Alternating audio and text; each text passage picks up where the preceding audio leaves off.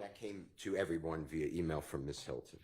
That's May 2024. So my point is the state had him on a short list. He's already under subpoena. And I assume the state knows this because they didn't call him. But on March 23rd, 2015, Mr. Lamar or Rich Homie Quan, and this is all public, he said, I'm still affiliated with Rich Gang, with them, I'm talking about Rich Gang. In an interview, that was with Thesis, THISIS 50. In an interview with ESPN on April 20th, 2015, and 2015 is right after the January 2015 death of Mr. Thomas. Mr. Lamar reaffirms that Mr. Williams will always be his, and I'm quoting it, brother. And with Vlad, VLAD TV, Mr. Lamar talks about Mr. Williams on April 21, 2015, wishing Mr. Williams the best. In an interview, he states that he and Jeffrey have no, or excuse me, Mr. Williams have no, quote, bad blood. That's May 16, 2022. September 18, 2022. He talks about that they get along. In an interview with Cam Newton, August 15, 2022. He details how he's a fan of Mr. Williams' work even before they met, and he emphasizes that he and Mr. Williams never had a problem. And it goes on. He has other interviews here. The point I'm trying to make is I contest that there was this supposed eruption and they don't get along. So the state put up Mr. Donovan Thomas Sr., they said last week to this honorable court, to make this claim. They don't put up the actual people involved, and I'm going to put up, if I need to, I know I don't have to put up a case, but if I need to, I'm going to put up people who observed the two of them together. The people who interviewed him, I know I'm going to get objections to hearsay, but the point I'm trying to make is to say that I said the wrong date doesn't need this additional. That falls on the exact same platform as it with the same witness last week. District Attorney Love read a plea colloquy in an unrelated Alford plea. I don't know how that happened. That's from Mr. Sledge. And then I believe, and it's not a violation because I try to speak with every witness. If they won't speak, that's fine. But at that June 9th, 2024 meeting at Starbucks in Fayetteville, there was clearly Brady evidence. Now, some of it was given to us. The Brady evidence that was given was what I originally said. It was August 9, 2024. So, Your Honor, if we could deal with one issue at a time, I don't have any problem addressing each of them. I would ask the court's indulgence to allow me to address each one in turn because I've heard about 4 so far, and we're on to Brady evidence at Mr. Sledge's interview, which is entirely different than the exhibit Mr. Steele put up that we were addressing. All right. Well, we were trying to give you time to find the portion of the testimony to support what you said on Friday. I think Mr. Steele's just outlining what his other issues are going to be. Irreversible gender reassignment surgery has nearly tripled. Politician Lucas Kuntz is part of the problem. Kuntz backs the extreme transgender policies, even allowing men to play women's sports, sharing locker rooms. He just can't be our senator.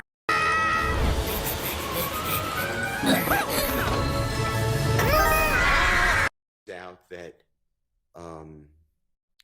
Jeffery Williams is with Mr. Donovan Thomas days before he's killed, according to Mr. Sledge. I have other evidence that puts them together, but that's the contested part.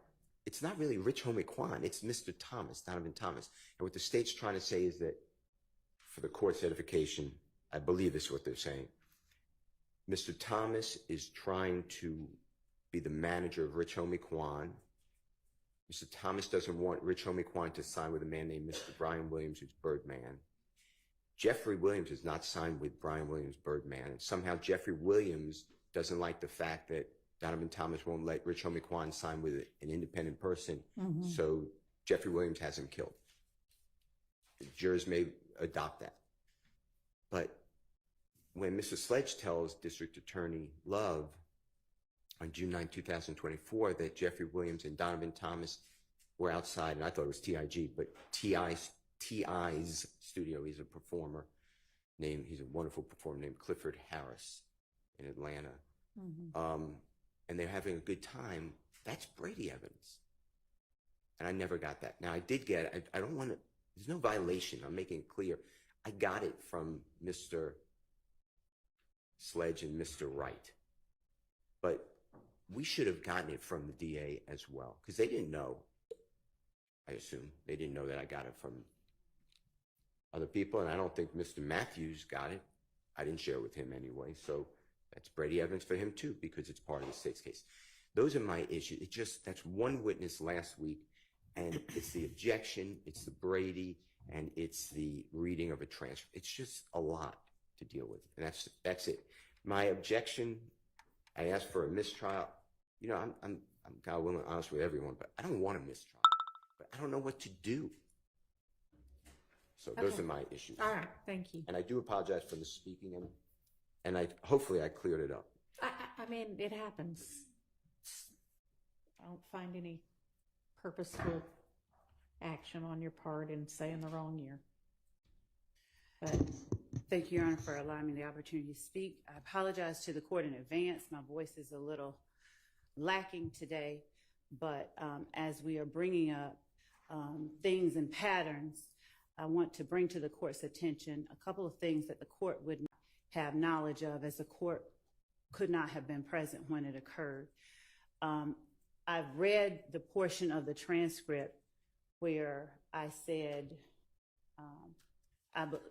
as it relates to a young man in the picture, I believe evidence has come out that, and I want to read it exactly as I said it. well, I mean, I already read it out once. Mr. Steele was putting up is a picture of defendant Williams with a young man whom evidence has come out did not associate with defendant Williams after a particular time. So there have been instances during this trial with other witnesses, much like the way that Mr. Steele is alluding to instances that the state has brought up.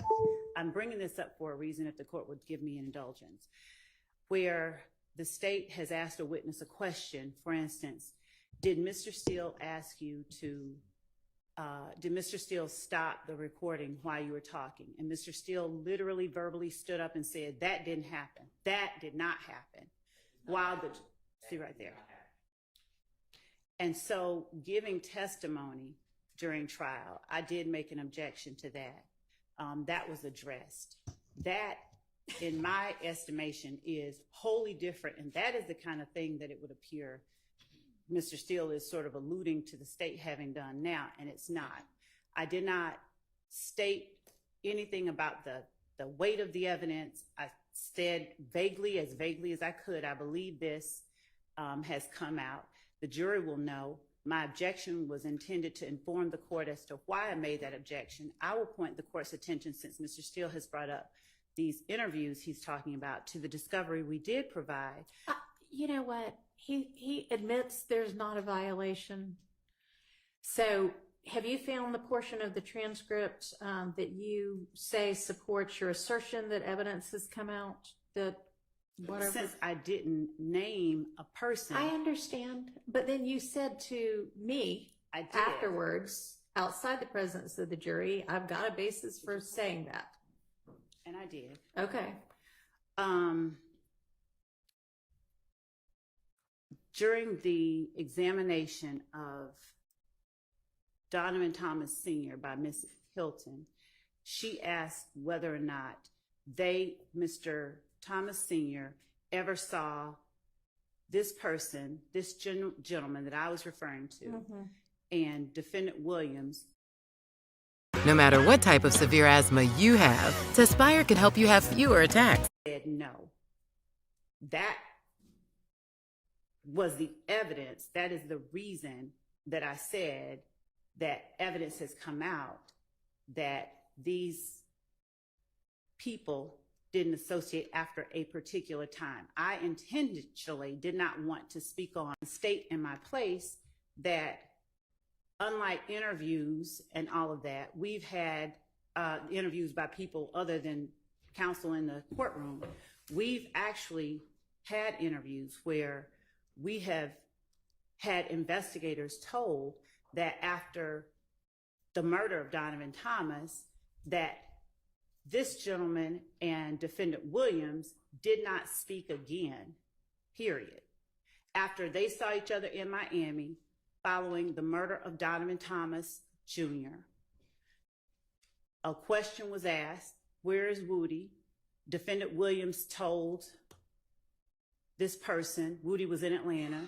This person looked over and saw Woody on a turntable or something in that same club, and this person walked away and did not say another word to him afterwards. The point that I'm making is that when I see an assertion by counsel that there has been something, a concert by the two of them in December 2015, and the statement wasn't made, it's a leading question, so it's essentially a statement wasn't made once, it was made more than once. And then the witness adopted it and said, yeah, it was in 2015. All right, so I think I see the correct portion of the transcript that you might be referencing. It is on page 45 of the rough of Mr. Donovan Thomas Sr.'s testimony.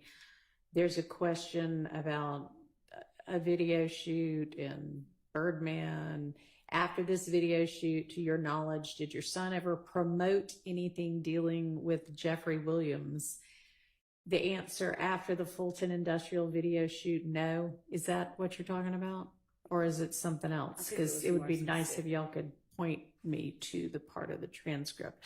But you know what? Regardless, I think that the issue and the reason that Mr. Steele made the motion is because you said in front of the jury, and I hear you saying Mr. Steele did the same thing, which honestly, y'all, neither of you, that if it is improper, the fact that the other person is doing it doesn't make it less improper. Two wrongs don't make a right. Y'all are familiar with that.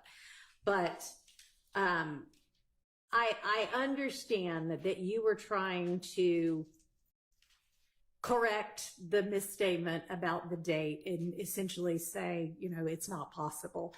The better way to have done that would probably have been to say, can we approach and call to Mr. Steele and the court's attention why it is that what he was saying about 2015 wasn't possible. So I don't think that it is anything that is serious enough to warrant a mistrial. But for both of y'all, for everybody, if something like that comes out and you think for whatever reason that we'll deal with it up at the bench, okay?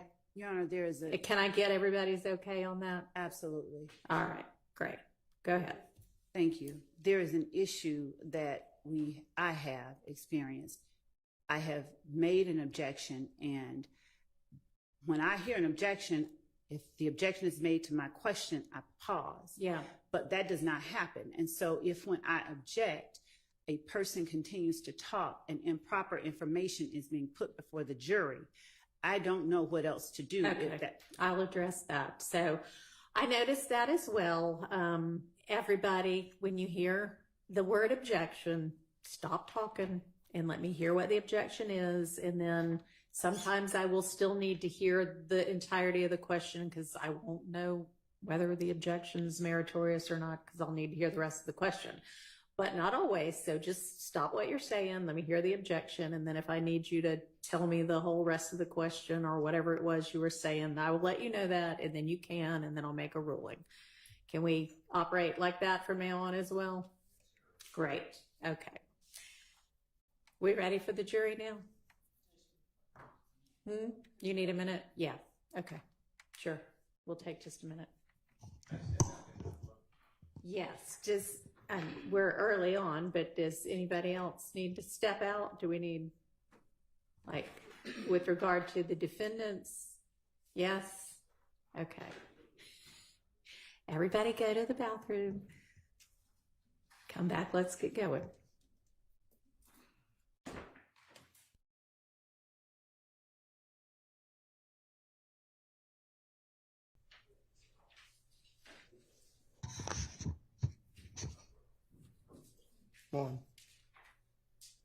On, yeah.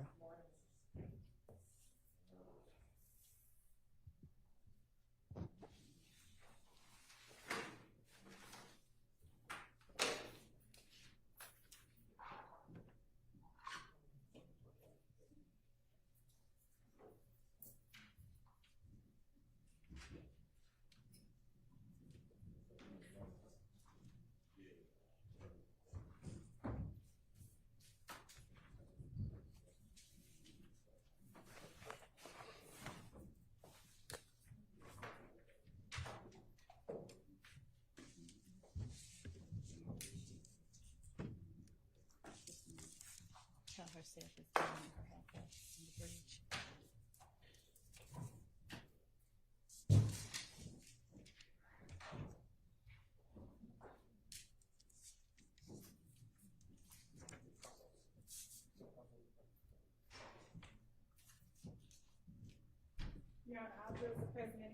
All right, thank you very much. Good morning, ladies and gentlemen. I hope y'all all had a very nice weekend. Mr. Steele, I believe you were finishing up your examination of this witness.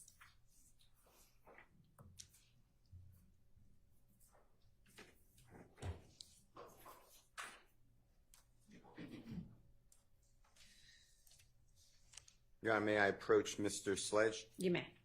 Mr. Sledge, may I approach you? Yes, sir. I'm showing you what I've marked as Mr. Williams or JW 255. If you take a peek at this for me, tell me whether you recognize that item.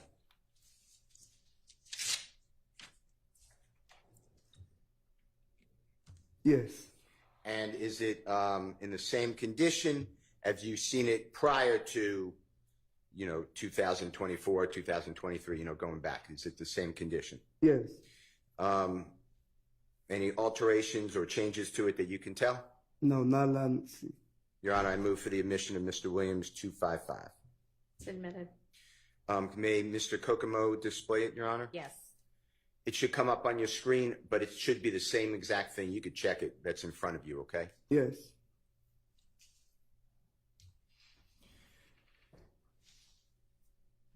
And if Mr. Kokomo can blow that up at all, and if not, that's fine. So this is exhibit number at the very top, Mr. Kokomo, if you just show. You see where it says exhibit or EXH number JW, Jeffery Williams 253? I believe it's 255, though. Let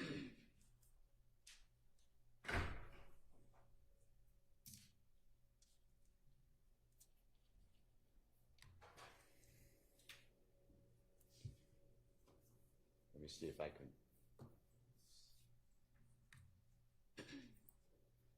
All right, you see at the very top 255? Yes. Okay.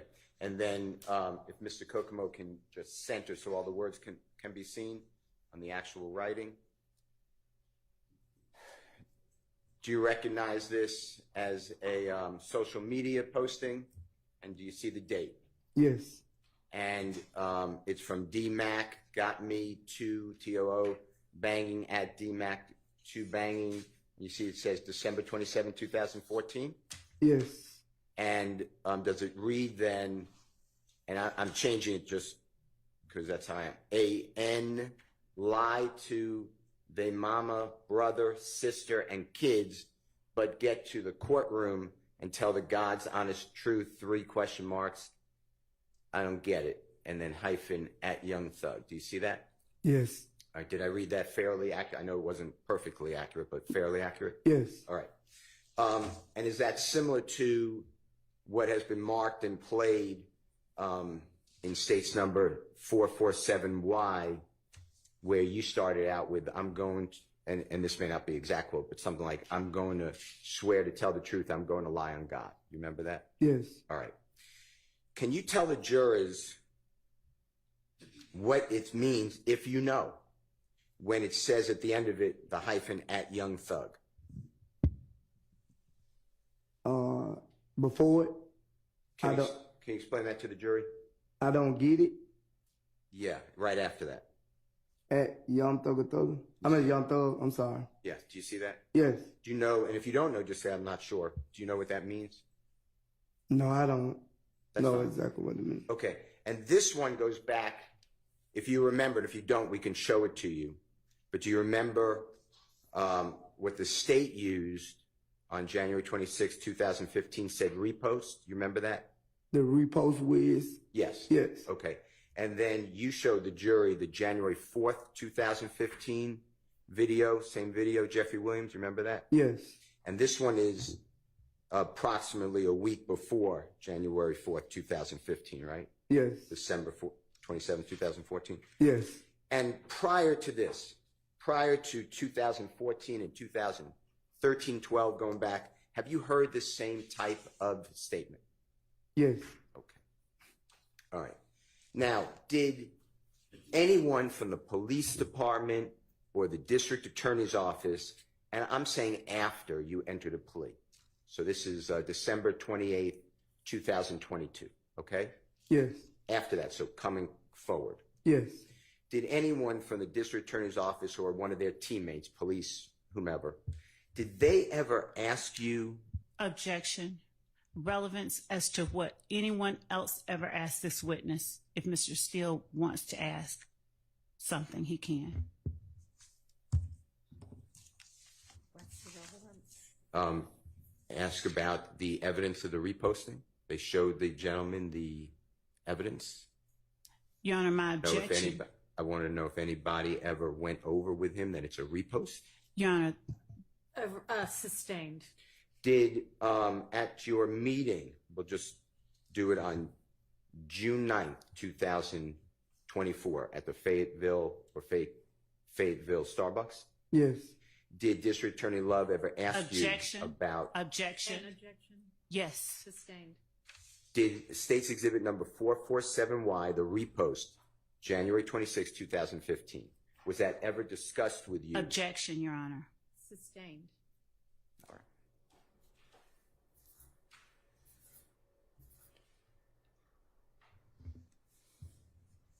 Where it says on the January 4th, 2015 video, and if you need to see it, I'll show it to you. Do you know what I'm talking about? Yes. Okay.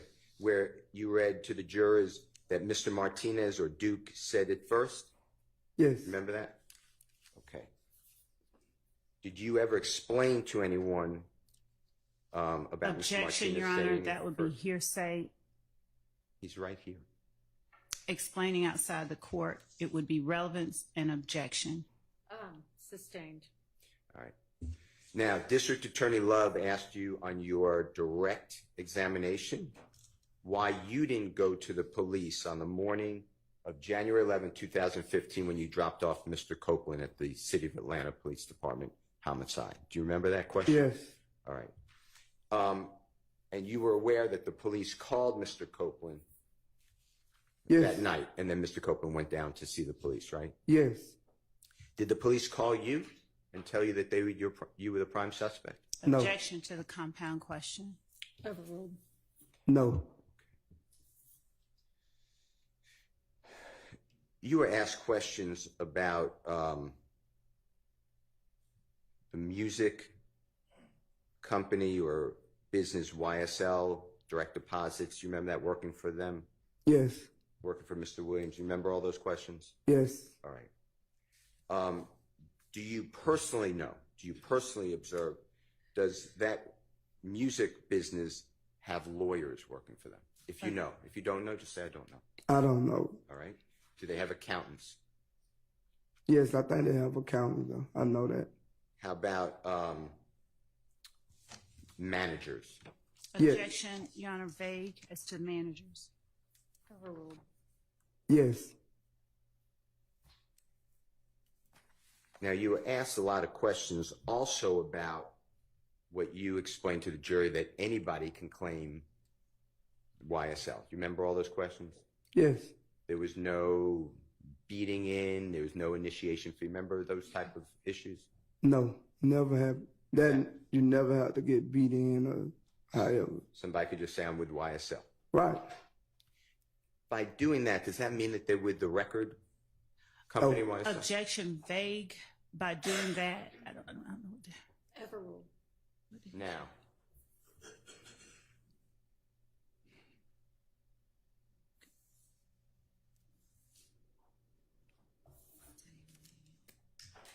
you mentioned yesterday meeting with Jeffrey and Mr.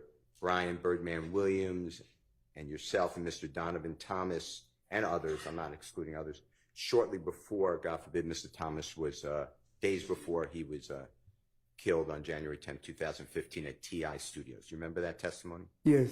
Is TI the performer TI that you're talking about? Yes. Do you know his real name? Some Harris. That's how I know. I know his last name Harris. Mr. Harris? Yes. And is he a phenomenal, well-known, accomplished artist? Objection, Your Honor. Same. You were asked about the definition of snitching. Do you remember that? I don't remember asking me that. All right. Do you remember saying in the video 447Y snitching, and I'm not going to say, but BIT blank 8? Yes. Okay. And tell the jury what snitching means. To me, my definition of snitching is another person lying on another person. Now,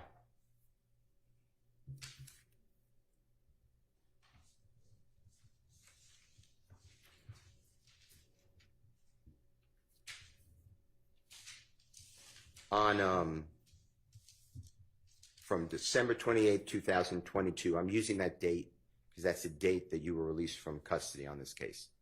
That's the date of your guilty plea, okay? Yes. All the way through today, but including Sunday, June 9th, 2024, when you met at the Fayetteville Starbucks, Yes. the district attorney and your lawyer and the investigator. Did anybody go over with you what's been gone over with you in court, the plea agreement? No.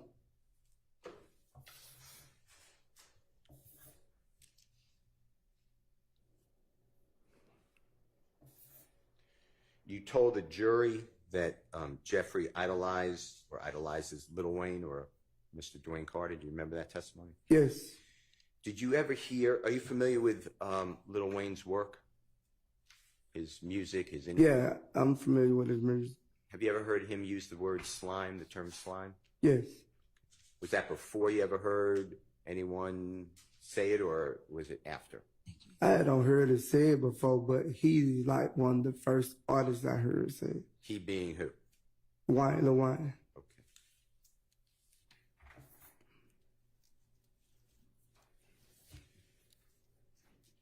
Your Honor, I don't have any other questions. All right, Ms. Weinstein, you had brief cross.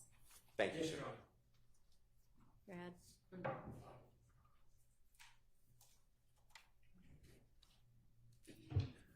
Good morning, Mr. Sledge. Good morning. My name is Doug Weinstein, and I'm Diamante Kendrick's attorney. Yes. May I approach you and show you something? Yes. Thank you.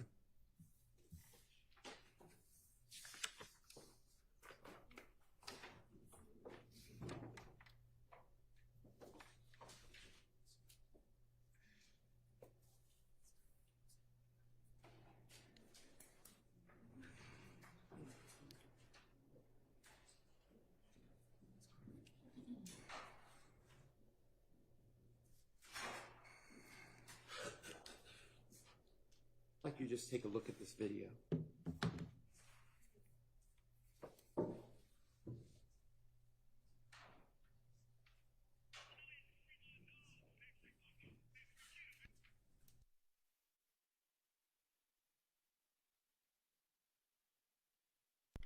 Do you recognize the action that was performed by that player in that video? Yes, Tyrone here. Hang on, Testimony don't about say it. anything about it. Yeah. I'm sorry. Excuse me, just do you recognize that Yes. player? Yes. Do you recognize the action that he performed? Yes. Okay. Your Honor, I'm moving to admit Kendrick 1. I object on the basis of relevance and foundation, and if we need to approach so that Mr. Weinstein can show the court what it Well, is. Yeah, I haven't seen it, so. Okay. Oh, we haven't given out our. I need to step out. Okay.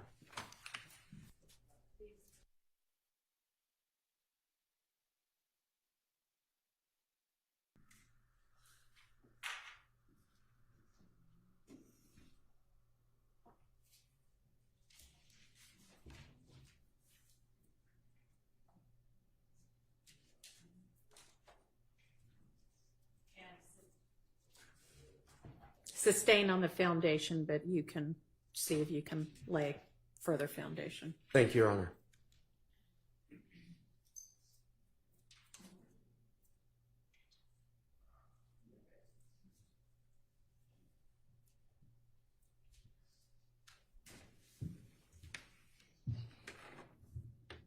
Mr. Sledge, I have a few more questions about that video that I showed you. Yes. Have you seen that video of that player before? I know who the player are. Have you seen him doing this particular thing? Have you seen that clip before that I showed you? I don't recall seeing the clip, but I just seen it when you just showed it to me. Did you watch the game yesterday? I didn't watch Miami game yesterday. Okay. I'll move on. All right. I'm going to show you something else, all right? Yes. May I approach? You may.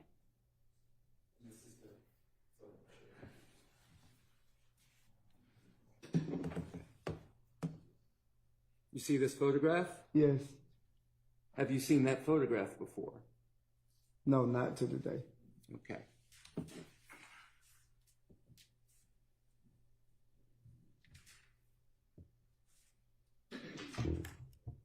And I will not be asking you questions about that photograph. Right. December 28th, 2022, going back to that date, where did you wake up in the morning? At Fulton County Jail. And where did you wake up on January 1st, 2023, New Year's Day? And at home. At your home? Yes. In your own bed? Yes. And you signed that plea deal that we've already talked about. Yes. And you initialed all those statements that were made in there, right? Yes. And you would have initialed anything to get out of jail on that day, correct? Yes. If they would have asked you if you could say that YSL did Objection not kill calls for Tupac, speculation. What's the question? if they had asked you, Objection if they had asked you, just nothing else beyond that, Your Honor, because it's speculation. Sustained. but again, you signed and initialed all of that, and you would have signed and initialed anything to Objection. get out of Rice Street, Sustained. correct? Asked and answered. Sustained. No more questions. All right. I think nobody else had cross. Is that right? Is that still the case? Okay. All right. Is there redirect? There is, Your Honor. All right.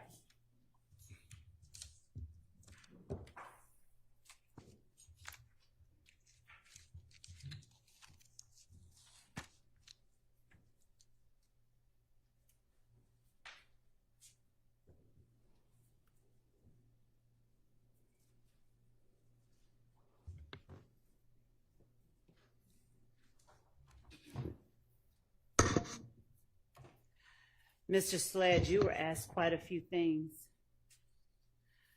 by Mr. Steele on Friday regarding what was and what was not asked of you at the time that you entered your plea agreement with the state. Do you recall that? Yes.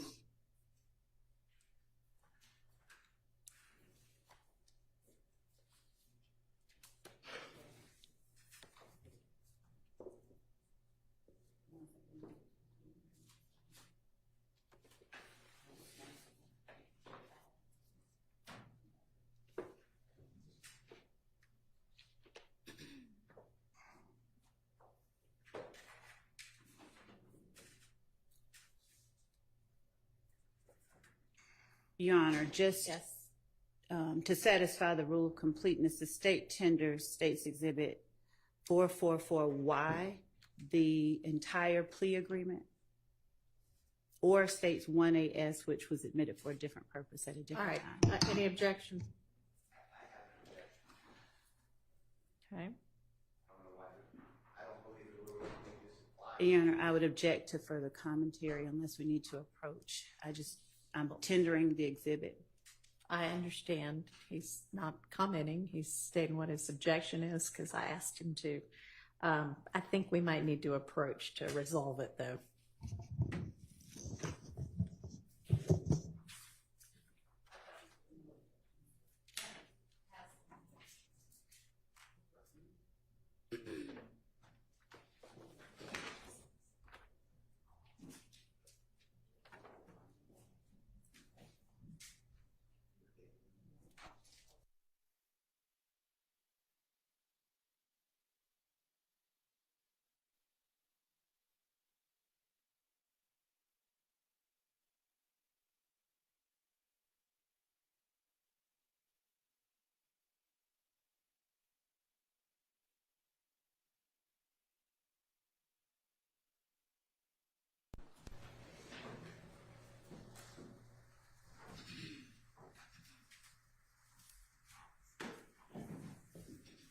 Let's get Mr. Sledge back, please.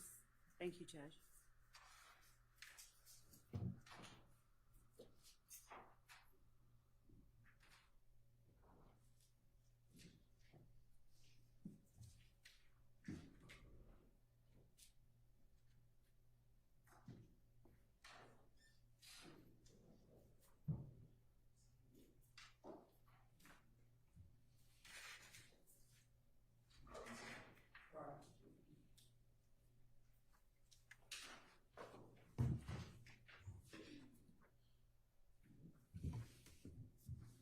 All right, go ahead, Ms. Love.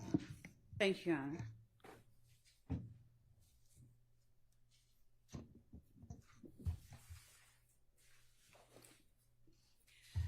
Mr. Sledge, on cross-examination just now, I believe it was by Mr. Weinstein. Forgive me if it was by someone else. Were you asked the question whether anyone ever went over the plea agreement with you between December 28, 2022, when you signed the document that is states 444Y and states 1AS, and today? Were you asked that question on cross-examination by either Mr. Steele or Mr. Weinstein? I don't know. I don't think Mr. Steele asked me that. He asked me something about June the 9th, so I don't know if Weinstein just asked me that question either. All right. Did Mr. Steele ask you on cross-examination whether anyone went over that document that you signed on December 28, 2022 with you at the June 2024, I believe it was, meeting between you, your attorney, Investigator Lancico, and me in Fayette County? Did Mr. Steele ask you that? I think that was the question was. And was your answer no? Yeah, because no, yes. Okay. At that point, had the document already been signed in its entirety?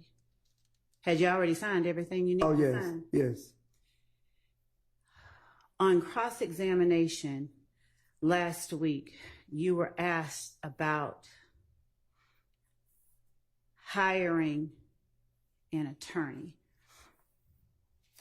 for the purposes of this case. And let me actually back up and ask you this. You were asked a few questions about what was going on at the time that you signed this plea agreement on December 28th, 2022. Do you recall that? Yes. All right.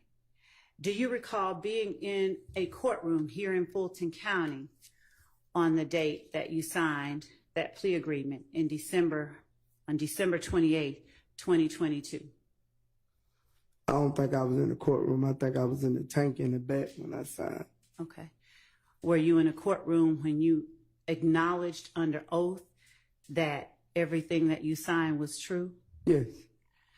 Did Mr. Steele, Mr. Shart, or any of your other friends' attorneys ask you on cross-examination? Sustained. Okay. Did you tell the jury that you loved Mr. Stillwell, you loved Shannon? Yes. Did you tell the jury that you loved Defendant Williams? Yes. And Mr. Stillwell and Mr. Shart and Mr. Williams, they represent people that you love, correct? Yes. All right. So on cross-examination by lawyers for one of the people that you love in this courtroom, were you asked about your conditions prior to signing the plea agreement that you signed on December 28, 2022? Could you repeat that? Yes.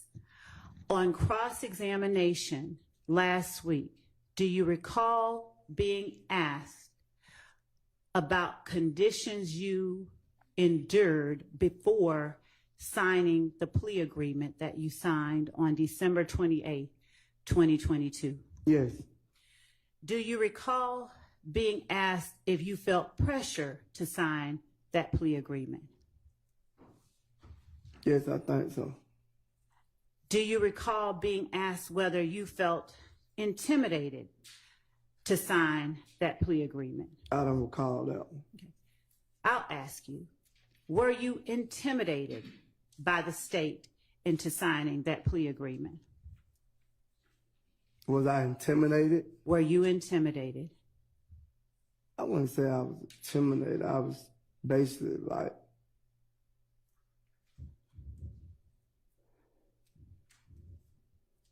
I just feel like it was forced on me at the time. I wasn't intimidated by it. It was forced on you. We're going to come back to that word force, okay? Yeah.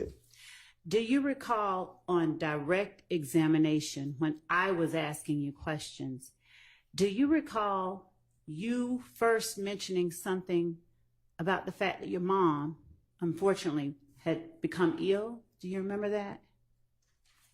Yes. Do you recall telling me not to speak on her? I said I didn't want to talk about her. Do you recall Mr. Steele asking you about her multiple times? Yes. Did you have any problem with him talking about her? No, because me and my lawyer had discussed, don't even get frustrated about it. So is your testimony that you didn't mind Mr. Steele talking about it because you had a conversation with your lawyer about that? Yes, he just told me to stay focused and Okay. All right. even with you, he just say stay focused and answer the questions. And tell the truth? Yes. All right. When you say you felt forced, would you please tell the jury who it was that forced you to sign, or who you felt forced you, if anyone in particular, to sign anything on December 28, 2022? I'd say the state, because when I addressed it and tried to change situations, they wouldn't change them. So, And it's still your testimony, is it still your testimony that there were things that you wanted changed that you did not get changed?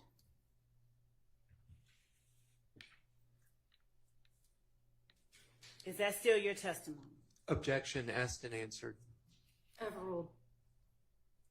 could you repeat it? Is it still your testimony that there were things you wanted changed in this plea agreement that you did not get changed? Judge. Your Honor, could I talk to my lawyer right fast? You may. But no, I don't want to. Could I? All right, let's just take a recess.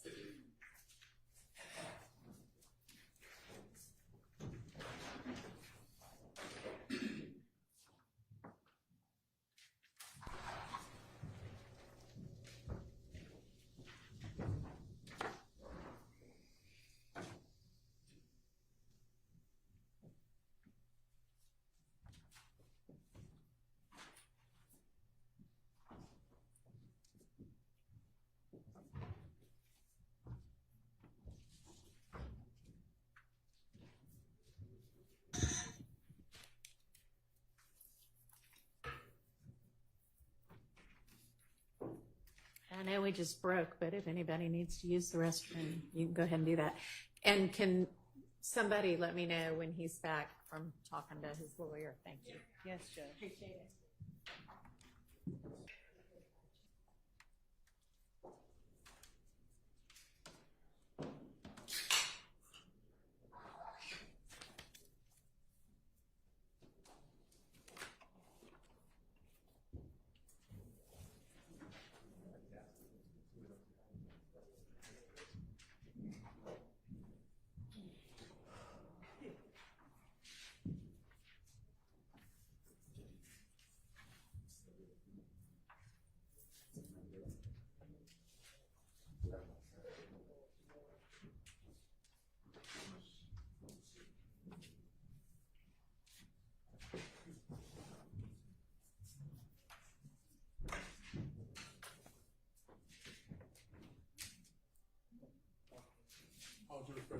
Thank you.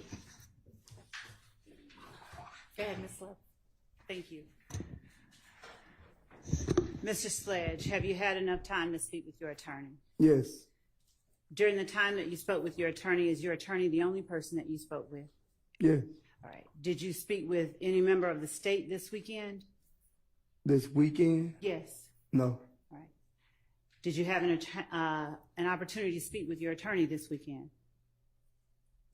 Ma'am didn't talk, but Okay. All right. So did you testify on cross-examination last week that there were portions of the plea agreement that you signed that you asked the state to change, but that the state refused to change?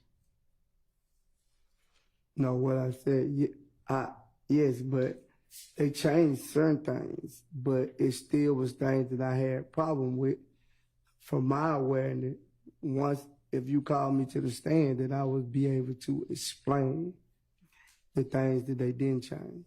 Do you recall when I first asked you questions on direct about the April 2015 drive-by shooting that you, April 15.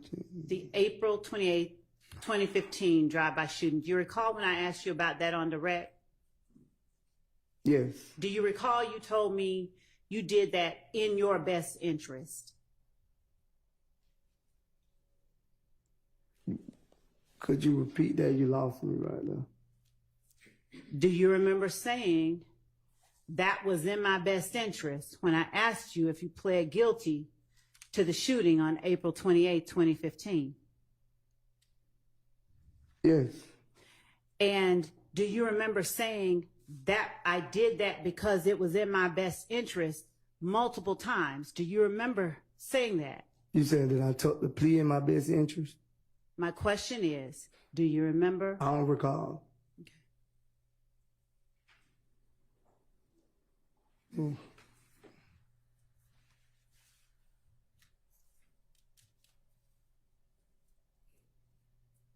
Mrs. Sledge, Okay. do you remember us talking about your 2015, April 28, 2015 shooting and that subsequent plea last week? You and me, not anybody else, while you've been on the stand. You said the 28th drive-by shoot? Yes, sir. Yes, All right. And do you remember I asked you whether you pled guilty to that? Do you remember that? yes, And do you remember you told the jury, do you remember telling the jury, well, I did it in my best interest? And Yes. this is not a trick question, I promise you. yes, All right. And do you remember you said that more than once? I did that in my best interest. yeah, I remember that part. Okay. And when you say in your best interest, are you familiar with what is known as an Alford plea?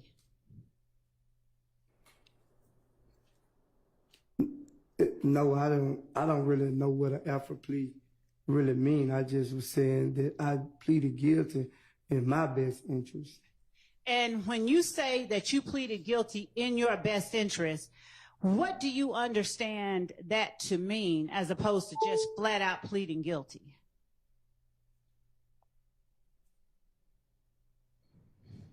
Could you repeat it? I can. 'Cause that was kind of tricky. Okay. So if you enter just a regular old guilty plea and someone asks you, did you plead guilty? Would it be unusual for you to just say yes? I pled guilty? Anything I plead guilty to, I feel like it's in my best interest to plead guilty to. That plea that you entered in 2017, especially, there was a special designation to it though, right? It was an Alford plea, wasn't it? I didn't know it was an alpha plea.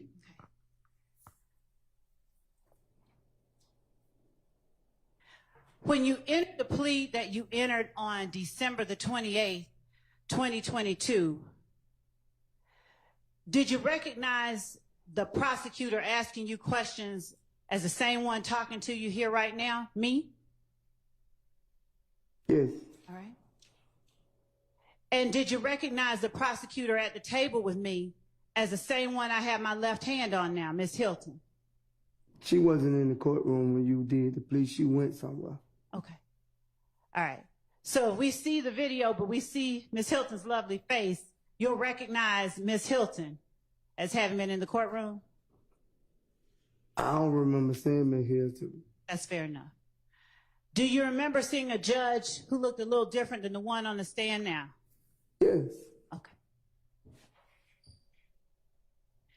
Do you remember seeing your attorney, Mr. Wright, there sitting with you? Yes. Right. Is that the same attorney that you had in 2015? I don't think I got arrested in 2015, but if I would have, he would have been the one to do the case. Did you testify on direct examination that Mr. Wright has been your attorney for 15 years? Yes. Could you tell the jury when Mr. Wright first started representing you in criminal matters? I want to say like 08, 09, something like that, if I'm not mistaken. Did you tell the jury on cross-examination that Mr. Wright is someone that you trust? Yes. Did you tell the jury on cross-examination that Mr. Wright is someone whose advice and counsel you take seriously? I don't remember saying it like that. You put it in that word. Would you just tell the jury right now then how it is you feel about the lawyer who's represented you for the last 15 years? He been great. Overruled. He been great to me. Okay.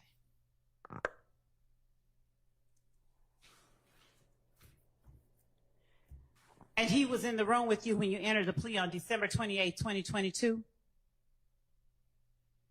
Yes. All right.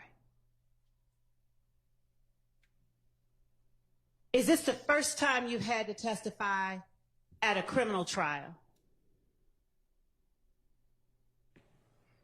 I don't understand what you're saying.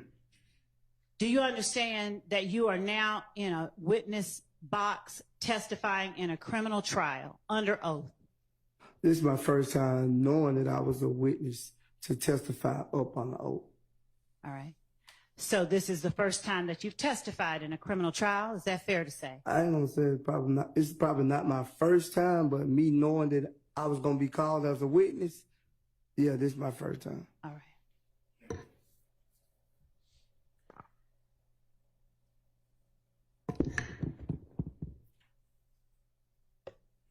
Do you remember being asked on cross-examination by either Mr. Sharp or Mr. Steele?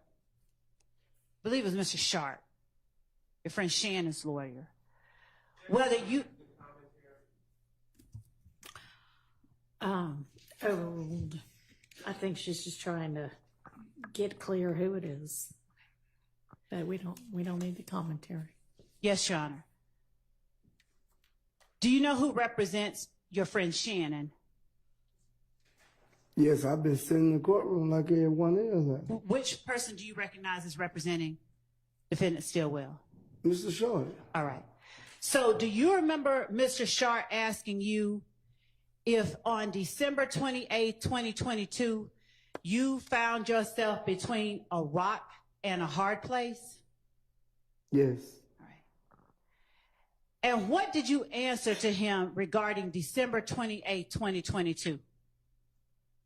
What did I say? Yeah, what was your answer to that I question? said yes. And would you tell the jury what the rock was and what the hard place was?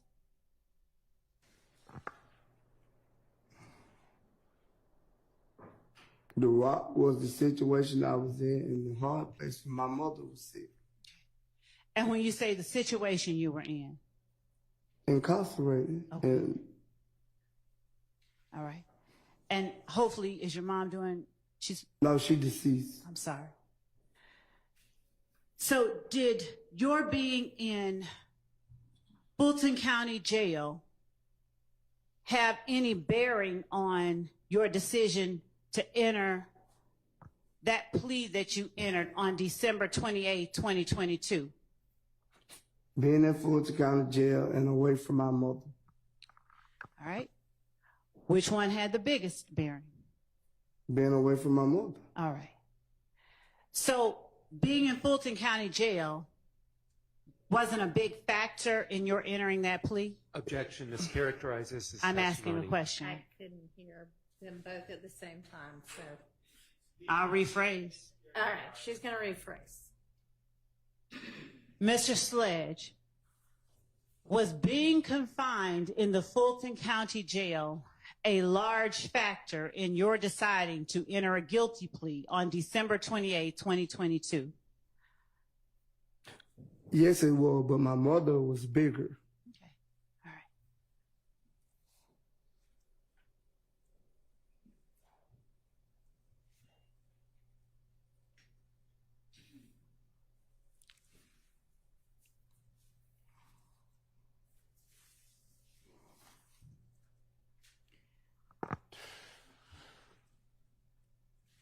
Is there any reason why during the plea colloquy that the jury heard on Friday, that was played, or Monday, last Friday actually, that was played at the end of the state's direct, is there any reason, or rather let me ask you, did you ever hold up your hand and tell the court you wanted to make some clarifications? No, I would have directed it to my lawyer, and whatever you did, but what I wanted, you wouldn't do. You didn't do everything I wanted, which I state. You were asked by Mr. Steele, your friend, Mr. Williams' attorney, whether or not the state ever sat down and met with you. Do you remember being asked whether the state ever sat down before the June meeting and before you entered that plea agreement and met with you? Do you remember him asking you that? Yes. Did the state ever sit down and meet with you? No. Did you ever agree to sit down and meet with the state? I can't agree if the state don't come to me and ask me. Do you, or has your attorney, or do you have any understanding that the state can't come to you except through your attorney? No, I didn't know that. Okay. Did you ever have an understanding that the state wanted to talk to you before you signed the plea agreement on December 28, 2022? No. Okay. Did you ever ask your attorney for an opportunity to speak with the state? No, I ain't never asked him to speak to the state. Why not? I don't know. I can't tell you that else. I never asked him to speak with you because that's his job. That ain't my job. That's why I hired him. Was there anything about the state that made you feel you couldn't speak with the state if you wanted to? No, but if they would have came to me and asked me to speak with them, with that plea agreement was on there, I would have told them the same thing I told him when I took it, like, that ain't right. Now, when we speak about the state, is your understanding that that means only the district attorney's office, or do you consider the state the police as well? I just thought all y'all work together. I don't know. They put you in jail, you put you in jail if you have to. So I don't know. Y'all both doing y'all job, I guess. And so when police spoke with you back in 2015, did you consider them the state as well? I don't know. I think y'all work in two different departments. You're right. Because I don't see the state on the street locking people up. The police, I do. Okay. So when you spoke with the police back in 2015, did you tell the police any of those things that you told your friend, Defendant Williams' attorney, and your friend, Defendant Stillwell's attorney, when they asked you questions on cross? Did you tell the police any of that stuff? I don't think they asked me nothing like that. I don't recall them asking me nothing like that. You said the police? Yes, sir. I don't recall them asking me nothing like that what Mr. Steele asked me.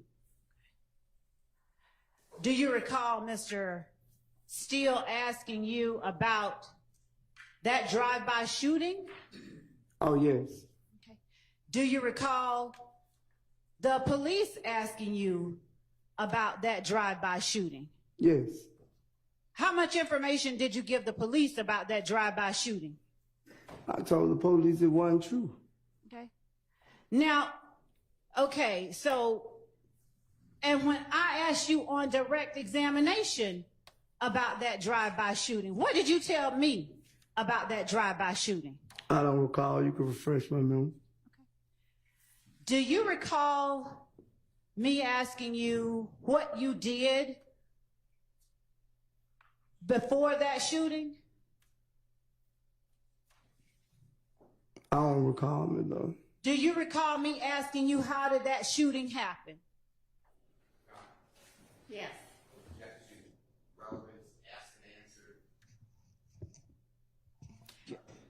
I can show you. I can respond. Overruled. Thank you, Judge. Do you recall me asking you what led to that shooting? I don't recall. Do you recall telling me on the stand, or actually telling the jury, because it's not me, do you recall telling the jury when I asked you on direct that you just went to pick up Mr. Garlington from the club, or that Mr. Garlington had gotten jumped on? I think I told you I went back and got him from the club. That's what I told you. And do you recall telling the jury when I asked you questions that you didn't see anybody who jumped on Mr. Garlington? I told you I didn't know anyone that jumped on Mr. Garlington. The same thing I told them on cross. I didn't know exactly who it was that jumped on him. Did you tell the jury on direct with questioning by me that you didn't see the faces of anyone who jumped on Mr. Garlington? Yes. And did you tell the jury that you didn't see the faces of anyone that you may have interacted with during that time? Yes, sir.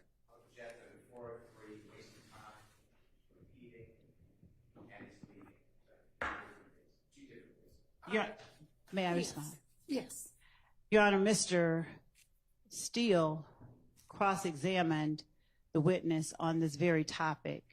I believe that it is necessary to orient the witness to the questions I asked before I get into the questions that I want to ask him about what he told Mr. Steele, number one. So it's not a 403 waste of time in any way. And I believe that he made a second objection I'd like to respond to, but I can't remember what it was. It was kind of long. And leading, Your Honor, suggests an answer, and it does not consist of questions that simply require yes or no response. Overruled. And I'll give you a little leeway, but go ahead and get to what you actually want to get to.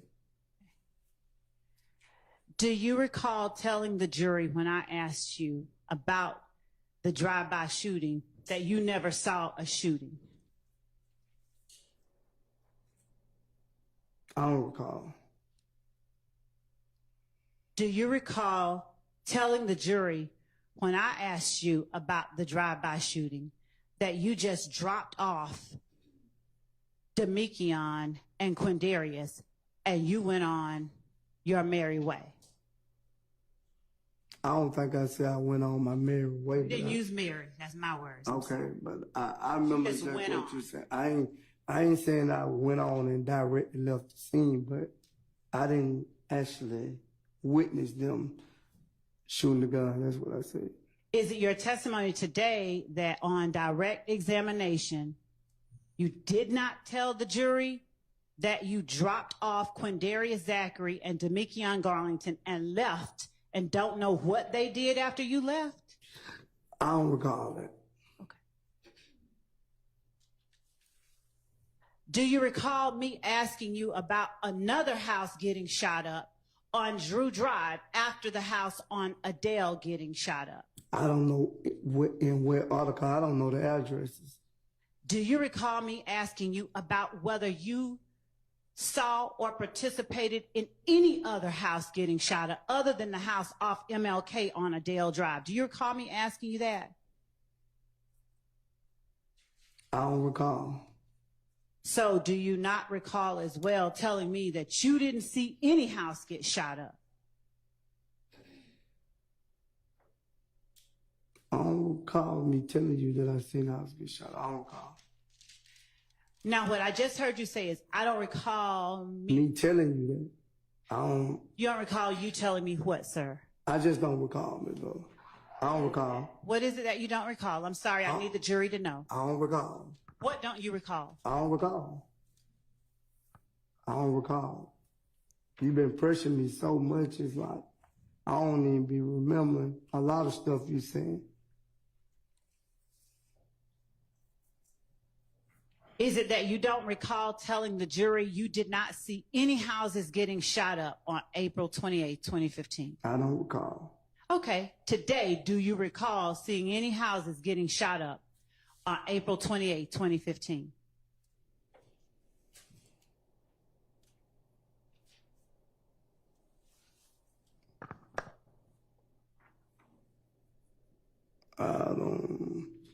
What I'm saying, I didn't see. I'm not saying that I didn't know no shooting was gonna happen, but what I'm saying is, I didn't like personally witness the house that you saying that Quindary, Zachary, and Garnerton shot up.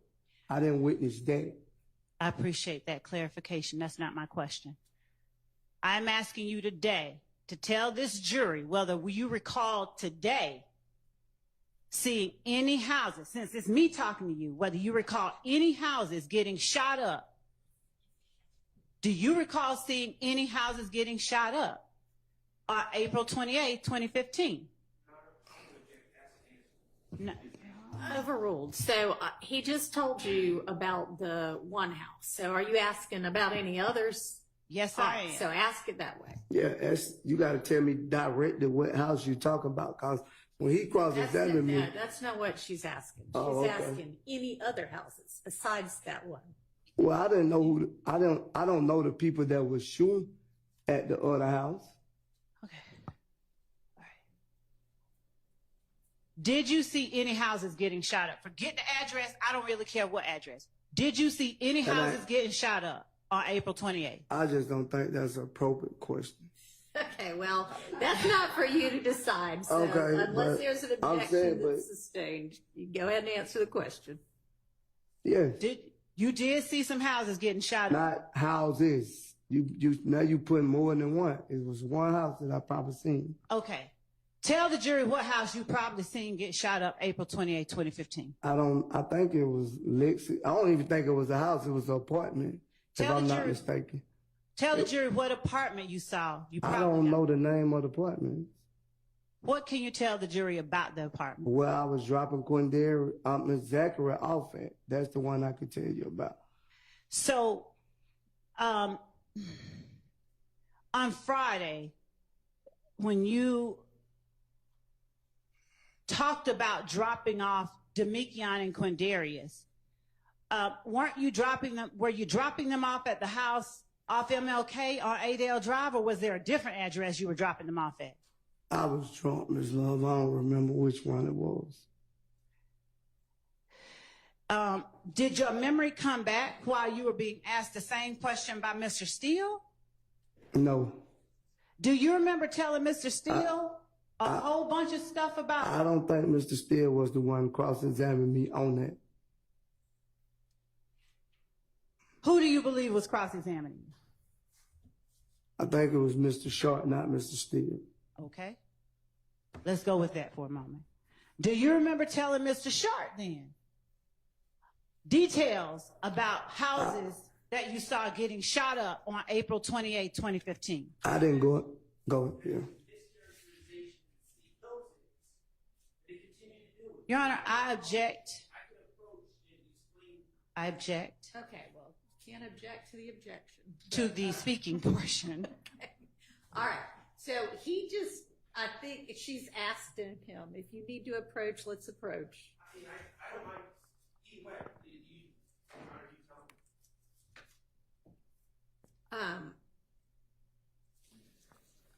Your Honor, the court Let heard. me look at, What is the court? let's, come on up here. Yeah.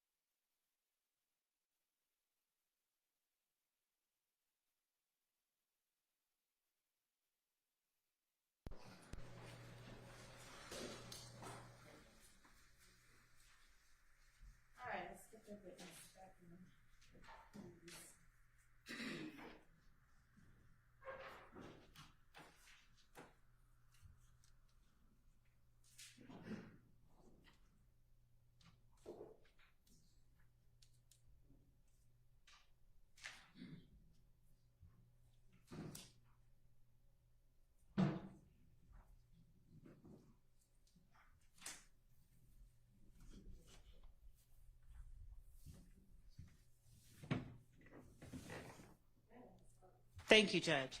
Mr. Sledge, please tell the jury what you remember today, everything you remember happening with respect to April 28th, 2015, from the time you picked up Mr. Garlington. My love, I've been here 4 days, just found out how many hours. I can't remember all that stuff, so I don't recall. She's not asking you now what you remember testifying to. She's just asking you what you remember about that night. I don't recall. When did your memory about it leave you? I can't answer that question for you, but I'm sorry? I can't answer that question. I don't know. Did you remember it when you were asked questions by Mr. Sharp?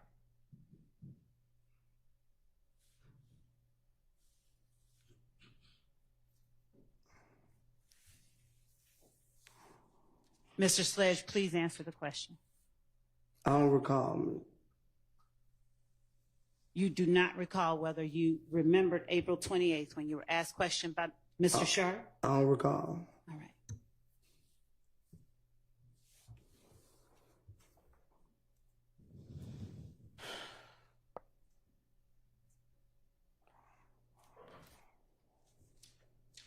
When you were entering the plea agreement that you entered on December 28th, 2022, did you ever stop and ask the judge or tell the judge you wanted to clarify anything? No, because I thought my lawyer had already did that. And when you heard the state read out factual acknowledgments and ask you if they were true and correct, did you ever indicate part of them are true, but part of them are not? I didn't think I could speak that in court. Why did you think you could not speak it in court? Because I ain't thinking like I could just burst out and say that while the judge reading, or while you was reading out, because the judge didn't read it out. I ain't think I can do that. That was never explained to me. Between December 28th, 2022 and last week, did someone tell you you could burst out while the state was reading something? No. Interrupt? No. So last week when I was asking you questions and you told the judge I gave you a headache and made your blood pressure go up, you felt comfortable enough? Did you feel comfortable enough to do that? Because I'm on the stand trying to explain. When you sitting back there, you ain't explaining, but when you sitting on this side, you call me here to tell my truth and my understanding, and that's what I'm giving you. I can't give you nothing else. I'm only giving you my truth. Okay. And so when you were sitting at the table next to your lawyer, did you feel more or less comfortable about giving your truth? I don't recall. Do you want to answer the question? I just answered. No, I'm asking you, do you want to answer? I want to answer any question that you got for me, but if I don't remember, I don't remember. And so what is it that you don't recall about being at the table with your lawyer? I just don't recall, my love. I ain't trying to give you a hard time. But it looked like you trying to give me a hard time. All right. Mr. Sledge, would you tell the jury, as between when you were in court on December 28th, 2022, and when you have been in court for the last 4 days, if there is anything different about parties in the courtroom that you can point out? No. So everyone here in the courtroom was in the courtroom with you on December 28th, 2022? When you say Action, relevance. Your Honor, it goes to changes. Okay, overruled. Could you repeat it? Were each of the people now in the courtroom today were... Hang on. Yes.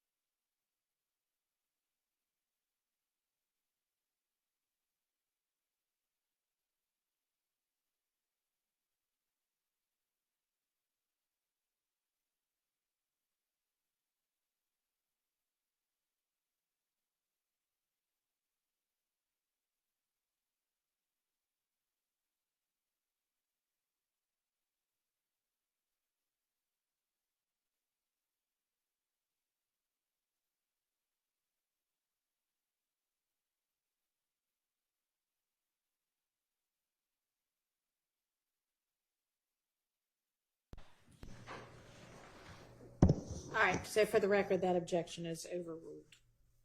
Let's get the witness back. Oh, Octavian.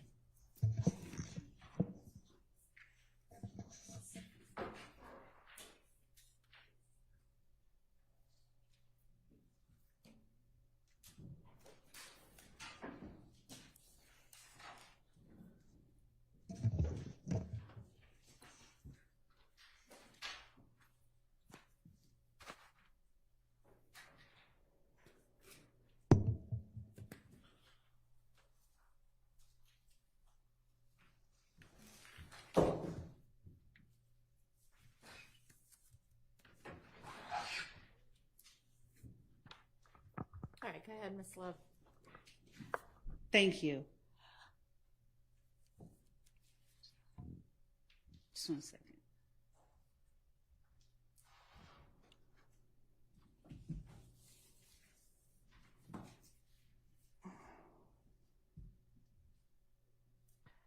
Mr. Sledge, would you please tell the jury who is in the courtroom with you today that was not in the courtroom with you on December 28, 2022? Could you repeat it? Can you rephrase that? Because that's going to be a whole lot of people. Just get to the point that you want to ask. Yes. You already said I was here. Was there a court reporter here in the courtroom? Not this one, but a court reporter? I think so. Were there deputies? I think so. Were there DA investigators? I think, yes. Obviously, you said your lawyer was here? Yes. All right. Was your friend Shannon here? If you're trying to get to the point. Mr. Sledge, I'm not trying to get to anything, and I really do need you to just answer the question. Listen. So if you could But please, Your Honor, if the court would be allowed to instruct the answer the witness question. to answer the question, Listen to the question and answer the question. And then that's you can asked, explain. And then you may explain it. I would ask Thank that you. he be allowed to complete his answer. and Your Honor, since his answer was not responsive, His answer was not responsive. I'd ask that you Re-ask the question. Was your friend, Mr. Stillwell, here in court with you on December 28, 2022? No. Was your friend, Defendant Williams, here in court with you on December 28, 2022? No. Was your friend, Defendant Kendrick, here in court with you on December 28, 2022? No. Was the lawyer for your friend, Mr. Williams, here in court with you on December 28, 2022? No. Was the lawyer for your friend, Mr. Stillwell, here in court with you on December 28, 2022? No. Was the lawyer for your friend, Mr. Kendrick, here Objection. in court with you on December? The I'm objection. saying, I'll why wait. you Hold raising- on, Mr. Hang on. Relevance to whether I was in attendance at the time he took his plea. Your Honor, Overruled. was the lawyer for your friend, Mr. Kendrick, here in court with you on December 28, But- 2022? You can answer first, and I will let you explain, but I need you to answer No. yes or no. But could you stop yelling at me like I'm your child or something? I'm not your child. You are not. You talking aggressive to me. You don't intimidate me. All them guys over here. So if you would have came to me and asked me that, I'd have told you the same thing. What if they was in my face or not in my face? I'm not scared of them or you. I don't want you to be. Well, that's what you acting like it. That's what you Okay. acting like you trying to So pay. do you want me to bring my voice down? And I apologize if Don't it holler at sounds me. like I I'm ain't your yelling. child. Could I take a break? Y'all in the car. Now, we've had so many breaks this Yeah, morning. We 'cause really need to get through this. All right. So, Mr. Sledge, was either Quay that is in the courtroom here today in the courtroom with you on December 28, 2022? No. Was Lil Rod in the courtroom with you on December 28, 2022? Get to your point. No. That is my point. Your point is Okay. pointless. Was the lawyer for Mr. Huey Quay in court with you on December 28, 2022? No. Was the lawyer for Quamarvius Nichols in court with you on December 28, 2022? No. Was the lawyer for Little Rod in court with you on December 28, 2022? I don't know if that's been asked and answered or not. It was not. Okay, well, go ahead if you say it was. Was a lawyer for No. Little Rod. No.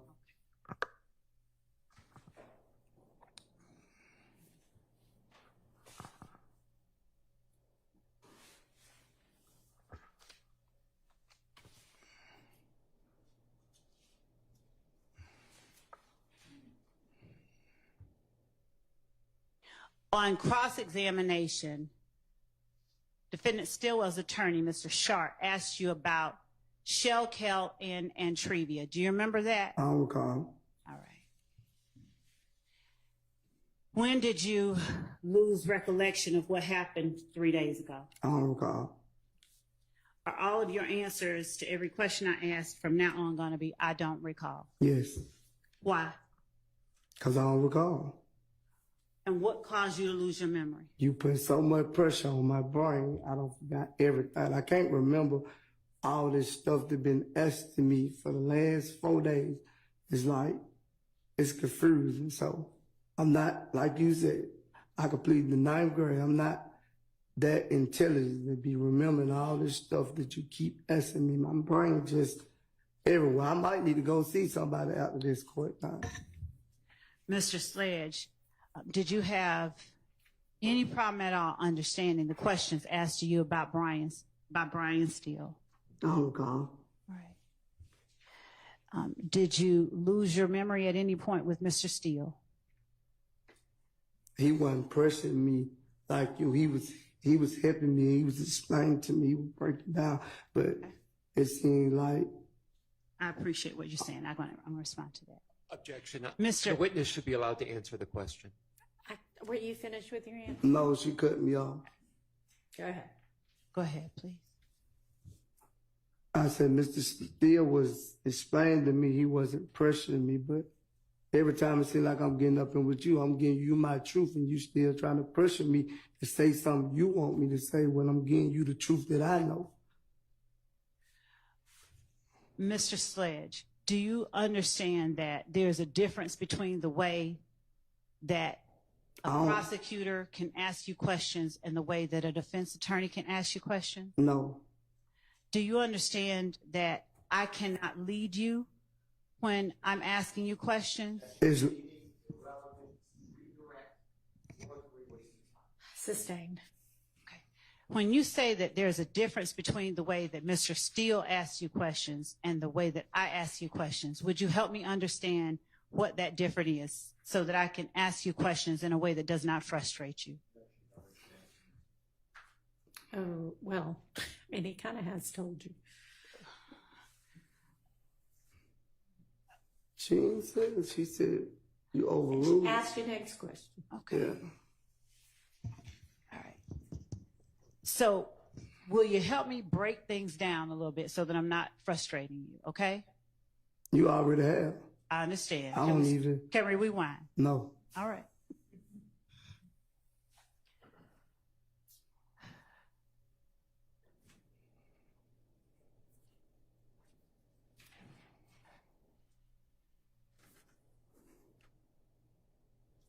When you were asked about Antrevia, was Shell Kell the person you said who had also started a relationship with Antrevia after you? I don't recall. What is confrontational about that question? I just don't recall. Why don't you recall? Because you pressured me. I don't recall. You heard my brain. All right, so let's take an early lunch, and you can get calm down in the meantime, hopefully, and then we will come back. Let's see, it's almost 11:15. Let's come back at 12:30. Yes, Your Honor. Thank you.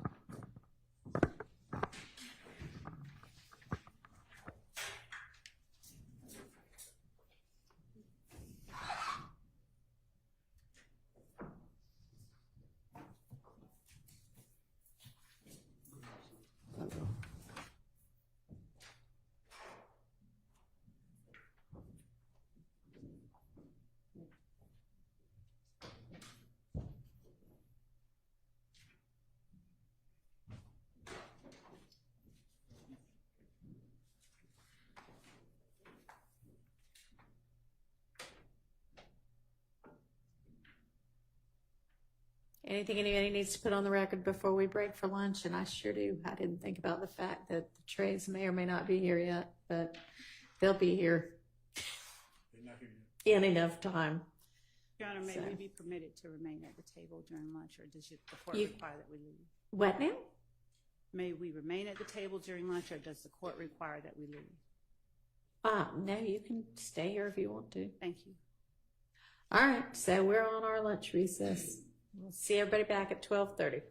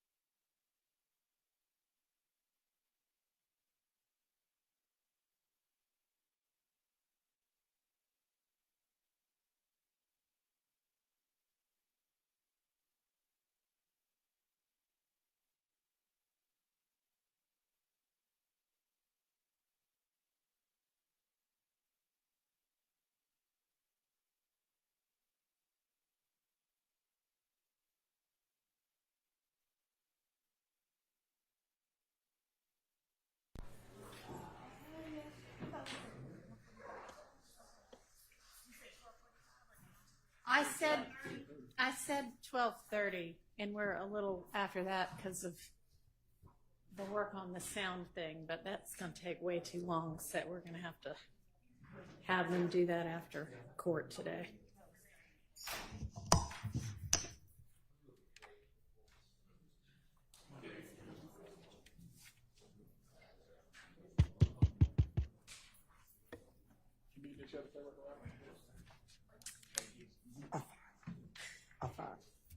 All right. Okay, let's get the jury in.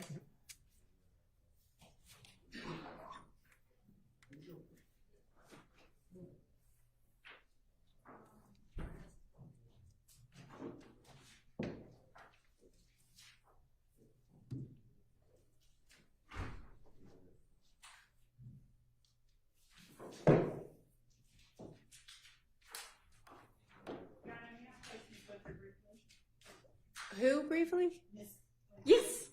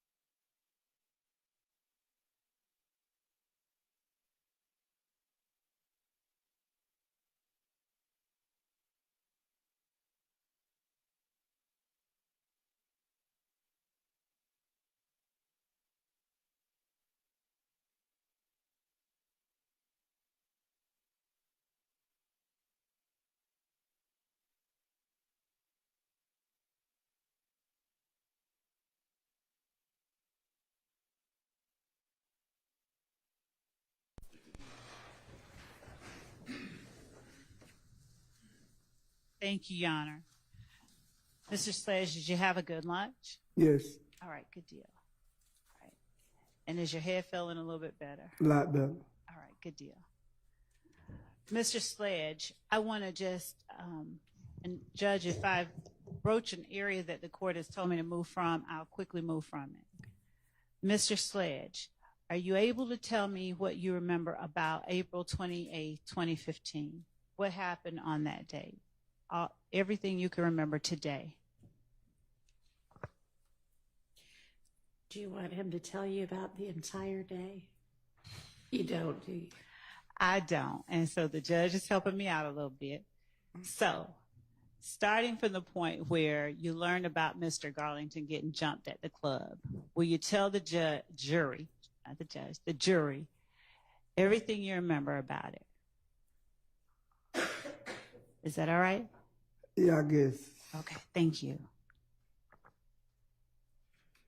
From my understanding, like, he got jumped on in the club, then I left the club, he called me back, we went and picked up a gun, I want to say Zachary, and then we went, I don't know the name of the apartments. Okay.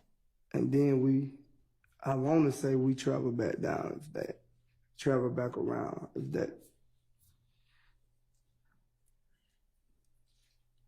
I didn't hear you. I said once we went to the apartments and then we went back to the house.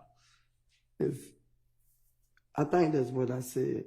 Take your time, and you do not have to, I'm not trying to get you to match up anything. I actually it been long for that, Miss Love, so. It's okay. Take your time. If you have anything you can refresh my memory. But right now, I don't recall. All right. Try my best. And that's all I'll ask, okay? Yes. All right. So I'm not going to try and trip you up. I just wanted whatever you remember today in terms of it. All right, go ahead and ask the next question. Okay. All right. Do you remember whether you went to the house first or to the apartment first? I don't remember. I can't exactly tell you, but I don't recall exactly how it went. Okay. And the house that we're talking about, is that the one off near MLK, off Adele? I want to say that's the only house I remember going to. I don't remember. And where were the apartments that you remember going to? I don't remember exactly what it was. I just know they was in a gated area. It had a gate when you got to go through the gate. That's all I remember. Do you remember whose they were? Whose apartments they were? Like, why were y'all going there? I think I was supposed to have been dropping Zachary off. Okay. Did his girlfriend live there? I don't think she stayed there, but she was there. All right. Now, was there any shootings that went on there? Did you see somebody else shooting or anything happening there? Yes, I think that's what it was. They was shooting when we pulled up. Okay. Now, I know you don't get scared easily, but did you consider that sort of a startling sight to see somebody shooting at the apartment? For me, it was normal, so I can't speak for no one there, but Fair for enough. my stuff, it was normal. All right. And were they shooting at apartments that you were sending or taking Mr. Zachary to? I don't know if it was the exact apartment, but it was right there in that area. All right. Now, in terms of shooting, how could you tell the jury, because they weren't there? Do you see guns pointing out a window or just like fire flashes? What is it that let you know? I just seen the fire flash in front of the car. Okay. And were you right up on the car, or were you like coming in the gate and you saw fire flashes from like across? I pulled directly in front of the car and then I backed back. Okay. When you pulled directly in front of it, had the shooting begun already? No, they was doing it. Okay. Did you realize they were doing it when you pulled directly in front of it? No, it's like when we got there, then it started happening. Okay. Okay, so for people who aren't you, that might have been considered a little scary. So what did you do when you heard the shooting behind you going on? I backed out. Okay. Did you back out and like quickly leave? No, I got back to safety. Okay. And where were Mr. Garlington and Mr. Zachary when you did that? Did they run inside, stay with you? No, they got out the car. All right. And did you see what happened? No, I was around the building, so I didn't really get out the car to see what was going on, but I backed up behind the building. Okay. Did you have to pull around the car to get in front of it? Or did you... no, it's a straight shot. It's just a straight shot through the apartments. Okay, so is it fair? Did the car pull up behind you then? What you mean? Did I understand you to say that you ended up in front of the car that was shooting? That mean they was probably bagged in, facing like coming out, and I'm coming in. I gotcha. Okay. Did you notice what kind of car it was? No. All right. And did you have a belief as to who it was that was in that car? I didn't know who it was. Okay. Did you later form a belief as to who it was that was in that car? No, I don't recall. All right. Did you all do anything based on who y'all believe might have been in the car? I already answered that question. I answered that question 2 days ago when I told you about it. Okay. Forgive me. I had a long weekend. Could you tell me what you all did based on what you all believed or who you all believe was in that car? There's nothing more that'll happen as a result of it, I promise. I don't know who was in the car. At the time, I didn't know who was in the car. I still don't know if that was true, what was told to me, so. All right. And that was told to you by Mr. Zachary or somebody else? Well, it was told by other people too, so. Okay. Other people that were there with you? In the street, in the streets. Like, when things happen, it be talked about in the streets. Okay. Did you all react immediately, or did it take a few days, or something different? I don't know. I can't really tell you because I told you I was behind a building, so I couldn't actually see what was going on. All right. Okay. At any point, did you think that If Gang was involved in that? I don't know because I told you from the night that he got jumped on, I didn't even see who jumped on him. Right. So I don't know. I don't recall. I can't say that. Okay, that's fair. I'm not asking you if they were. I'm just. Judge, may I be allowed to ask the question? Yep. Thank you. I'm just asking you at any point if you believe they were, not whether you know, not whether they were, just at any point. Did you No, believe? I never believe. I never believe. All right.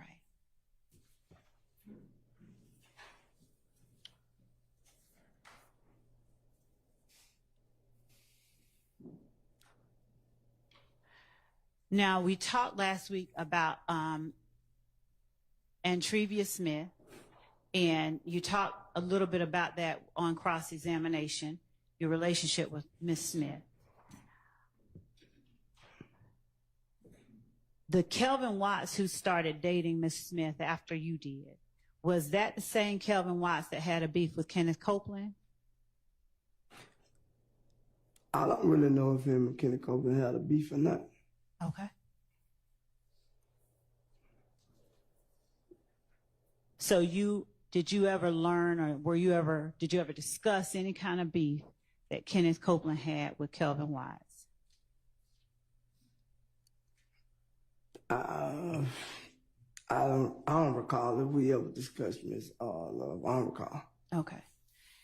But is it fair to say that, let me ask you a better question so I'm not leading. Is the Kelvin Watts that started dating Miss Smith after you did, was he also called Shell KO? Yes. All right, thank you. And do you know if Shell KO, did you consider him having any family relationship to Donovan Thomas Jr.? I never knew they was, how long I've been knowing Donovan Thomas, I never knew they had any relationship. All right.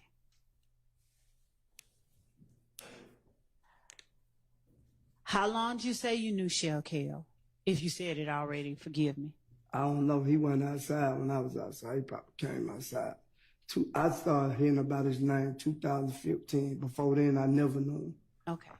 When you say came outside, help me and the jury know what you mean. Whenever he started hanging outside, I ain't know him before then. So, based on that answer, did he start hanging outside around 2015? I don't know, Ms. Love. I'm saying that's when I started hearing his name in the street. Other than that, I don't know him. All right. When you heard his name in the street, did you hear his name associated with If Gang, sir? No, not when I first started hearing his name. At any point later on, did you hear his name associated with If Gang? Yeah, maybe, yeah. All right. Now, do you remember whether that was after 2015, like 2016, 17, or during about 2015? I don't really recall because it was late. It probably was late in 2015, but Thank I don't you, know. sir. All right. All right. Now, you were shown some dates in a book by Mr. Williams' attorney. I'm going to approach with the court's permission and with your permission. Is that all right? All right. So, did you testify, or a better question is, did you participate in every performance in 2015 that the Travis Scott Rodeo Tour included? No. All right. And do you remember when Mr. Steele was up here reading these dates to you and you were saying, yeah, you see them on the page? Yes. All right. Now, would you tell the jury if these dates are dates that you were actually at the location indicated on this piece of paper? Yeah, most of them. Okay. Are you able, as we sit here now, to tell the jury, just, you can point them out and then read them out after you do, the dates that you did go go to? through all the dates. I know exactly what day that I left that tour. Okay. I don't know the exact date, but I know what state I was in. Fair enough. So did the tour did not start until after January 10th, 2015. Is that right or wrong? That might be right. Okay. Do you know of any tour date on this tour that you were talking about with Travis Scott that started before February 28th, 2015? I don't know the exact dates, at least I'm looking at the book. Here. Do you know of anything before February 28th, 2015? Here, you can turn however you want to look at it.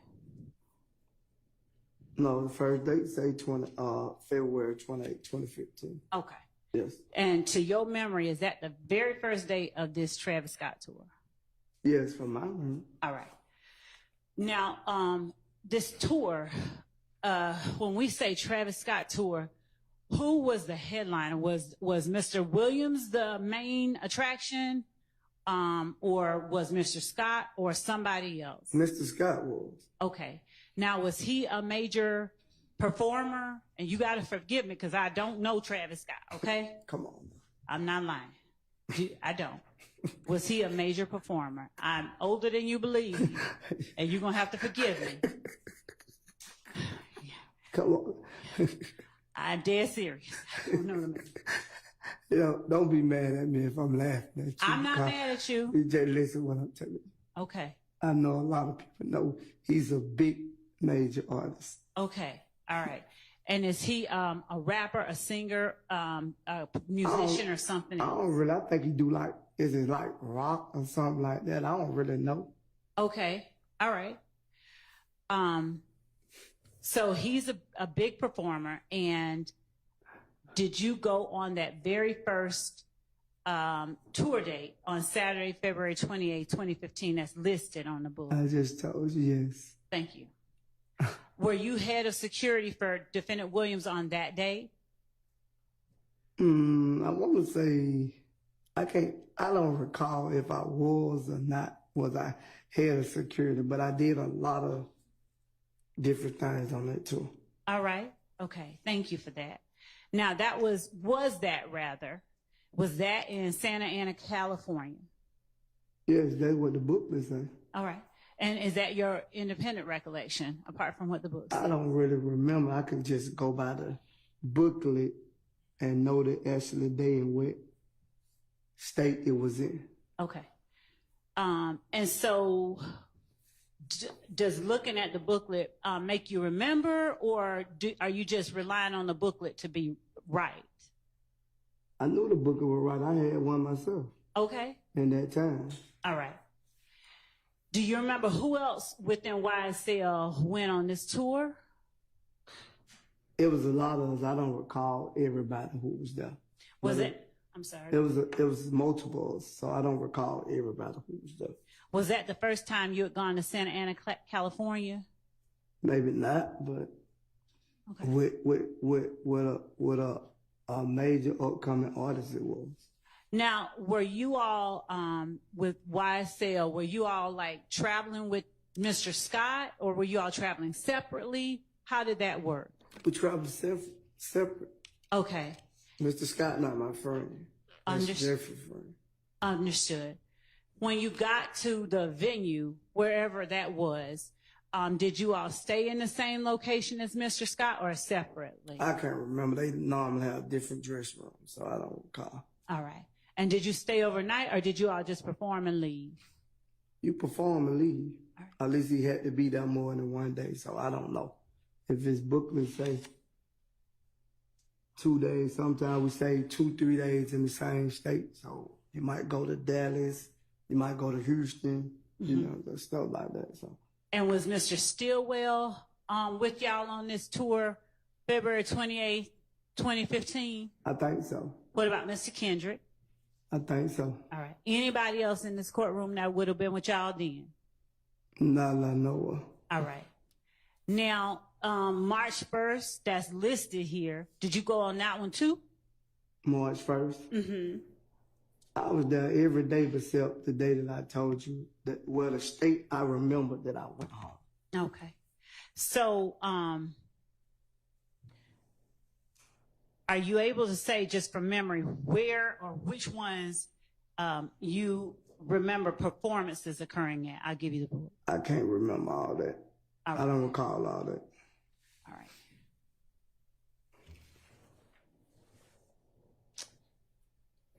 On the days that are listed as travel days, are you able to tell the jury if you all actually traveled on those days, or were there some days that you all traveled on different days?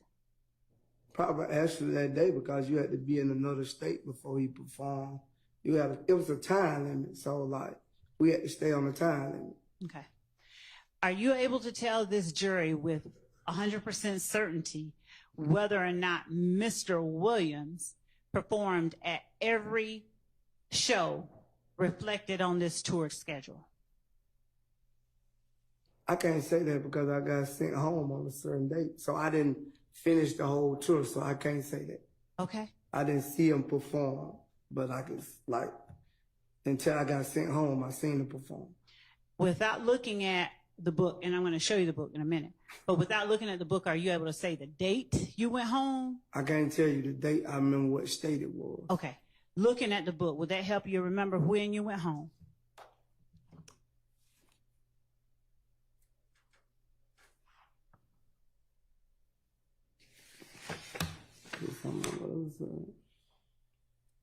And does that schedule just consist of that one page, or is there two pages? It's one page. All I right. remember right here. Are you, I got my finger pointed at it. okay. Can you read out the The date, date it and was the Thursday, March 26, 2015. Thank you.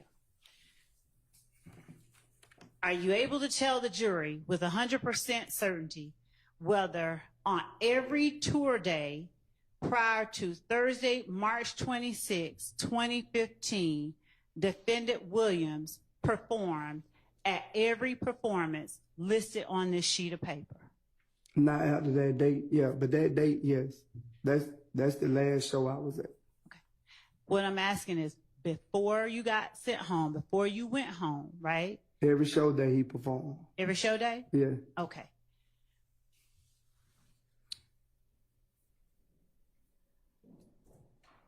Do you recall who all was at the shows that he performed at every day before March 26, 2015?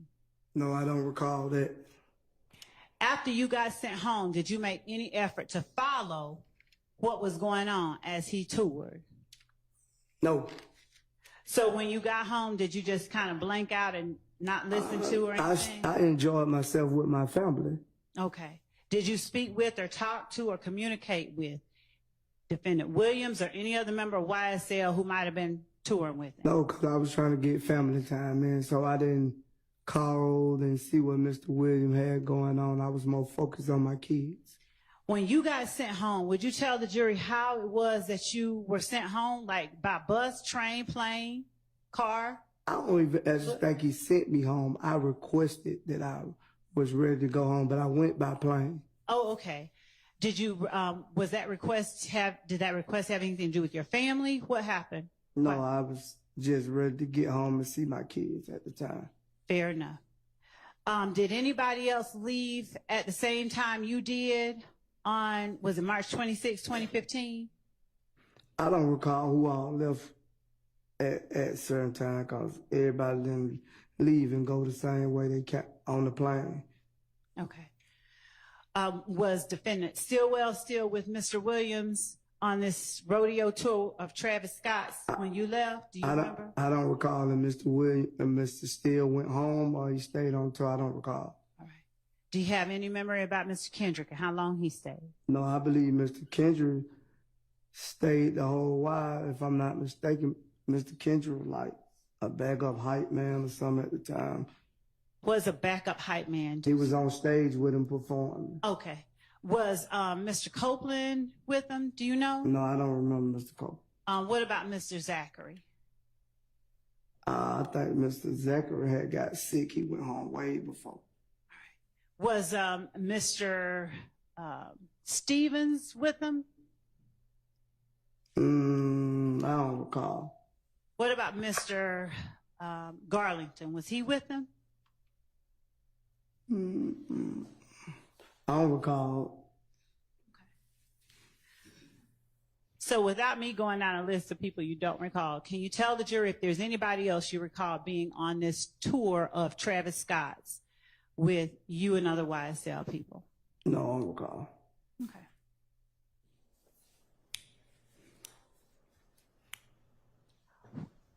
DK, Walter Murphy, was he ever at any point on this tour?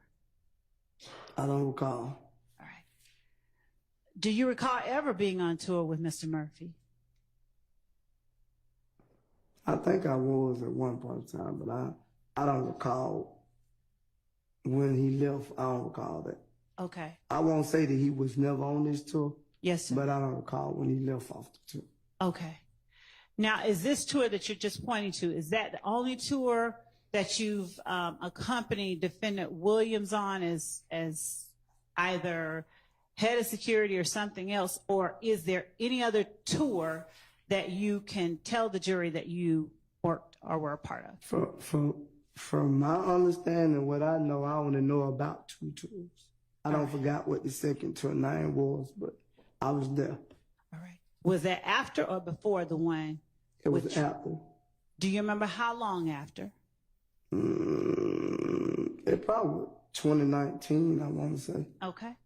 And was it in the States or was it like in other countries or something different? We went to Atlanta, but it was different states. And I think like on the tour, he did go to another country at one time. Say it for me one more time, sir. I think he did go out the country on one of the dates. I just don't remember what date. All right. Do you remember whether he was the headline by 2019? Yes, he was headline. Okay. And did he have other artists performing with him? Yes, his artists. All right. Besides people from YSL, like with this, he was performing with Travis Scott. Did he have some other people besides YSL performing with him in 2019? I don't want to say the guy. I don't remember the guy's name. It's Kelly, something like that. I think it's something like that. I don't want to use the term of what his race is, but his name Kelly or something like that. Was he my race? No. Okay. He was his race. He was his race. Yeah. Since you want me to say it. You're all right. That's all right. Yeah. All right. Was it Machine Gun Kelly? That's who it is, Machine Gun Kelly. Okay. All right. I'm not familiar with all the rappers, but. Okay. But Mr. Williams was the top mind and Machine Gun Kelly was yes. with him. Okay. Yes. All right. Now, am I reading correctly that this rodeo tour lasted February 28, 2015 to April 3rd, 2015? That's what it said in the booklet. That's what it is. And you can look on other pages if you need to. I don't think it's on other page. I already look. Okay. So yeah, that's the ending date.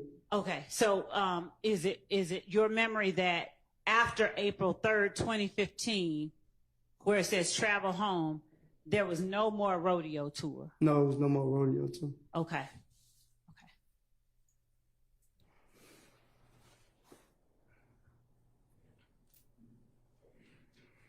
When you worked on the tour in 2019, do you have a rough estimation of how many places, how many cities y'all visited? No, it was a lot.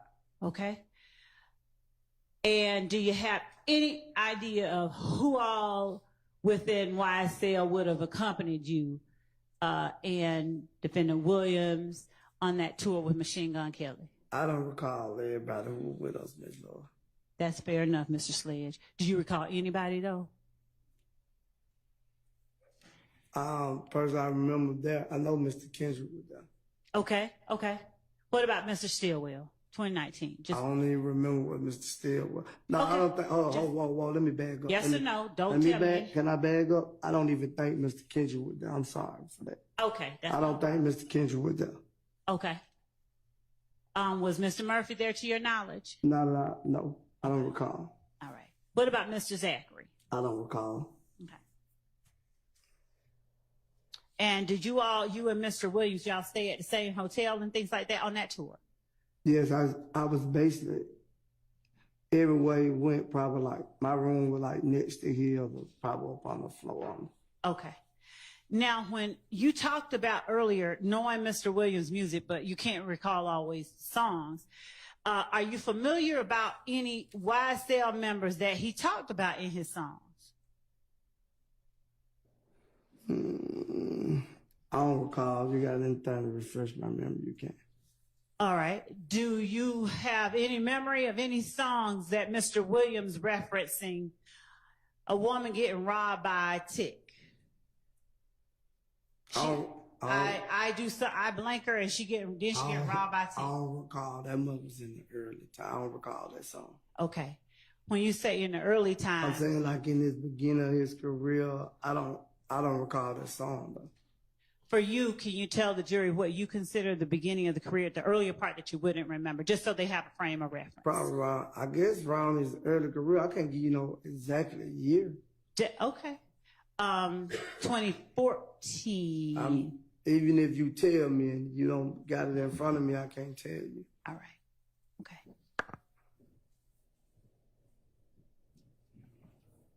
What about Lil Woody popping at your noggin? Does that sound familiar? Yeah, I think that was on the song. Do you remember what song that was on? I want to say Halftime, if I'm not mistaken. Any idea when Halftime dropped? No, I don't remember exactly what year Halftime dropped either. Okay. Do you remember around like 2014, 2015? I don't remember that. Okay. Were you working as head of security during that time? I don't recall that because I don't know what year. I can't answer that for you because I don't know what year it came out. Okay.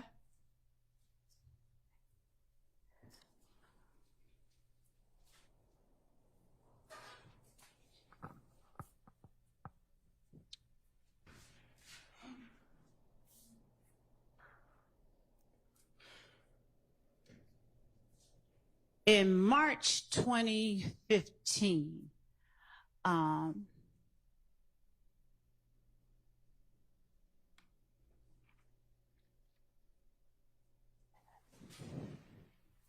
you said you went home around March. What was March? Whatever, Phoenix, Arizona. Phoenix, Arizona. After that show, I went home. Okay. All right. So it would have been the next day that I went home. Okay. All right. So I didn't travel to the next state with them. All right. All right. So March 26, 2015 is Phoenix, Arizona. You would have gone home like March 27th, that Friday. Yeah, that morning. That morning? Okay. All right. Did you ever hear, sir, you want to see it again? No. All right. Did you ever hear, while you were there, before you went home on March 27th, did you ever hear Defendant Williams refer to any other artists in his music while he was on stage, other than Travis Scott? I don't recall because I don't recall all the songs he performed. Okay. Did you ever hear him diss anybody on stage? I don't recall. And I'm going to have to say the word, but I hate to do it, but I'm going to ask. Did you ever hear him call anybody a bitch on stage? I don't know. He probably said bitch in a lot of songs. I ain't going to say like he called no one no bitch. I never heard him call nobody a bitch on stage. Okay. And did you ever hear him refer to anybody substituting one part of their name for the word bitch? No. Okay.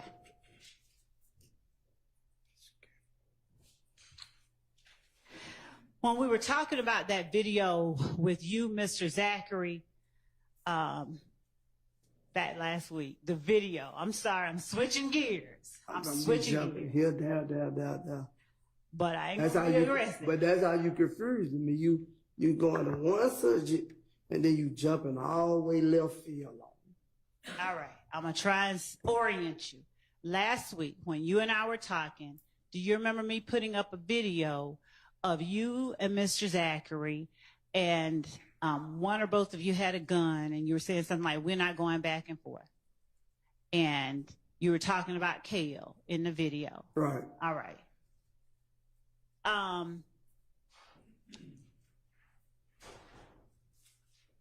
When you were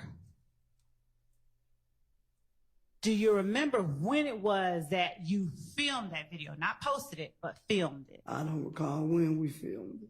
Okay. And when you were filming that video, do you remember saying that at any time that it wasn't about a girl? I don't think we never even mentioned a girl name in the video. So. Okay. So is it fair to say, or is your testimony that the stuff you said to Kale wasn't about no girl?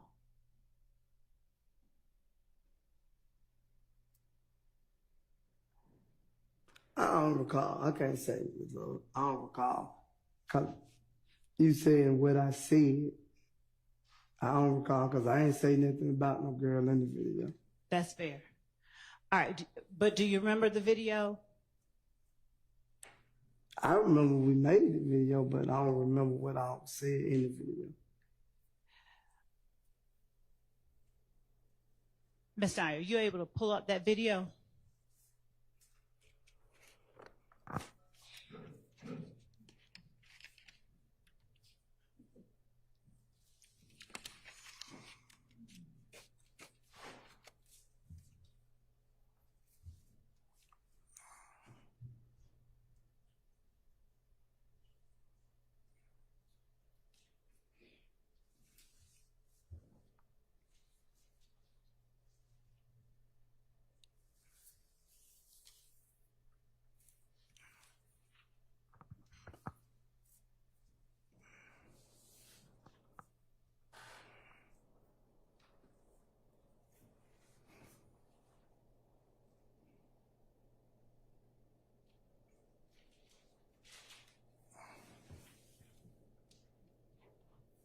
And what number was that? 441.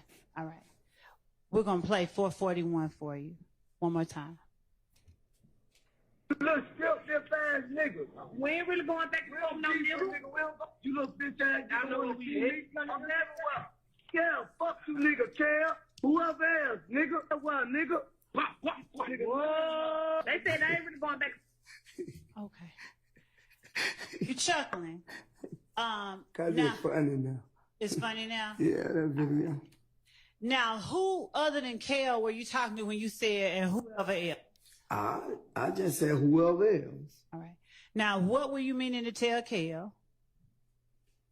I wasn't meaning to tell him nothing. Okay. I said what I said in the video. All right. Which was we're not going back. I ain't going back and forth with him. All right. I ain't say them, I said him. Right. Was he trying to go back and forth with you about something? If you want to be honest, they were saying that he was looking for me about treatment. So okay. That's the whole thing. So when he didn't respond to me when I DM'd him, I made sure he was going to be able to see what I was saying. Okay. What did you DM Kale? I DM, I don't got no problem with him about no girl. Okay. And when did to your knowledge, did Kale say something about Mr. Zachary? I don't know. No. I can't recall if he said anything about Zachary. I don't know. Then I'm gonna have to fall to my country roots and ask you what was Mr. Zachary doing up in there with y'all? I don't know. He was just being silly in the video too. It was all silly. It wasn't in that serious. Cause when I seen Kale, he ain't do nothing to me, and I ain't do nothing to him. So it wasn't that serious. All right. So for you, putting guns on the internet ain't that serious? Is that fair?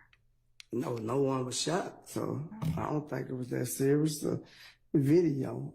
Okay. All right. You know, I also walk around with guns all day. It ain't that serious. All right.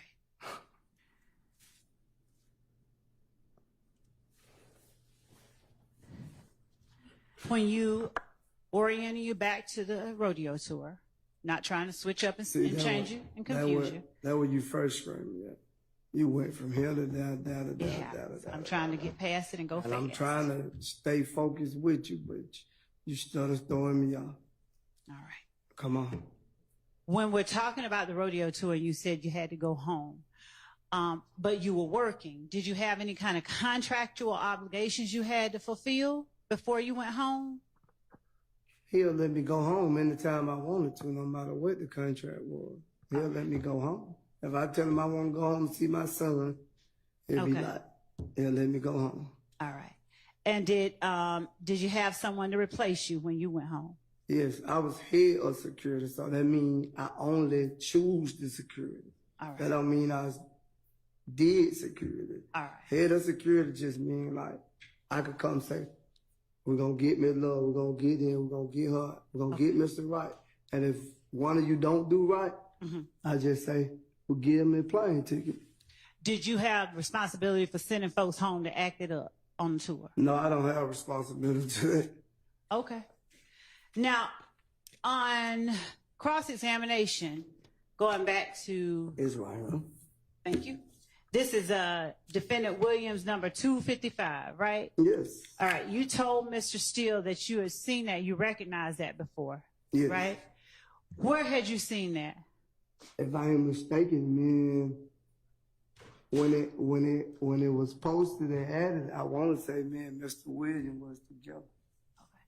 When it was posted and added, y'all were together? When the guy added him, me and him was together. Okay. That's why I remember this post. We we were both like, I think he was gonna try to use it in a song or something, but he did. I don't know. Okay. Are you familiar with D-Mac, Got Me Too Banging? I don't know him personally. No, I don't know him. Now, where was it that you saw it? I want to say that was Twitter or something at the time, if I am mistaken. Now, are you tagged on this tweet too? No, what are you getting at? The jury doesn't know, so I'm just asking. You showed that they presented it, and they All right. see I'm not tagged on them. So when you say that you and Mr. Williams were together, were you looking at his Twitter account? Yeah, we were sitting there looking at the phone together. At Mr. Williams' phone? Yes. All right.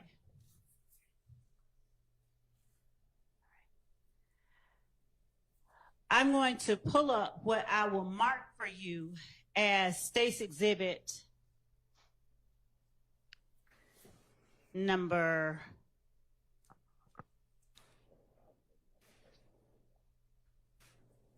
4.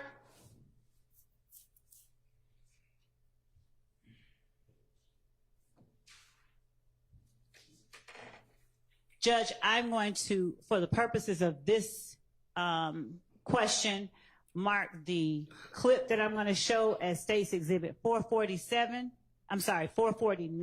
Okay.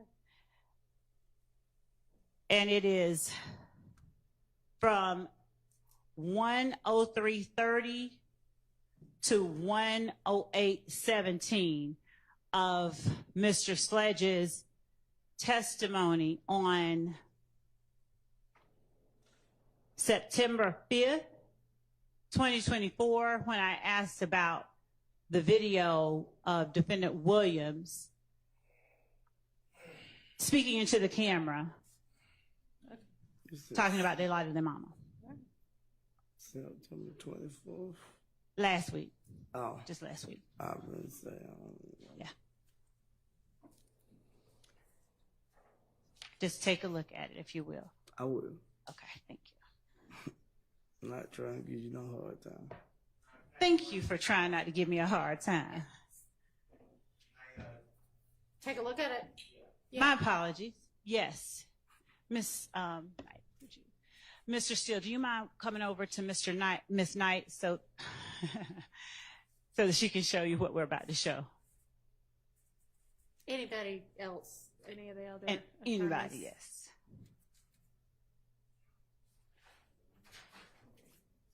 And Judge, so that our record is very clear, it will be 449 Yankee. Okay. Thank you.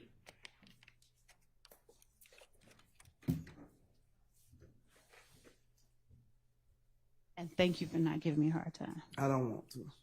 I just want to get up, get out of here. All right. I don't want to give you no hard time. Okay. Is it done?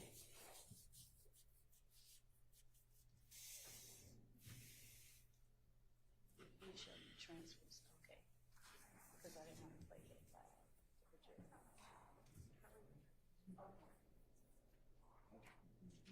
Judge, just so that the court's aware, we're making it available, but we're playing it through the transcript so that the volume isn't overheard by anybody else in the courtroom.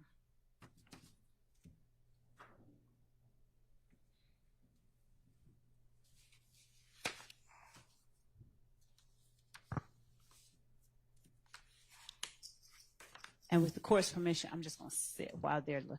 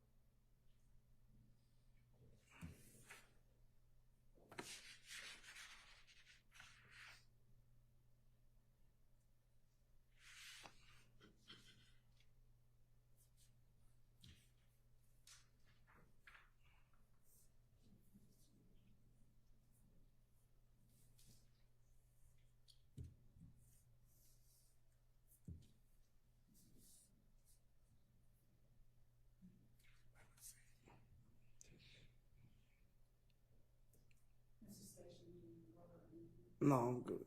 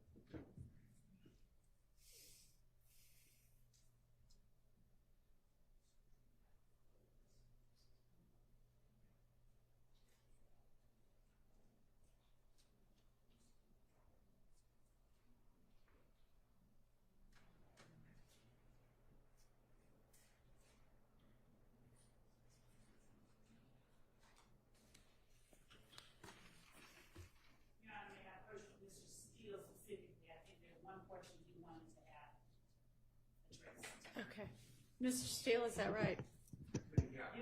Did you want to Oh, approach I about mean- a particular section? I mean, do you want to? I would like to because he asked for something specific that I would like to. Oh, okay. All right. Do y'all need a break at all? Okay.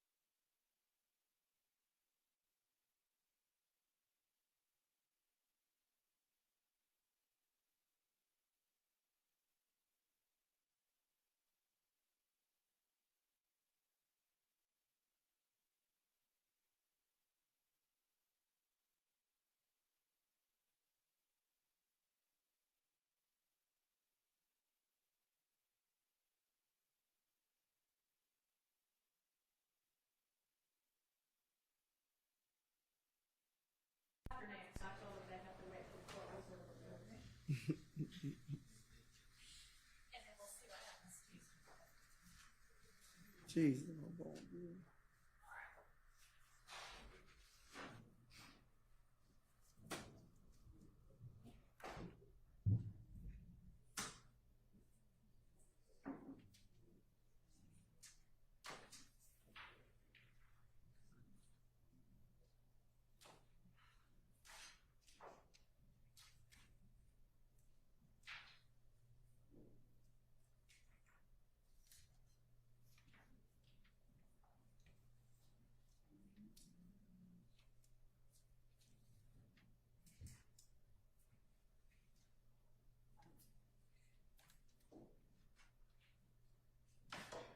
Pledge, I'm going to put in front of you a portion of your testimony that we have and will mark as 449 Yankee, just for the purposes of the record. And I want you to listen to it. It will be approximately 2 minutes. And after you hear it, would you just tell me if you remember that? I don't want to ask you just straight out, do you remember something, okay? Okay.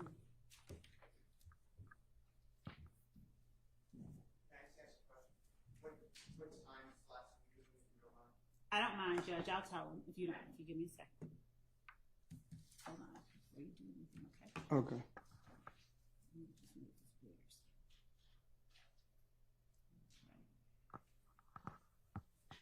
Judge, that will be from time 1:03,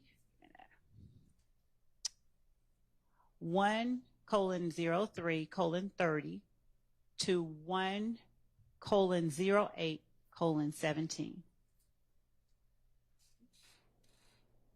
Yes, a little more than 2 minutes. I mean, yeah. I'm sorry. Me and my bad man.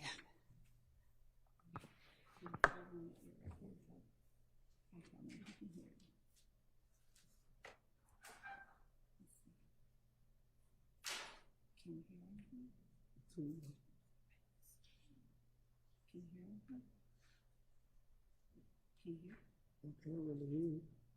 It real low. Hold on. Yeah, it's real low. Because we can't hear what you're hearing. Can you hear it now?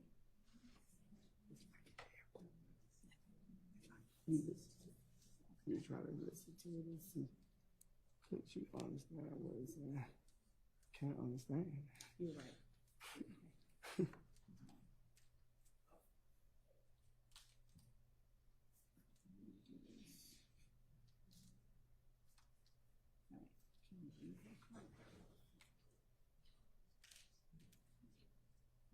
I can read. I don't really understand. Be hard for me because I can read words, but I don't really understand. Okay. Try these right here. Go ahead then. I don't want to just put anything in my ear. Judge, may I get some sanitizer? Oh, ain't that nigga? I don't want to put nothing in my ear that nobody else. Yeah, do something different. No. That, but I don't want to use that though. You gotta get something else, yeah. That's a perfect. You ain't feel, I don't want to wake up my ears broke out. Right. So right. You ain't gonna pay it in. You ain't gonna pay that doctor bill, is okay. Right. Me neither. So let's just do it the right way. Yeah.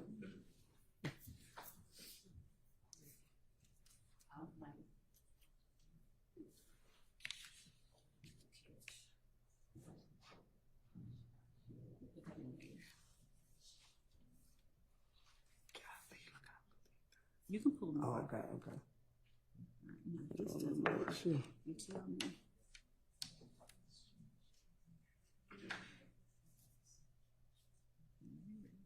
Oh, It doesn't matter. okay. I just want to make sure I can hear it.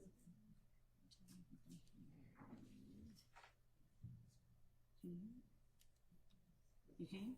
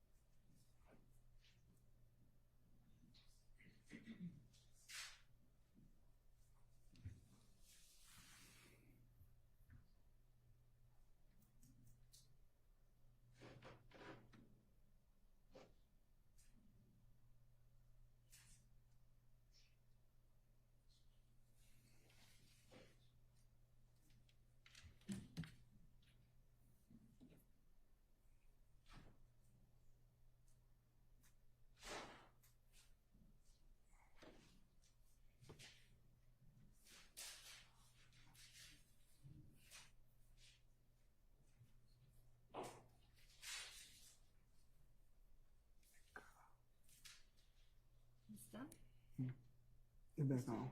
Okay. Did it stop?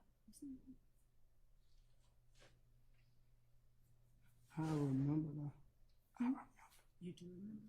Yeah, but show me how much you asked. Hold I on. just, okay. We can't talk about it. Okay.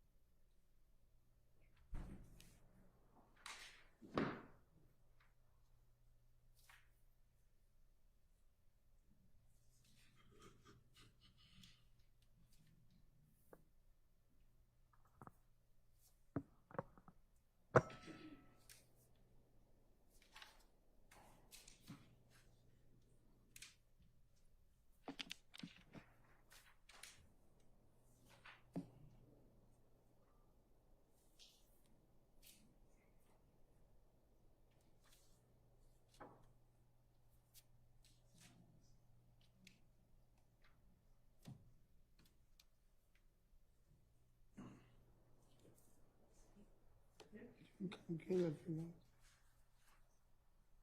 It ain't there, but you can get it. I know what you're talking about. Just when it stops at 108. Right here. You can stop it if you want to. At 108. Just listen to it through 108.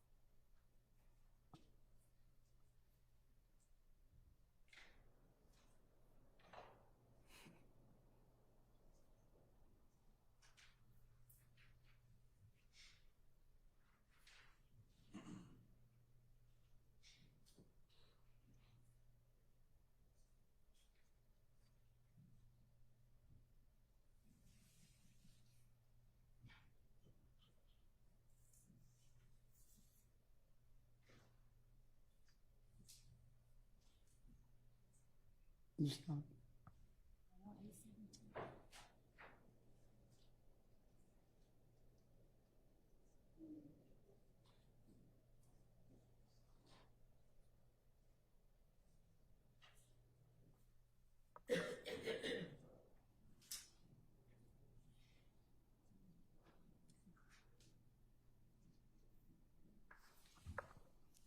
let you keep this, okay? Yes.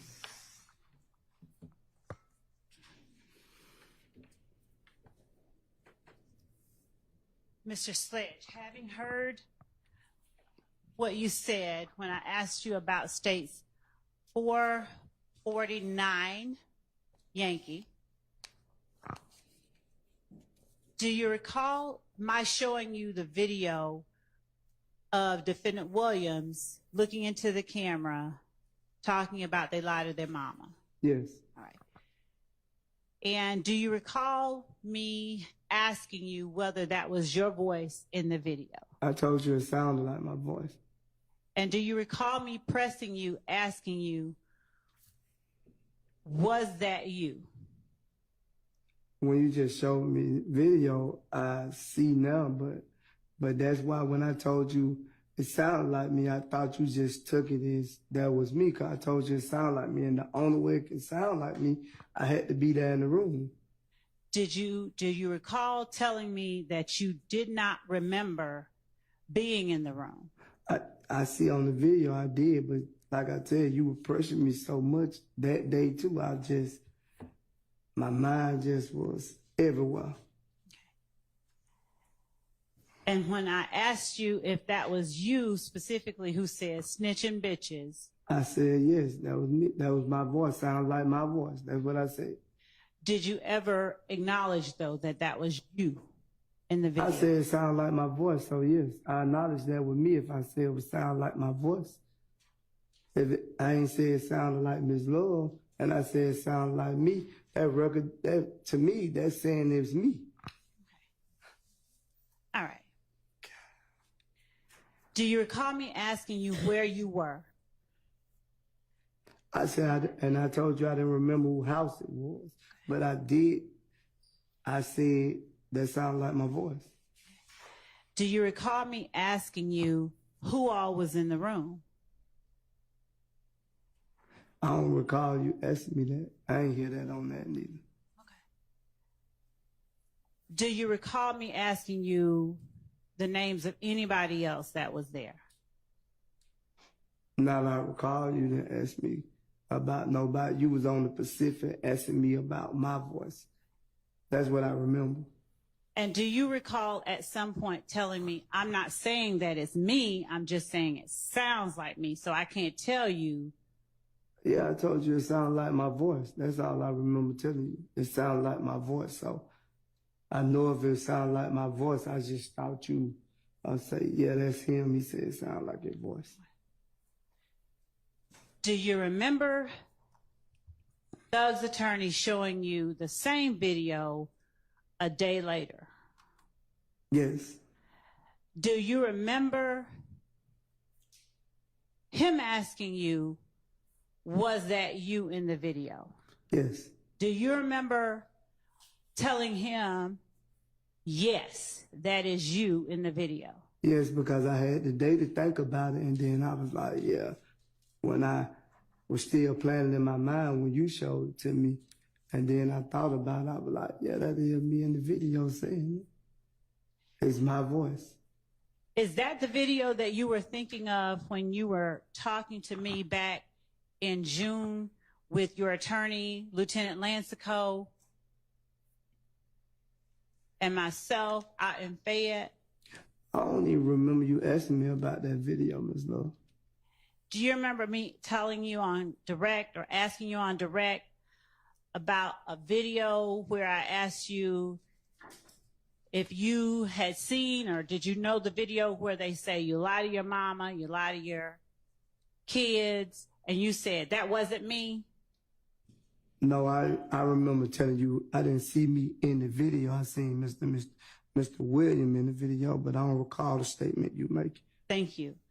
And do you recall me asking you then, where had you seen that video before we met in Fayette? I don't recall, but I just heard it. Something about you asked me that, and I told you I seen it before time, and I seen it recently. Now, between the time I showed it to you and the time that Mr. Steele showed it to you, did you go look at it and listen to it again? No. All right. And so what happened that made your memory precise about not just the fact that it was you, but where exactly it was shot? I'll clear it up. Bad question. Do you remember telling Mr. Steele where that video was taken? I don't recall Mr. Steele even asking me where it was taken. I don't even recall him asking me that. Your Honor, could I object at this point, 403? Yeah, we've all heard the testimony, so whether he remembers it or not at this point's not really the issue. Can you just ask the questions you intended Sure, to Your ask Honor. him? Thank you. Mr. Sledge, why did you remember who all was in the room when the video was shot, when Mr. Steele asked you the question? I just told you, when you asked me, I didn't remember. But when I left that day and I thought about the video, and then I realized everybody's voice who was in the video. Okay. And what about the time or the date that the video was shot? What did you remember that too after you left? He showed me the date of the video he had, and then I remember it was a repost, different date. I don't remember the date of the repost, but I knew where he cross-examined me on, I knew the answer to that question. And do you remember me asking you about what what you understood Defendant Williams to be talking about when he said they lied to their mama, they lied to their sister, and all that stuff? Do you remember me asking you about that? No, I don't remember you asking me that. At any point, having heard the video again today, did you hear anybody reference lying in the courtroom on that video? Yes. You heard somebody say something about lying in the courtroom? Oh, no. You said lying in the courtroom? Uh-huh. I don't even know if I just heard that, Ms. Love, to be honest with you. But I think I did. I'm not mistaken. If you got anything, just show it to me. Your Honor, state request permission to play again states 447 Yankee. That's The video itself. Okay. All right.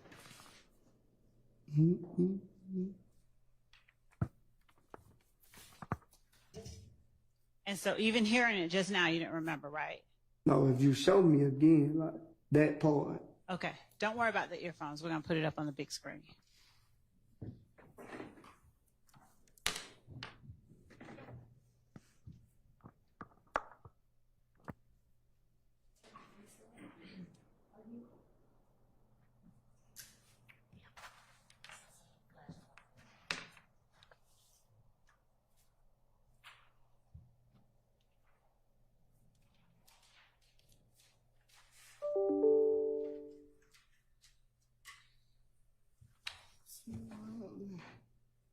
Gotta look up.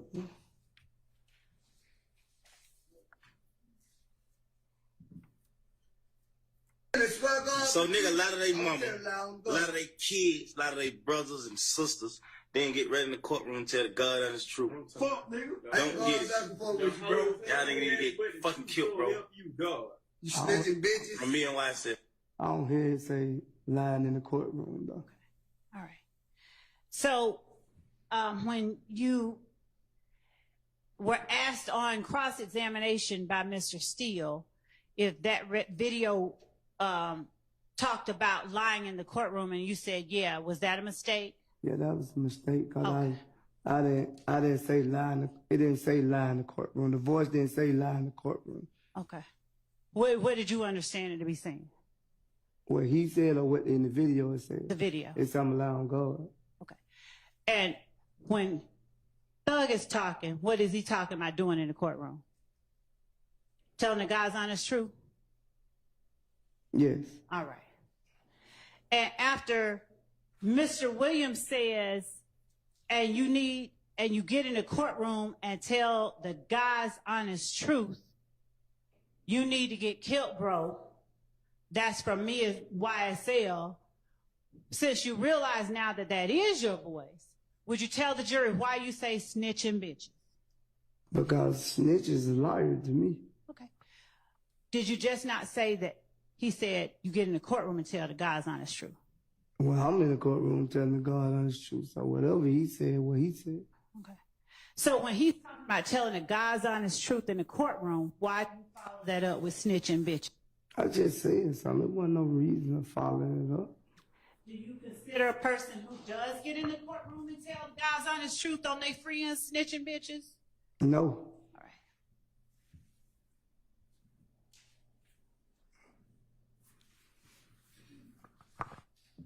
All right.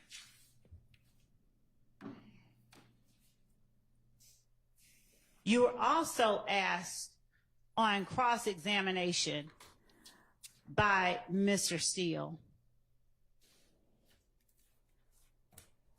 about a meeting that you had with Lieutenant Lansco, your lawyer, and me out in Fayette County. Yeah. Call that? Yes. Did you let Mr. Steele know before we met that we were actually going to have the meeting? Did I let Mr. Steele know? Yep. No, I hadn't talked to Mr. Steele before that. All right. Did you let anyone at his office know that we were going to have that meeting? No. And afterwards, did you let him know that we had just had it? Could you be more direct? What you trying to say? Only what I'm asking. You said, did I do what? Did you let Mr. Steele know that we had just had that meeting? When? After we had the meeting? Yes, sir. Yes, yes. Okay. Did you ever let me know that you had that Zoom call with Mr. Steele? No, I ain't. Because my lawyer put the Zoom call together. I didn't put it together. Okay. Mr. Steele didn't call my phone himself and say, Mr. Sledge, what's going on? No. Okay. My attorney was on the Zoom call. Okay. And on the Zoom call, or rather last week, Mr. Steele asked you very pointedly, if you recall, do you remember Mr. Steele asking you, did Miss Love, or did you tell Miss Love that Defendant Williams encouraged you to take Kenneth Copeland to the police station? I said that to you and Mr. Steele. Do you recall Mr. Steele asking me that? you Yes, yes. Do you recall Mr. Steele asking you, did Miss Love tell you, do not tell the jury that Defendant Williams encouraged you to take Kenneth Copeland to the police station? I wouldn't say it was said like that. Hold on a minute. Do you recall him asking you that? Yes, yes. All right. And do you recall telling him, yes, Miss Love told me, do not tell the jury that Defendant Williams encouraged me to take Kenneth Copeland to the police station? You didn't say it at the meeting June 9th. You didn't say it that way. But when I brought it to your attention that Mr. Williams told me to take me and Kenneth Copeland to the police station, your exact words to me, I don't want you to say that, and I would not be asking you that question. So, at what point did I tell you not to tell the jury that Defendant Williams encouraged you to take Kenneth Copeland to the police station? You didn't use the word jury, but that's the way I took it, because from my understanding of this process that I would be speaking to the jury to try to prove the facts to the jury, and I just thought I should come in and tell my truth. When your lawyer and you, Lieutenant Lancico, and I sat outside that coffee shop, were you in any kind of handcuffs? No. Did you come on your own? I came willingly with my lawyer. Did you leave on your own with your lawyer? Yes. All right. And did anybody try to read you any kind of rights or anything like that? No, you know that. I would have been in jail. But the jury doesn't know that, okay? Right. So, did you feel free to say whatever you wanted to say? I just told you. I said what I said. Free, yeah. All right. I was free to say what I wanted to say. Okay. So, during that conversation, were you encouraged to come into the courtroom and simply tell the truth? Yes. Were you encouraged to simply tell the truth by me? You said it out your mouth that you wanted me to come here and tell the truth, but you said it out your mouth. Were you encouraged to tell the truth in front of Lieutenant Lancico and me by your attorney? Yes. As a matter of fact, did your attorney tell you to act as if any question the state asks you, they already know the answer? So don't try to finagle anything. Tell them the truth. I don't recall him saying that into me. I hate to use this. I'm not being blasphemous. But did your attorney tell you to pretend like the state is God and they know everything? No, he didn't say that. Okay. I know that. You heard me. All right. Do you, Come do on, you remember me asking you about the video? Do you remember me asking you about the video and you're denying being in a video where you say you lie to your kids? I never denied the video. I said you don't see me in the video. They're my exact words. Right. That ain't denying the video. Okay. And do you remember after that I said, I've seen a video with you in it? You said you seen the video with me, and I said you didn't see no video with me in it. And do you remember me saying, yes, I have? But and you kind of smiled. At the time, you were referring to the video that Mr. Williams posted, not the video that I posted. Because if you would have said the video that you posted, Mr. Sledge, I would have said, yeah, that's me in that video. Mr. Sledge, did I make reference to whose video it was? Or did I just ask you about the video? I think you made, to me, I thought you, when you brought up the video with Jeffrey in it at first, then you brought up another. You brought the video up of Jeffrey. Okay. Because I told you that wasn't me. And I said you didn't see me in no video. Okay, no problem. Now, on direct examination, do you remember as you sit here today, me asking you whether Mr. Williams encouraged you to take Kenneth Copeland to the police station? In this courtroom? In this courtroom. Yeah, you asked me the question. I figured you asked me the question because my lawyer called me and asked me, what did you, Ms. Love, say to you and at me? So then when you told me at the me, you wasn't going to ask me the question, but then you get in the courtroom and ask me the question. So. That's what happened. Okay. So was it that I said I'm not going to ask you that, or did I tell you not to tell the jury that? You said how I took it. How you took it. I just need to know my words.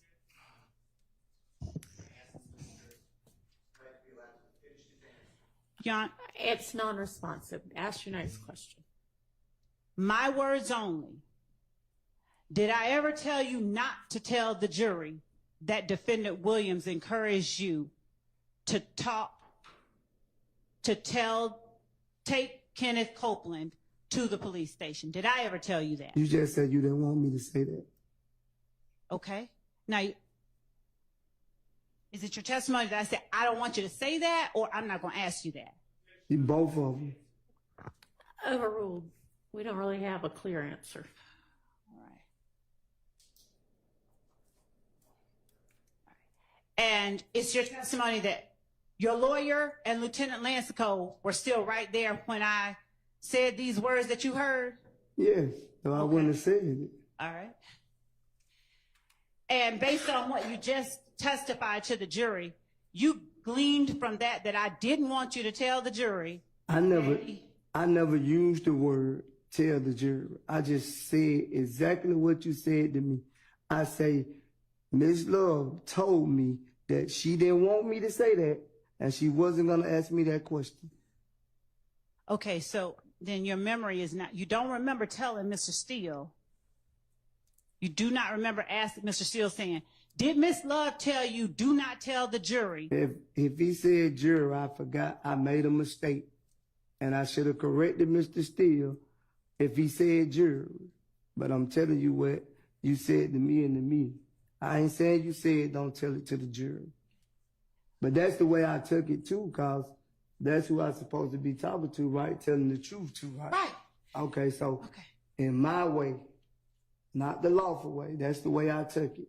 Cause if somebody tell me, oh, I don't want you to tell my girlfriend this, I'm gonna take it as, you feel what I'm saying? You don't want me to tell the truth.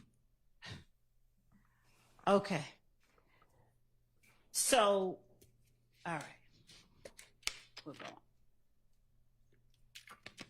So were you surprised when I asked you, did he encourage you to take Kenneth Copeland to the police station if you thought I didn't want you to tell the jury?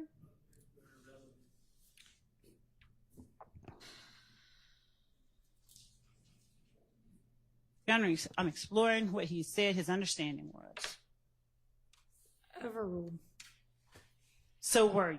When I asked you that question, were you surprised given that you thought I didn't want you to talk about it? I don't know. I can't recall. I don't know. Okay. All right. Now,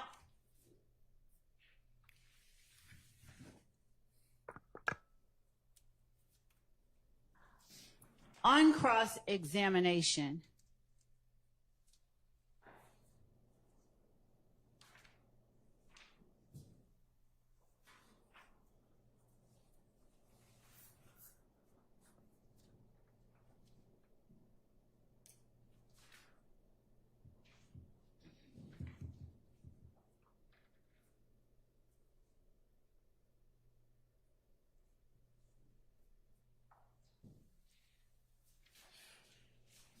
did you tell Mr. Shart that you didn't feel like you could go to trial, or you didn't have the ability to go to trial? And that's I couldn't afford to go to trial. Okay. That's the question he asked me. He didn't say the ability. He said afford. All right. And that's the reason that you answered yes to all the questions that you answered yes to on State's Exhibit 444 Yankee and 1AS? I don't recall.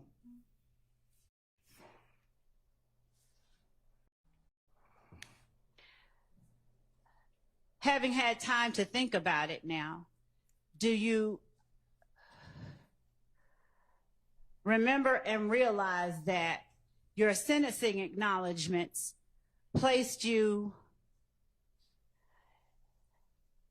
in peril of probation revocation if you testified inconsistently with something you said was true during your plea agreement? I don't think I testified nothing that wasn't true today, if I recall. Do you remember testifying on last week when I asked you specifically about portions of what you agreed to, and for you to tell me if any part of it you're now testifying is false, to label it false, and if any part of it, if it's all true, to tell me it's true? Do you remember me having that conversation with you? I remember the conversation, but you had put so much on, I don't even recall what went on. Do you remember me putting in front of you State's Exhibit 447Y? And yes. What? You'd like a new question? Oh, okay. Right. Whether he remembers it or not is not really the relevant matter. Oh, God. All right. Did you testify that I never seen number? that. Not highlighted. I give you the number. All right. Did you testify that number?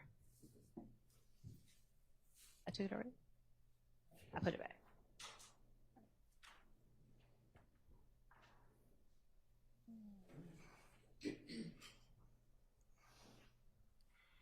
Exhibit at 1AS.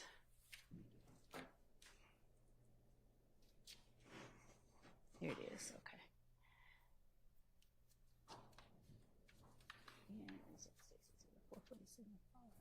The second part.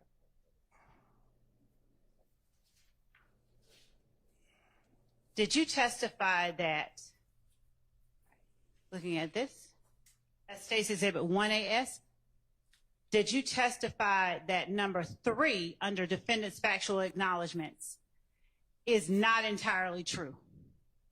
No, I didn't say it was not entirely true. I think I remember I said the part of the support of YSL, and you put Care as a rival gang member. I told you I didn't even know he was that gang at the time. And if I made a mistake anywhere else, I made a mistake. All right. Do you remember me putting, now I have to ask, do you remember, Your Honor? Do you remember me putting State's Exhibit 444Y in front of you? I remember you putting all these papers in front of me, but I don't like. Do you remember me asking you to go over each number, and if one of it is true or one of it? Oh, go ahead. Do you remember me asking you that if all of the statement is true, to tell me and label it true, but that if any of it is not true, to call it false? Do you remember that? I don't recall that, Ms. Love. Like I told you, you've been confusing me for so many days. You've been confusing me since I've been on this stand. So I don't know, like now, you jump from one thing to another thing. My brain don't move as fast as probably yours. I might don't learn as quick as you do. So I don't remember all this stuff. You putting all these papers in front of me ain't gonna make me remember. Okay. All right. So whatever you trying to get to, get to. All right. We're just getting to the questions. So we'll take it slow. I don't remember. All right. 1AS, that is the document you signed, right? Yeah. All right.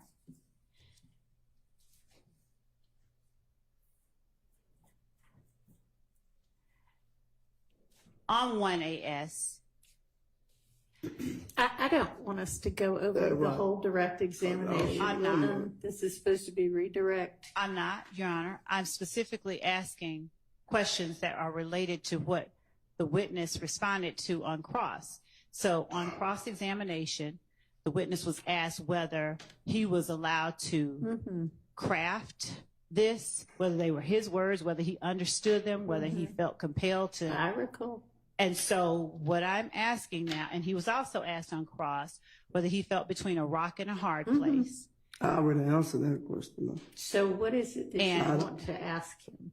I believe that he testified on cross that one part was feeling between the state and the other was Fulton County Jail or going back to jail.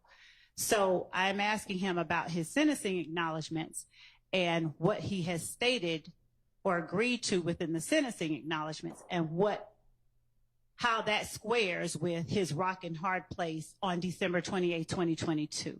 Okay, then ask him that, how those acknowledgments square with his rock and a hard place. I don't think that's going to get a quick answer, but I'll ask. Okay, so Mr. Sledge, how do your sentencing acknowledgments square with... Do you understand that you said... Now you thinking this stuff funny. No, sir, I don't. You do. Do you understand? Because I know your question ain't funny. It is not. So what you laughing for? Mr. Sledge, do you recall stating in your sentencing acknowledgments? I don't recall. Okay. Well, you have the paper in front of you. Would you please look at it to refresh your memory? It still don't refresh my memory. Okay. Your Honor, the state tender states Exhibit 1AS as evidence of a prior past recollection recorded.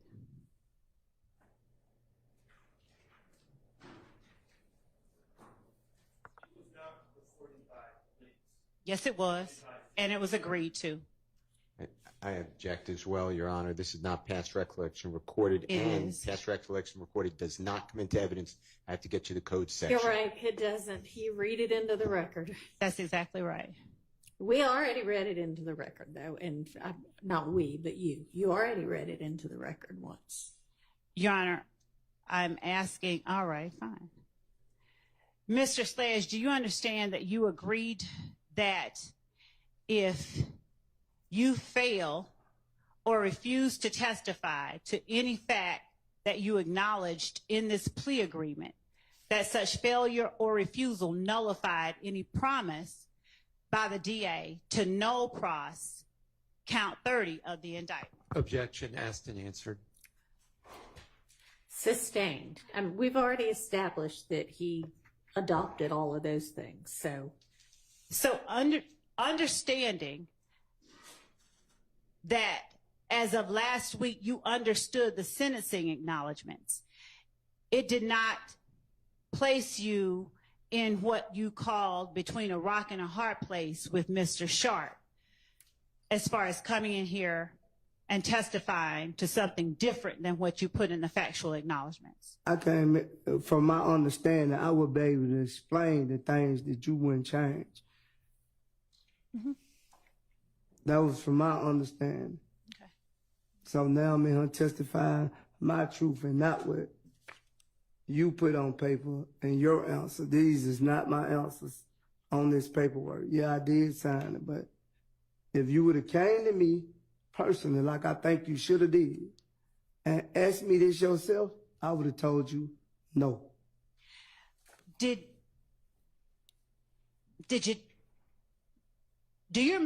you testify that lay low were my words and not yours when I asked you on direct examination about Defendant Williams giving YSL members money to lay low after the murder of Donovan Thomas? When you asked me at that meeting, I told you he couldn't have gave YSL money to lay low because I'm the only one that stayed in Atlanta.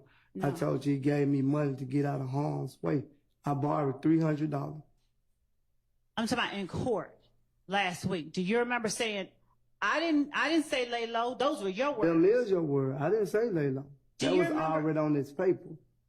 I never used the word lay low to you not one time. All this stuff that you trying to say, it was already on the paper. You changed certain things and then we agreed, and then I'm gonna be honest with you, I didn't even want to say that. I got another paper that's saying you changed number 8. It went from one thing to another thing. You don't want to red flag that? No, I do. Actually. Okay. So, thank you. Because you changed the personal knowledge, and I ain't changed it. Thank you for that. I would have never said yes to that. When I got to the last paperwork, I thought we had an understanding of what the emails my lawyer sent you. So do you now remember getting multiple versions of State's 444Y that was changed at your request? Not all of it. Okay. Well, let's just show you, and you tell me which ones you remember. Sure, they gonna make me remember them and stuff. Okay. I ain't gonna remember none. So, do you remember asking the state to change more than one thing on the factual acknowledgement? A lot of things. Do you remember the state making changes at your request? I don't really know because I seen something different today that it wasn't what I thought it was the day I agreed. Do you remember last week testifying that you hadn't seen any other document besides the one you signed? I just seen them today. Okay. I didn't see it. My lawyer was just coming, asking me, and I guess he thought the question was going to be changed, and I don't know. I don't think they was changed. Okay. Well, we'll get to that. Since you won't remember, that's fine.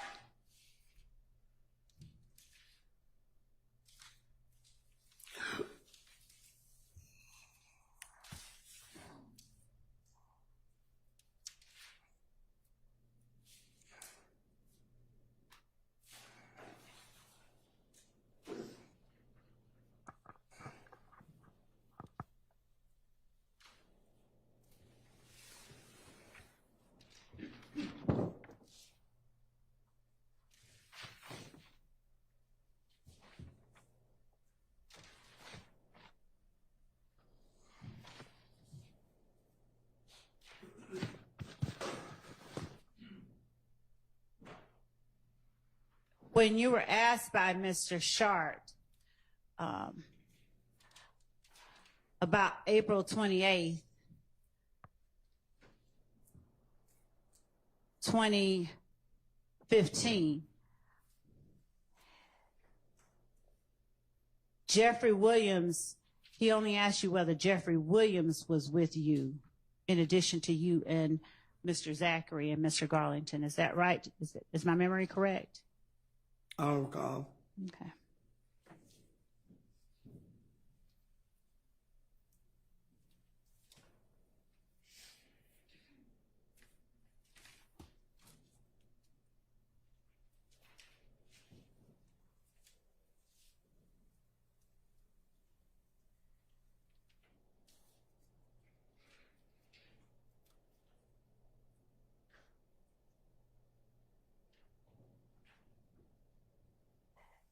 Did you feel on December 28th, 2022, as able as you have felt in this courtroom this week and last week to tell the judge when you needed to do something like talk to your attorney? Did you feel as free to talk to your attorney or ask for requests to speak to your attorney then? I don't recall. You don't? No. Okay.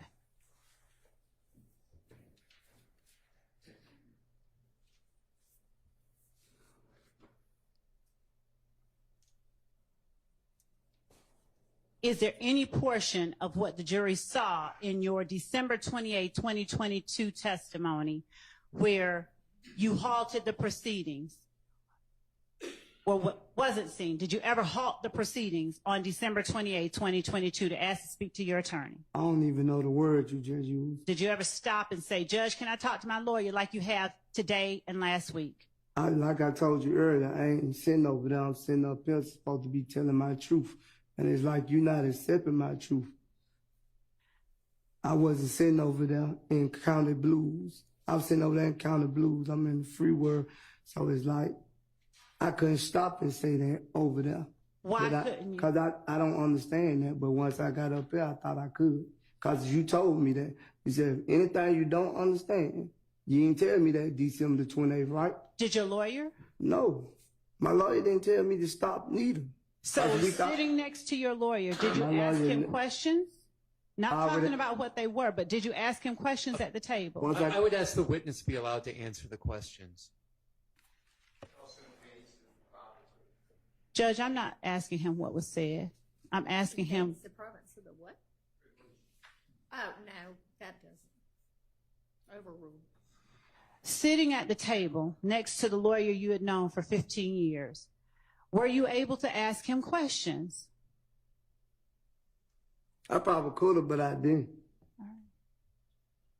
And in the back, when you were with the lawyer you've known for 15 years, did you ask him questions? Yeah, I told him.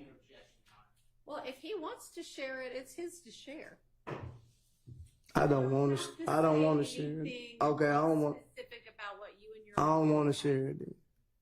And I'm not asking you what. I'm asking you, did you? She just said I had to share it. She said you didn't have to share the content. I'm asking well, I don't want to share it. I don't recall. I'm asking you, did you ask I don't the lawyer? Recall. I don't recall. Here you go. Are you saying that now because you're just frustrated? Here you go again. Here you go again. Here you go again. That's it.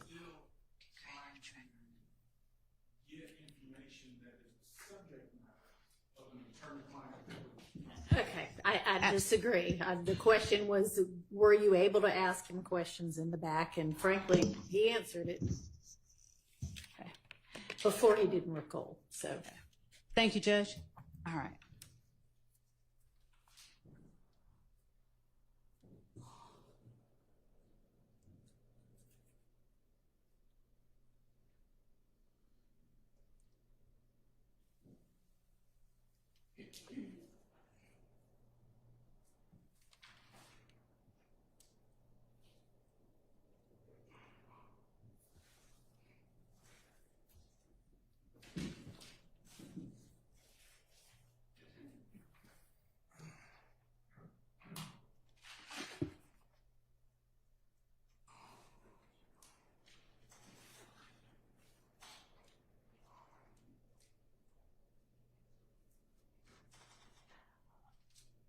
When you left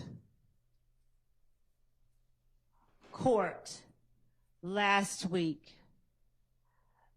did you wipe your nose at the jury? What you mean? Just that. Did you wipe your nose at the jury? Yeah, when you asked me to do it. I mean, when you got off the stand. No. Okay.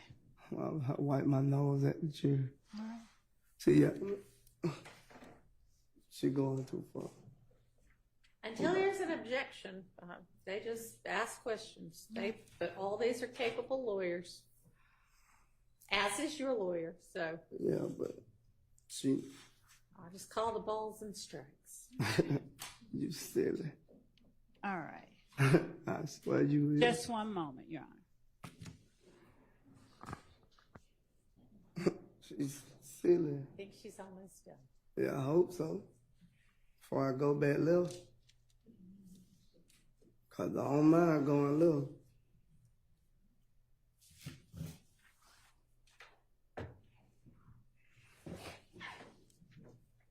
What do you mean you say? Go back left. Arguing back and forth with you. Okay. You just being petty now. All right. You felt differently on December 28th, 2022.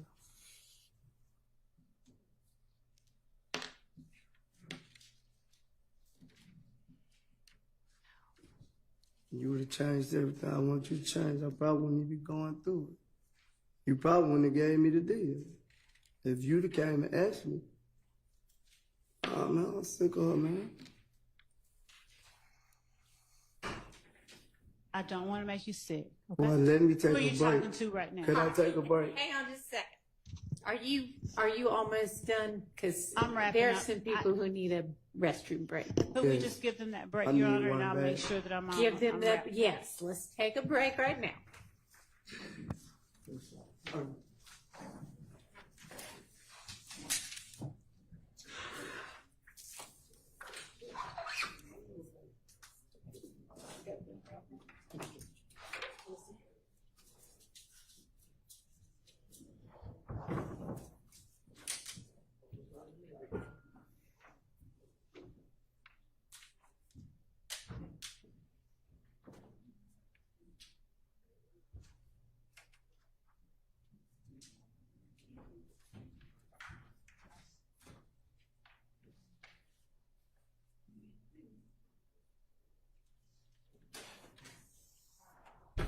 All right, we'll be in recess.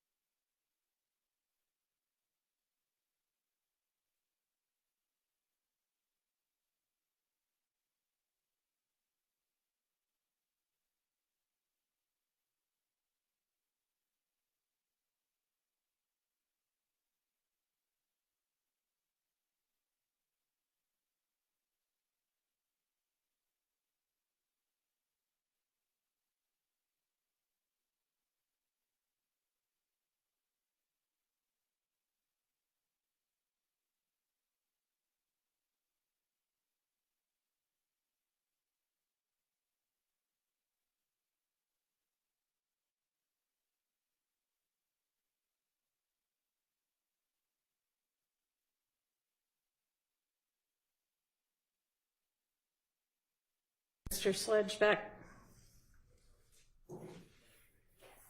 Okay.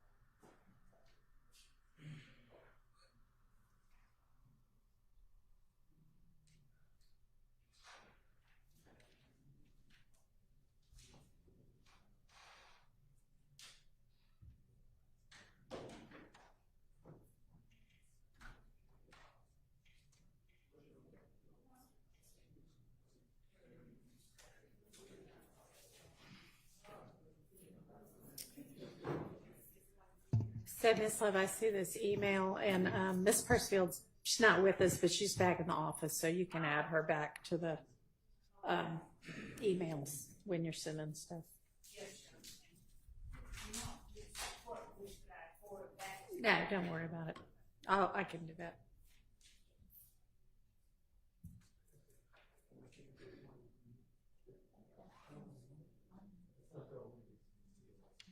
Y'all know where Mr. Wright is? Anybody? Okay.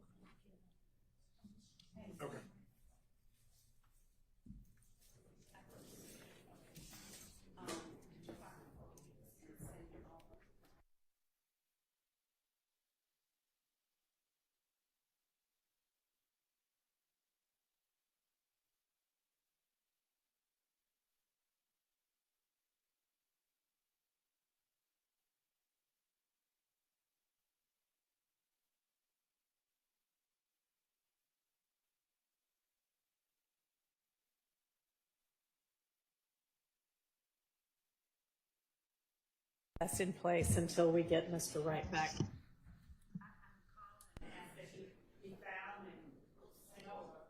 I think Sergeant Ingram just went to retrieve him.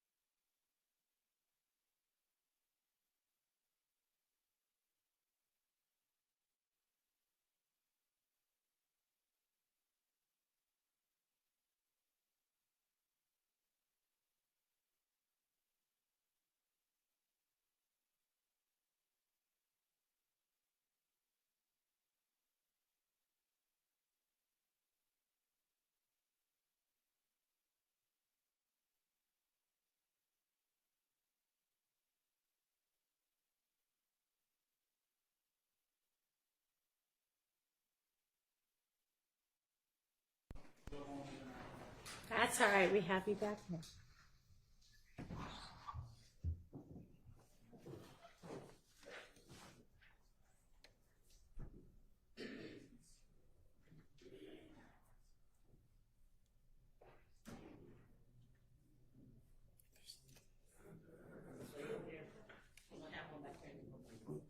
What are we looking at? Wonder what happened to it. Oh, you know what?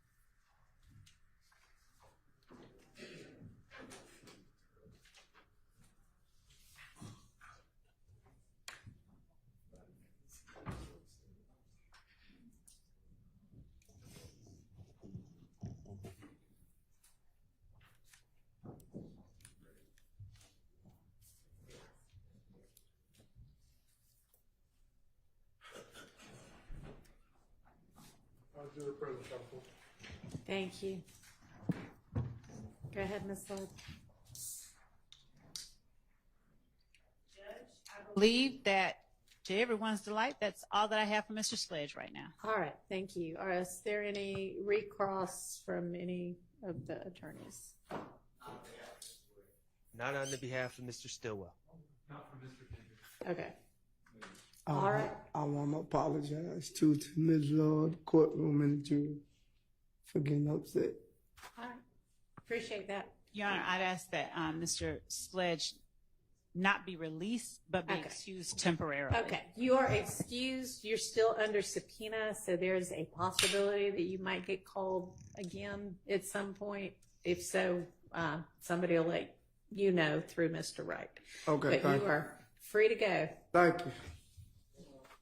All right. Ms. Love, call your next witness. Your Honor, the state calls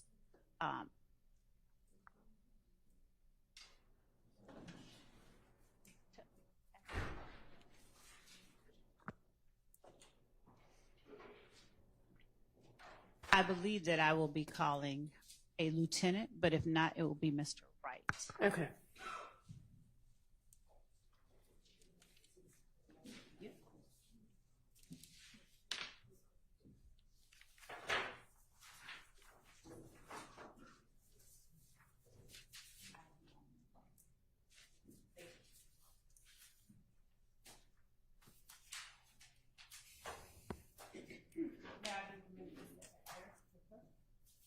Yeah.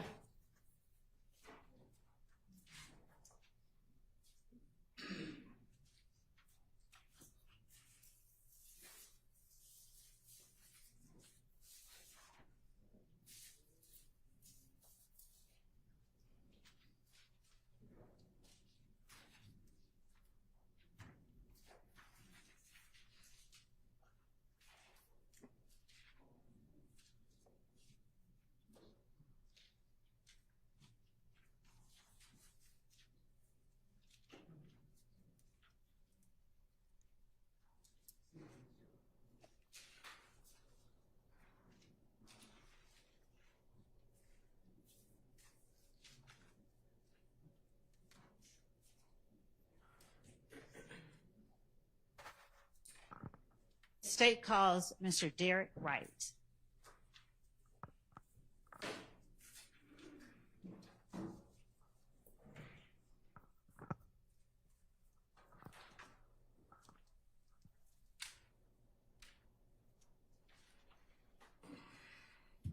Raise your right hand. You swear firm testimony to give the truth, whole truth, nothing but the truth? I do.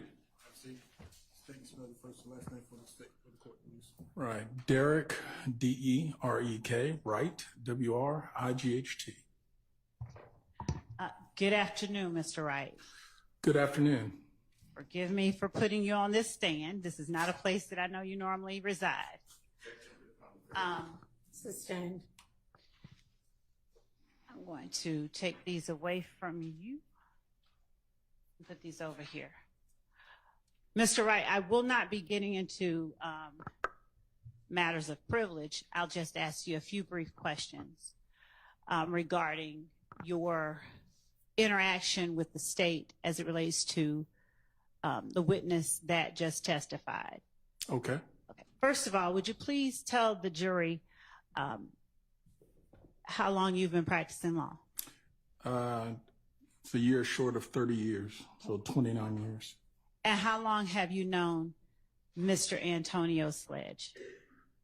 At least 15, probably longer, somewhere between 15 and 20 years. And forgive me, but were you sworn in? You were sworn in? Yes. Okay. And did you meet him first in your capacity as an attorney representing him, or did you know his family before you began representing him?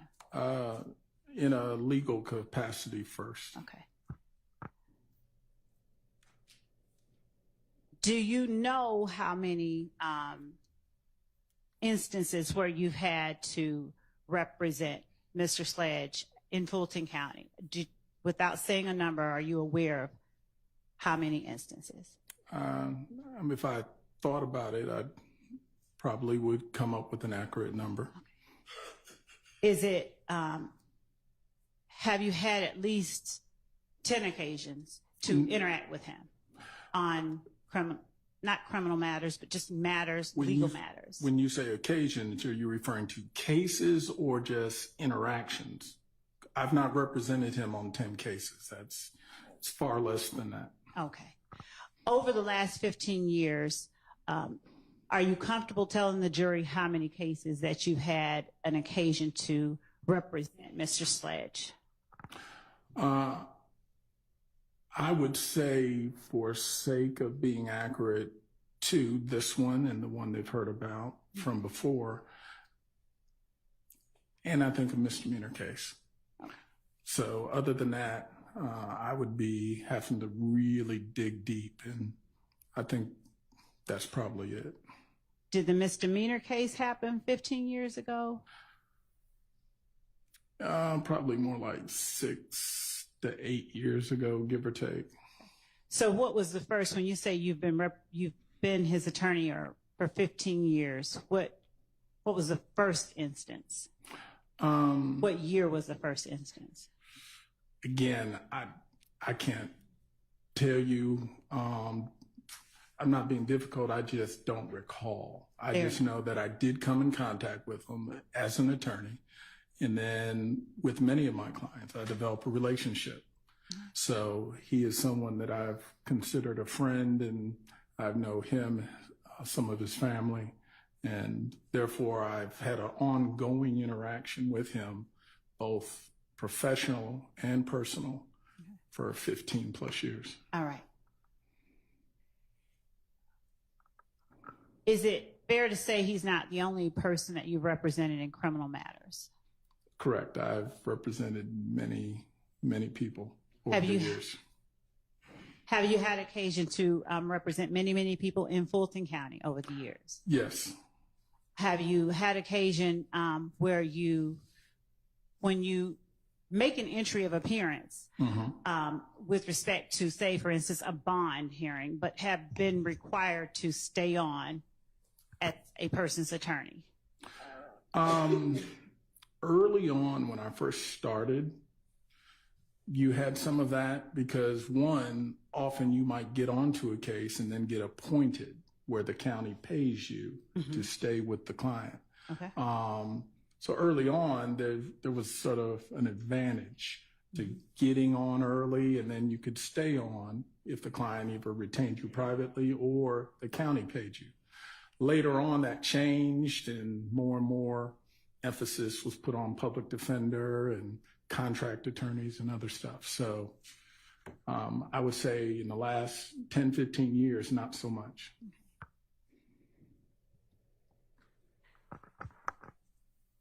So if you signed on to represent a person in the last 10 or 15 years for one thing and wanted to withdraw, the courts have allowed you generally to do that? Generally, it depends where you are. If you're in Toombs County, Toombs County don't let you withdraw. Once your name hits the paper, you're the attorney regardless of whether you get paid or not. Okay. There's some other counties like that. Okay. Fulton is generally pretty liberal, where Fulton, if you and the client come to a disagreement or if money, Mr. Green doesn't show up, that also is a reason that you can sometimes get out of a case. Mm-hmm. So from that standpoint, Fulton is a little more understanding that sometimes the attorney and client have to go separate ways.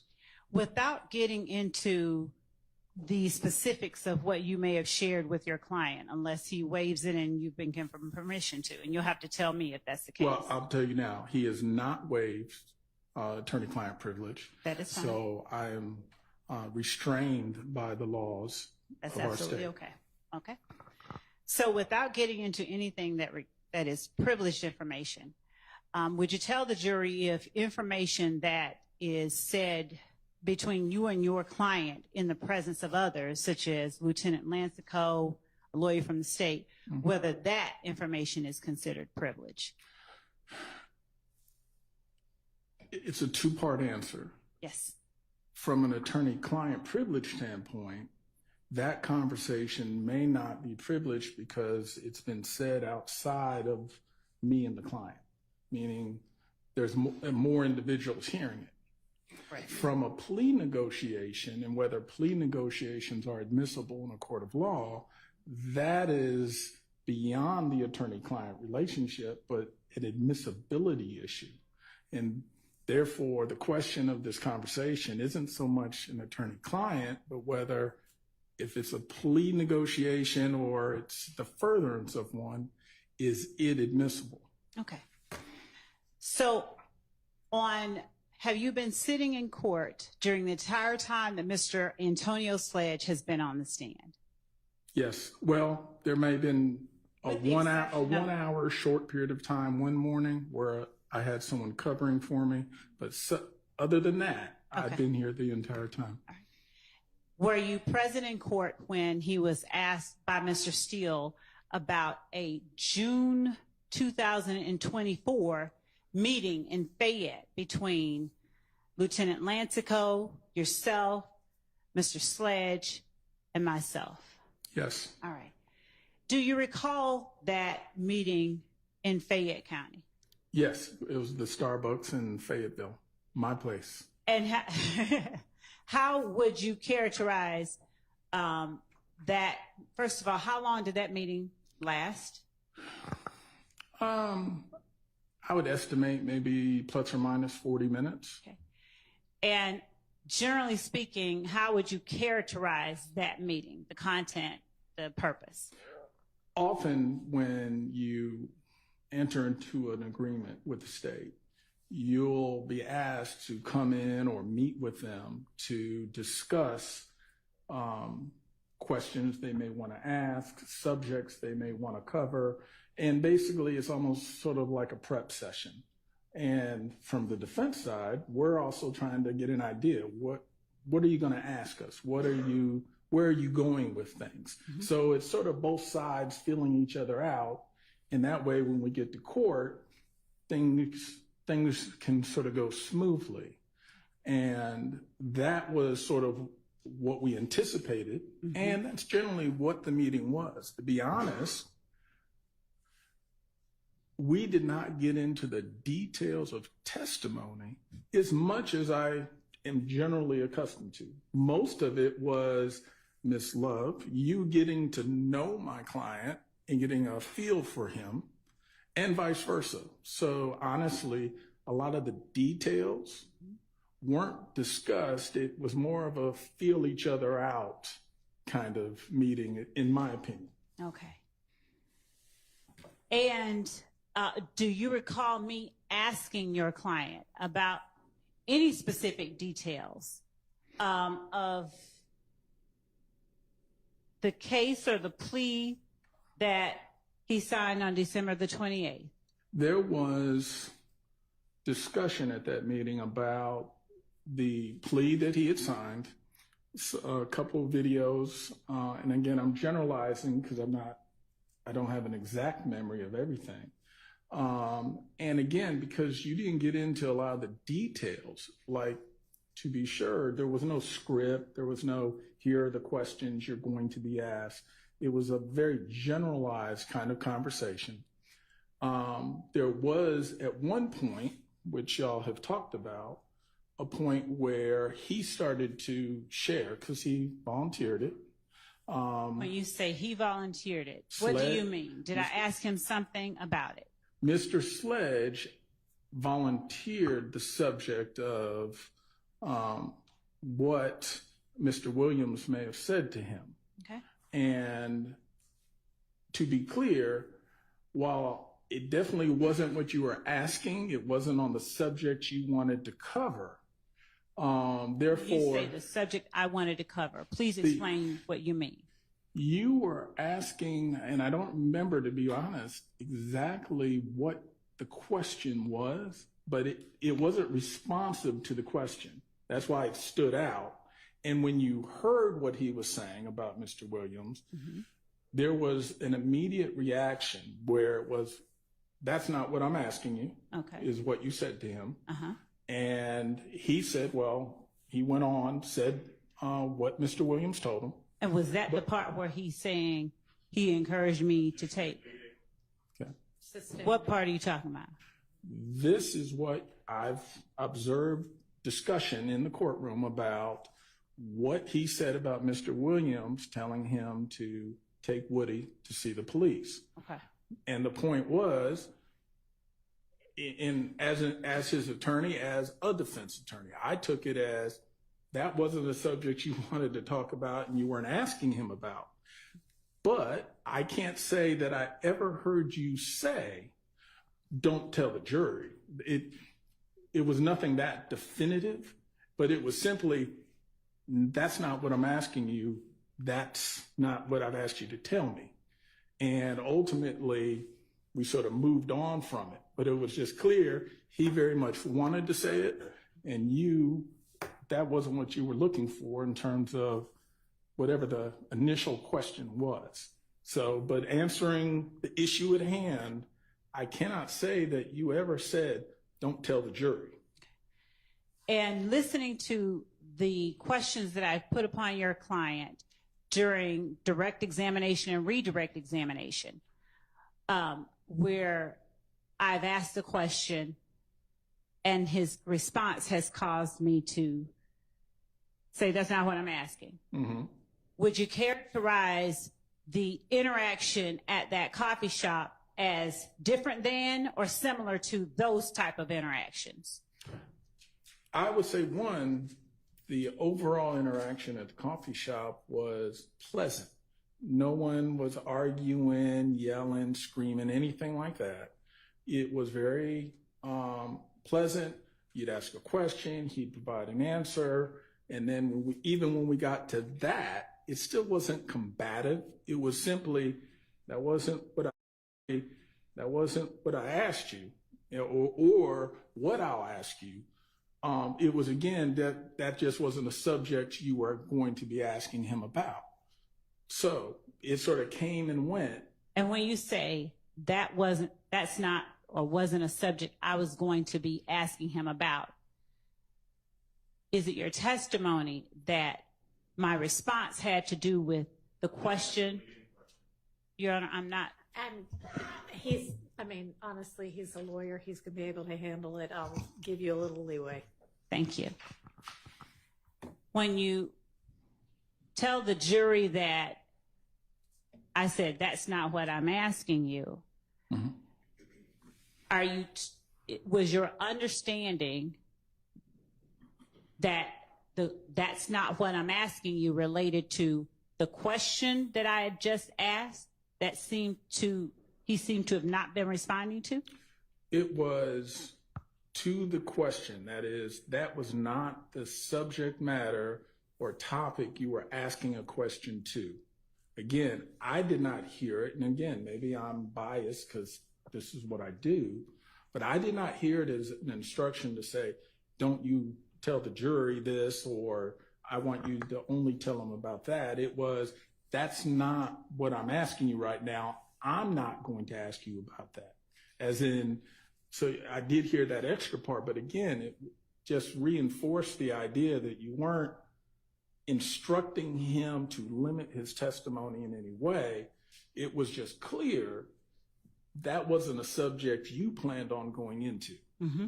So as a defense attorney, of course, yeah, my bell rang and I said, that's a hot topic, but it wasn't any ethical issue because I didn't hear you in any way try to discourage him or instruct him not to convey that information if asked. Okay. Now, were you present or were you asked by anyone else whether that was something that had been said? Well, I wasn't asked, but I will say I am defense bar through and through for almost 30 years. Just as I, in this situation, sort of call balls and strikes. I'm not on one side or the other. And when one side has contact with me, I'll reach out and have contact with the other side to make sure both sides are getting information.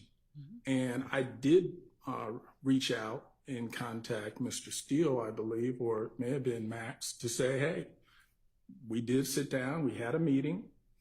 Quite honestly, there's no big secrets or anything about the meeting, but I will say there was a situation where when one subject came up, it wasn't what she was asking about, but it resonated with me because knowing what the issues of this trial are, I knew my brethren in the defense bar would want to make sure they knew, Sledge knew, or was told by Mr. Williams to take Woody to the police. Now, I imagine they may already know it, but they may not have known that Sledge had that information. So just as the state was aware of it, I wanted to make sure the defense is aware of it. And I've also made him available so that if they wanted to question him, he could also be questioned by them. In other words, fair to both sides. And were you present when Mr. Sledge was in communication via Zoom or some other way Absolutely. With Defendant Williams' attorney? Correct. In fact, there's not been a single attorney that's contacted me, and it's only a handful of times, but they've always contacted me to talk to Sledge. Okay. Every attorney has shown perfect professionalism. Were you asked by any counsel for any defendant whether the state ever instructed Mr. Sledge to not tell the jury that Defendant Williams encouraged him to go to the police? Let me answer it in two parts. Yes, I have told them. No, were you asked? That's the first question. Oh, okay. Let me make sure I'm addressing the question because, us lawyers, we like to talk. So did Mr. Steele ask you if I told Mr. Sledge, don't tell the jury that Defendant Williams encouraged you to go to the police? Did he ask you that question? I don't recall him necessarily asking the question, but I told him my observation of that conversation. And Mr. Sledge told him his observation of that, really on the same Zoom meeting. So he actually, without having to ask it, received it from both me and Mr. Sledge. And even at that time, I said, I did not hear it that way, but if my client says he heard it that way, then he heard it that way. So it's quote unquote, two people hearing the same thing may take it a different way, especially one who is a defense attorney. Did I inquire that of you after hearing that from Mr. Slade? Should I ask you about that? We have talked about it, yes. And did you tell me that you told Mr. Steele? No, I didn't hear that. Yeah. Well, I told Mr. Steele, I never heard you tell him, do not tell the jury. What I told you was that I've explained, I didn't hear her say that. I heard that she didn't seem to like that topic, but I can't say that I heard you instruct him. But my client insists that that's what he heard. So I know it's not a black and white answer, but that's the gray answer where my client has been very consistent saying, this is what he heard, but that's not what I heard. So I'm not gonna juice it up for the state or for the defense. I can only convey what I, in good faith, heard. And is there anything in particular that you recognized or saw that made you think I did not like that topic?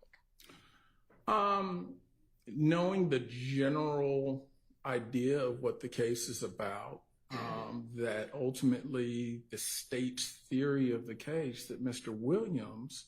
Without getting into what you believe the state's theory of the case is, I'm asking you specifically what you observed that made you believe. And Your Honor, I'd ask... That's not what she was asking, so no. Go ahead and ask your question. Thank you. I'm sorry. Please go again. I'm asking you what you observed me do or say, facially, non-facially, verbally, non-verbally, that led you to believe in some way that I didn't like that topic. The fact that you stopped him pretty abruptly, meaning as he was going into it, he sort of answered anyway.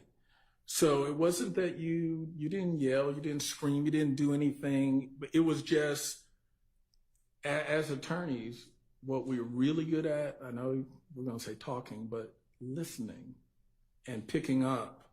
And when I saw that all of a sudden there was sort of a screeching stop point, that's when I realized, well, maybe, and again, not knowing the details of this case, maybe. So is that where you drew your conclusion? Let him finish his answer. Yeah, maybe that topic, that point has some meaning and some significance. And that's where my thought was, okay, well, just as something may be significant about it in talking to the state, let me also make sure I've conveyed to the defense, hey, that might be some sort of topic. And again, I didn't know what Woody did or didn't do because my role sort of stopped pretty early in this.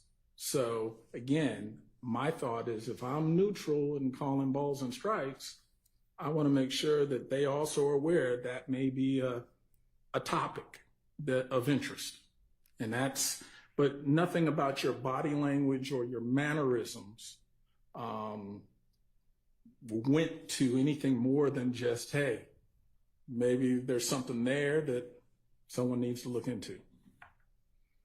Did I tell him that's not what I asked in a way different than you've heard me say that when he's on the stand? No. Okay. And when I've said that's not what I've asked when he's been on the stand, did you draw a conclusion that that was something I didn't want him to tell the jury? I didn't draw the conclusion, but I did draw a conclusion. The topic was not the topic you wanted to talk about, which, of course, I said, why? But it wasn't, I didn't extrapolate from that, oh, you're trying to make sure he doesn't tell the jury. Did you ever describe the meeting that we had as one where it was supposed to be kind of a get to know you kind of meeting? Yeah, I mean, that's in truth what it felt more like a let's feel each other out, get to know each other. And before your client offered up the information, Thug encouraged me to go tell the police or take Woody to the station. Mm-hmm. Had I asked him any questions leading up to that? You that was towards the later part. You had already gone through some questions. I think we had asked about video. We had asked about the history of Cleveland Ave and the formation of certain gangs, notwithstanding YSL, but even before YSL. So there had been plenty of conversation, and again, more of a get to know who Mr. Sledge is, where he's from, what part of the city, how he met folks, like how he met Mr. Williams, and those kind of things. So this particular part that we've been talking about wasn't the beginning, it wasn't the middle, it was probably more towards the end. And maybe 10 more minutes of meeting. Had I asked him anything about Donovan Thomas's murder? We clarified, as we did earlier, that one, he wasn't there, wasn't involved, and clarified he doesn't have specific information helpful to the state or to the defendants about the shooting of Mr. I'm blanking out that quick. Mr. Thomas. Yeah. Okay. I guess I know more so. All right. Now, you mentioned videos. Were you present in court when I asked your client about the Lie to Your Mama video? Yes. All right. Do you recall in June of this year, while we were at that Starbucks, that is your spot, where I brought up the Lie to Your Mama video? Yes. Do you recall whether I simply went into, there's a video where someone talking about you lie to your mama? I remember us talking about it generally because what was being discussed, not so much stated by him, but just discussed, is, this is sort of a street topic. You might pick up on any street conversation where we're talking about, hey, you might lie to your mama, your daddy, your family, but when you're in court, you got to tell the truth. But my question to you specifically is, weren't you finished, Mr. yeah, Gray? that was it. That was it. My question to you specifically is, do you recall me asking your client, I want to ask you about a video where they're saying you lie to your mama, you lie to your kids, and your client saying, that's not me. Do you recall that interaction specifically? Partially. I remember the conversation and the topic. I don't remember his answer being no. I remember that conversation led to a conclusion that this is something that's just said in the street. And he didn't necessarily have a point of origin of it or this or that, but it was just something that's in the street. So that's why I can't give you an answer to both parts of your question. Mr. Wright, do you recall me telling your client, so is the answer you don't recall him saying that's not me? Correct. Okay. That's okay. I remember it being played. Wait, you remember a video being played? I want to say, I don't know if it was played or we heard the audio. On what? Well, that's what I'm trying to remember because we only had phones. We may have had a laptop.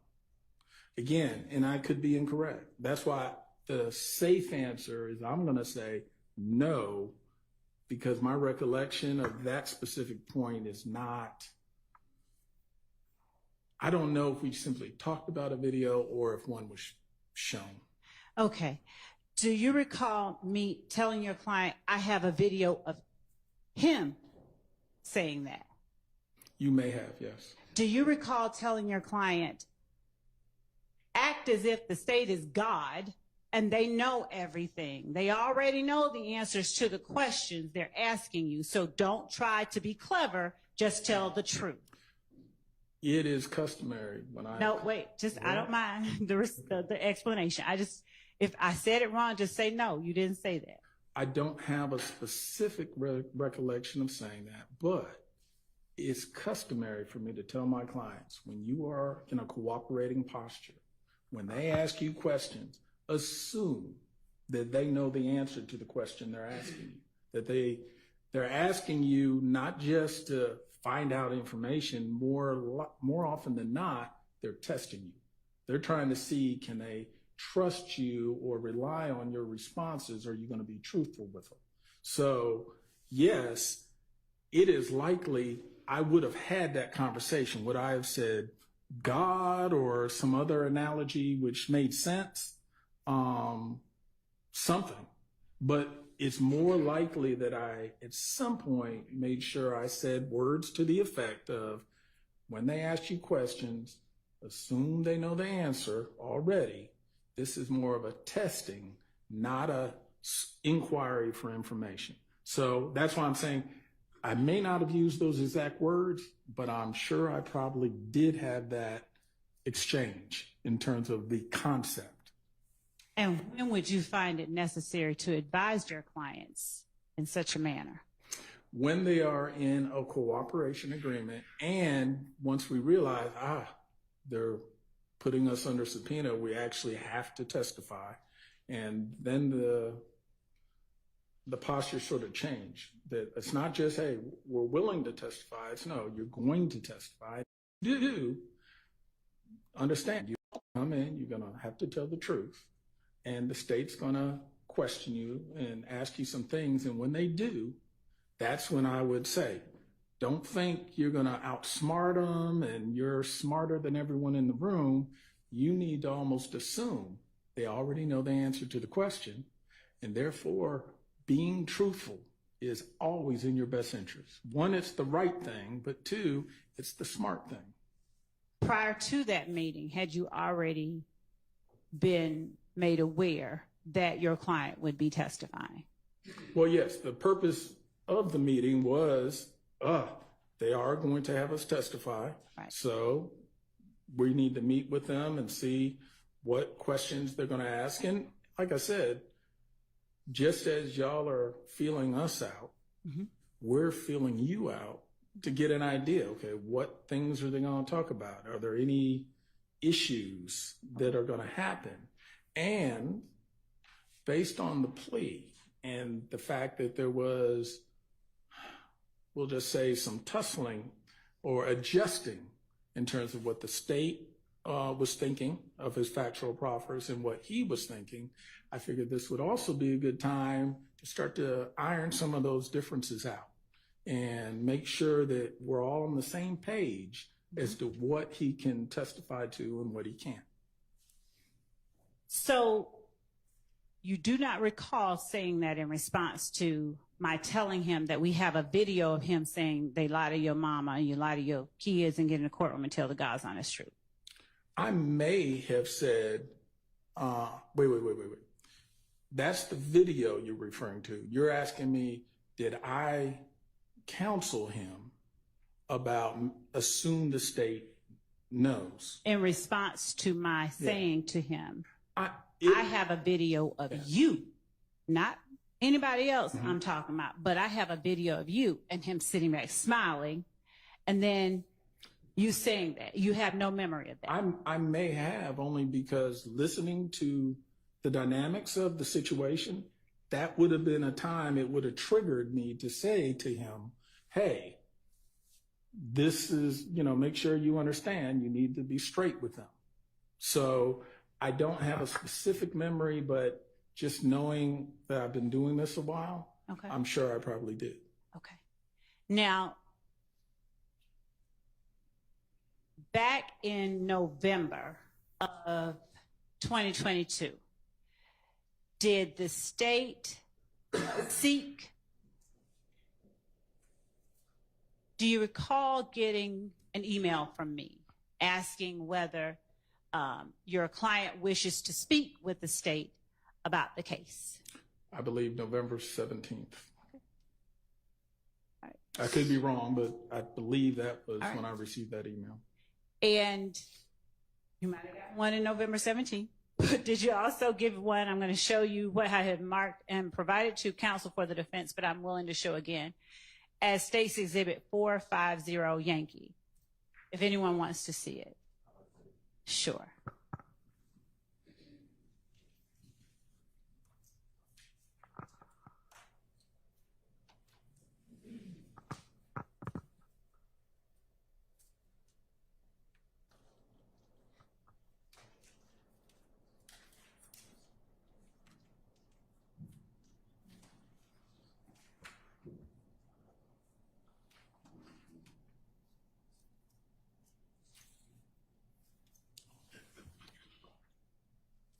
Oh, I left them.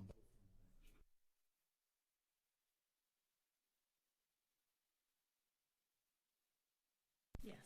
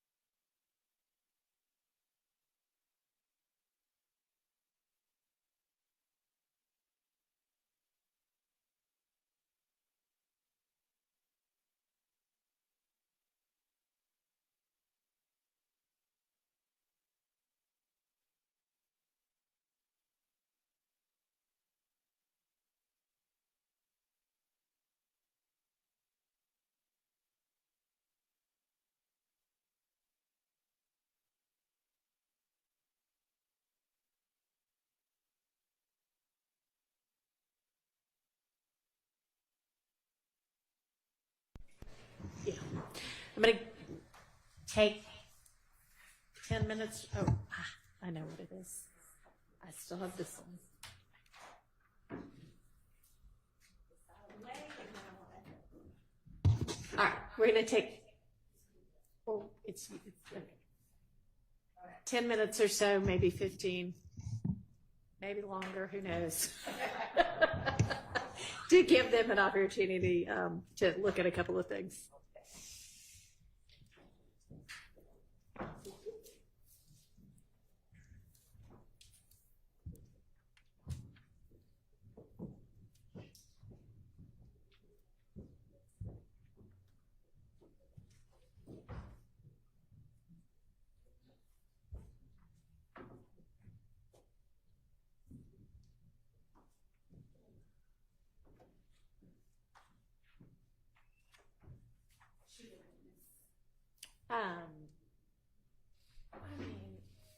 You're free to stay or free to step out. Do you want him to step out? Or yes? Okay. Do you mind stepping out?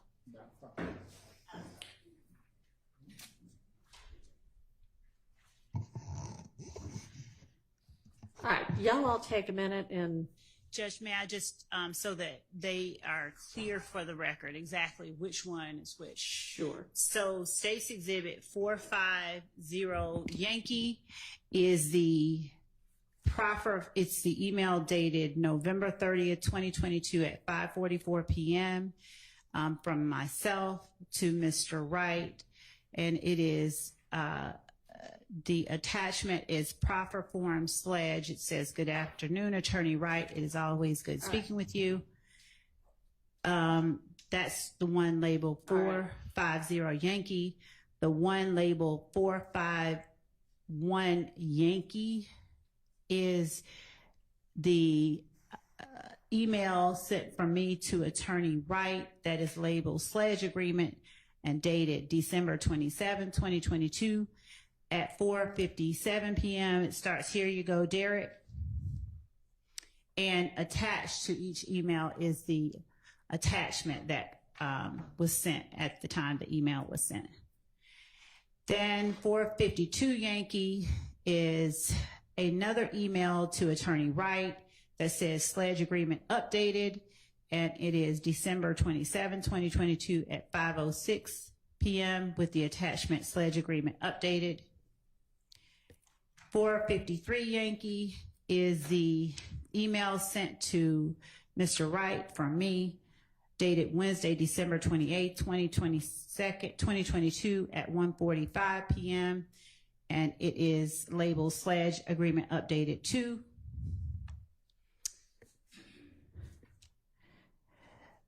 .454 Yankee is the email sent from me to Attorney Derek Wright at Wednesday, December 28, 2022 at 1:46 p.m. Labeled sledge agreement updated 2.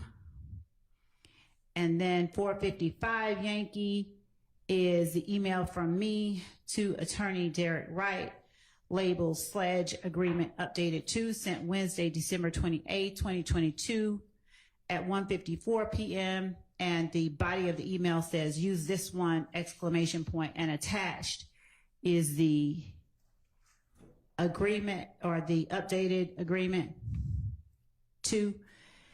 And then 456 Yankee is the email from me to Attorney Derek Wright on Wednesday, December 28th at 2022 at 2:34 p.m.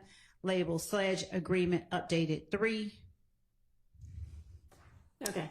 And that's it. All right. And do you plan to potentially utilize all of these exhibits with this witness? Okay. But they're also included. All of them are also included in the email that I sent. Yeah, I see each of those in that email from about an hour ago. So you'll want to take a few minutes, those of you who haven't had a chance to look at them, and look at them. All right, I'm going to step off the bench for a minute to handle another matter, but I'll be back in 5 minutes or so.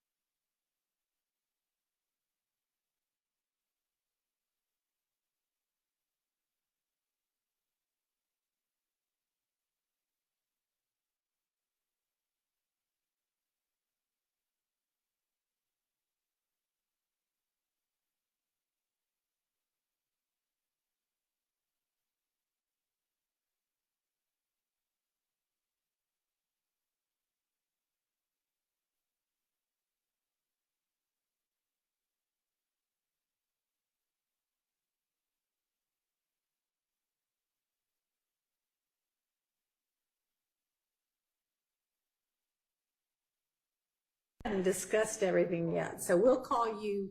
You can go ahead and remain outside. We'll let you know.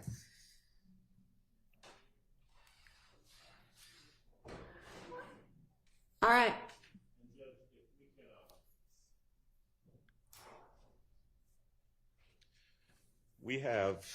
I need a few more minutes. I've got 7 documents that I'm going through trying to parse out what is different between each of those documents. I'm on number 5. And we're doing it together. It might be easy. Do you want to tell them what the differences are in each document? That might make it easier. You probably know what they are. You've gotten through 5 of them? All right, so just on between 5 and 6 and 6 and 7 then.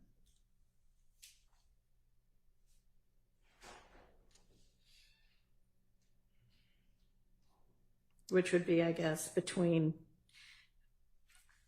454, 455, and then 456.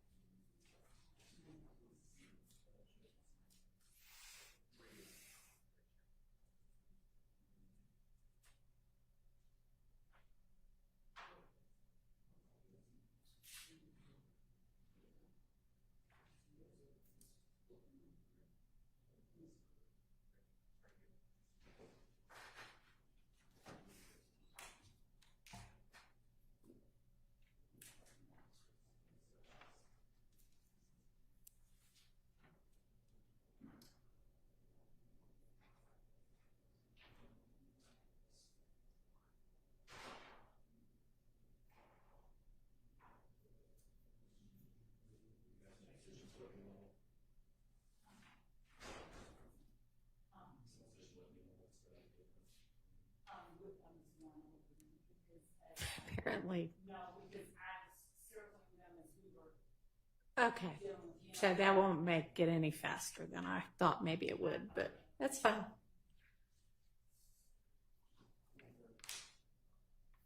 So are you going to be asking details about, is it what the changes were or just that there were changes? That there were changes in potentially what they were. Okay. All right.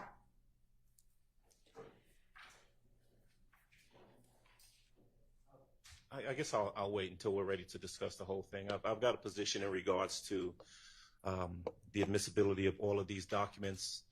Okay, altogether. What's that? Let me say this first, though, because we did have a discussion previously about candor. I made a statement when we were at the bench in regards to what I thought was the applicability of Code Section 24-4-410. Taking a closer look at it, I don't think it applies.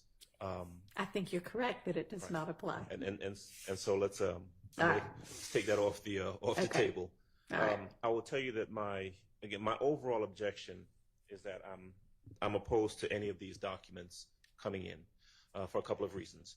And I know what the state has described them to be, that these are correspondences between the state and Mr. Wright in regards to this evolving, allegedly, plea agreement. I'll state for the record that the one thing I do have is an email, the initial email from the state to Mr. Wright. Mm-hmm. I don't see, and we've not been provided, and the state can let me know whether they have them, any responses, email responses from Mr. Wright that would kind of inform us as to, well, what are the discussions that are going back and forth. So I don't know what Mr. Wright's responses are. If he, for example, sends some suggestions as to this is what I want changed, or this is what my client says. So I just don't, I can't address that. But in addition to that, my recollection from Mr. Sledge's testimony ultimately is that he indicated that there were changes made to the agreement. that he suggested changes, or he told his attorney that some things needed to be changed, and the state declined to change some, and they did change some. He ultimately admitted that. And so if the intent of the state by trying to introduce these documents is to show that there were changes made, well, that's not necessary, because that's come out through the testimony. Now, if they want to, if their intent is to say that there was a specific change made to maybe a specific section, that can also come out through testimony. If this witness, Mr. Wright, and I presume he does, that he would know that Section 8, and I'm using that hypothetically, Section 8 of the agreement was changed from this language to that language, and he can testify to that. But I don't think that the wholesale admissibility of all of these documents is really necessary to prove the point that the state is attempting to make. And Mr. Sledge was on the stand. He could have been confronted if the state's intention is to give him different versions and say, well, didn't this change from version number 1 to version number 2? He could have been confronted with that. Well, I mean, she could have maybe tried, but I'm not sure that that would have been successful, since these are conversations and correspondences between Miss Love and Mr. Wright, not between Miss Love and Mr. Sledge. So I don't know that. I mean, I think he even said, I don't know what got said between my attorney and her. I just know what my attorney and I said. So that wouldn't have gone very far. Yeah. So do you have an evidentiary objection to these, or just, I don't really want them in? Well, you know, they're not, I don't believe that they're prior, it's not a prior inconsistent statement. I don't know if they're trying to introduce them as impeachment. If that's the case, then I would suggest to the court that they are not prior inconsistent statements of anyone. And I would say they're not relevant, that under 403 it's a waste of time. Okay. It doesn't prove any point that's at issue in this case, certainly this witness can testify to. All right, well, at this point, those are overruled. Are we ready for the witness now?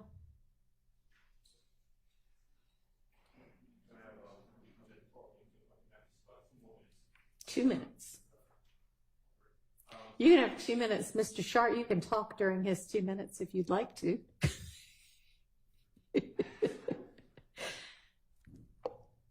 Your Honor, I was just trying to support Mr. Adams here a little bit, because we're essentially with these different documents. The documents didn't even come through on my email, so I was sent them afterwards. But we're just trying to identify the changes.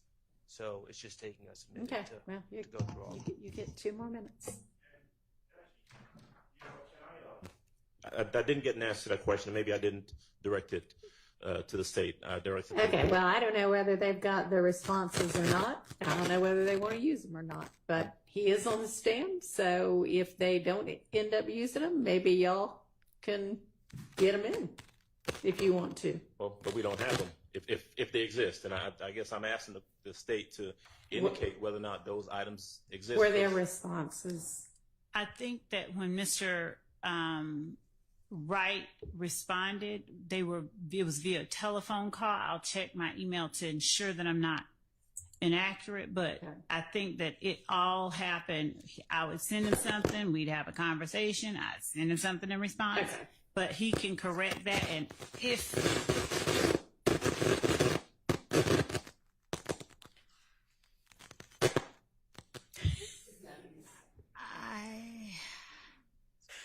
I won't touch it. But I'll check my emails for all emails from Mr. Wright. She'll check while y'all are doing that last bit of review.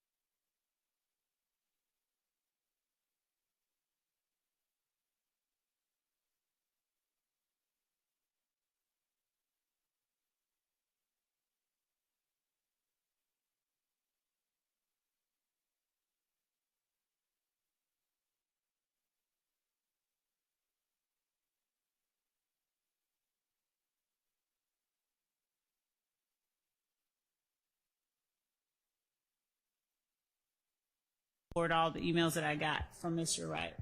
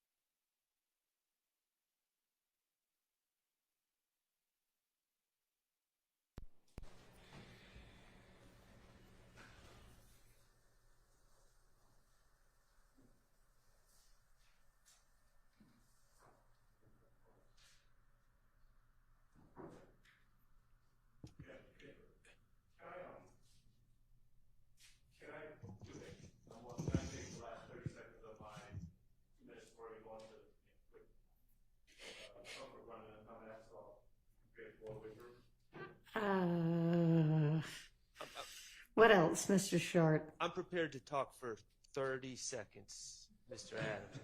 Okay. So, all right, go ahead, Mr. Adams. My concern here is, again, I don't know the logistics and how everyone's planning on doing this, but for instance, there is a older version that was not adopted by Mr. Sledge that was the version. Mr. Williams, could you pass me, Mr. Williams, could you pass me those? Yeah, thank you. So there's a version, the final version of version 2, which was then changed to the final version of the plea agreement. And it says under number 8, the language, as we've already heard the state read, about laying low. And then it says, and during the meeting, this is the meeting at the home, defendant, which would be Sledge, personally heard a YSL associate state, I caught that N nut down bad. Now, clearly, this is something that Mr. Sledge denied happened and has been taken out of the final plea agreement. But why? What my concern is exposing the jury to things that are not true.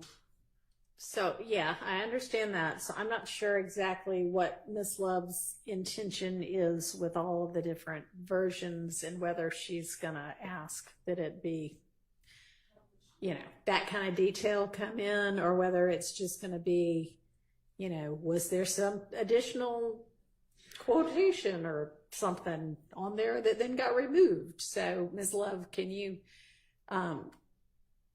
shed some light on that? Yes, Judge. As it relates to, I think I have asked Mr. Sledge, in fact, certain things, and the objection was that it was, of course, a document that wasn't in evidence, and I should not refer to it as a prior version, where I was trying to get him to compare something, one document to another. Right. So the intent here is to show the jury that changes were made at Mr. Sledge's request and certain changes were not. And I just actually found, in response to questions from the defense about responses from Mr. Wright, and I just emailed it to them, an email from Mr. Wright to me on from back then, it looks like December 27, 2022, where he's enumerating certain things and responding to it and making recommended changes. So there are certain things that I would agree just don't need to be said. They serve no purpose. And it would be just as beneficial and serve the same purpose to say number 8 is different and I took out certain things as it would to try and put in all that language. And that just doesn't seem necessary to put in that, some language that might be considered inflammatory, that the state thought was the case and they said, no, it wasn't. Right. Just the very fact that they had us take out language is what the state feels is important that the jury knows. Okay. So, no, to the extent that, and if I don't think And I guess if you are going to tender that for admission, then that can be redacted and it can just show there was something in quotes that was then removed. Yeah, I like that idea. And I'll, if necessary, I can really quickly go out and talk to Mr. Wright. But right now I don't expect to have him read certain things. And I know he's a lawyer, so he won't do it unless I tell him to. So I think that we're okay there. Okay. All right. But was there anything else I'm sorry, did you have more? I was just saying that I was still sending them over the emails from Mr. Wright. All right. Was there anything else in particular that you feel like if the particular document does come in, part of it needs to be redacted out? I think we're all in We agreement just on got an that one. email, Your Honor, which has Brady material in it. Was just given it sent to us I haven't seen it. It didn't. 10 make sense seconds to me. ago. Yeah, it's interesting. I don't have it yet. Yeah, it's kind of coming through slowly. Some of us Okay. quicker than others, All and right. I'm having it printed out. And I know we've got the jury back there waiting, Judge, and I'm not trying to belabor anything. No. But this is trying to kind of handle this on the fly as we're getting emails I understand. in the middle of this. Okay.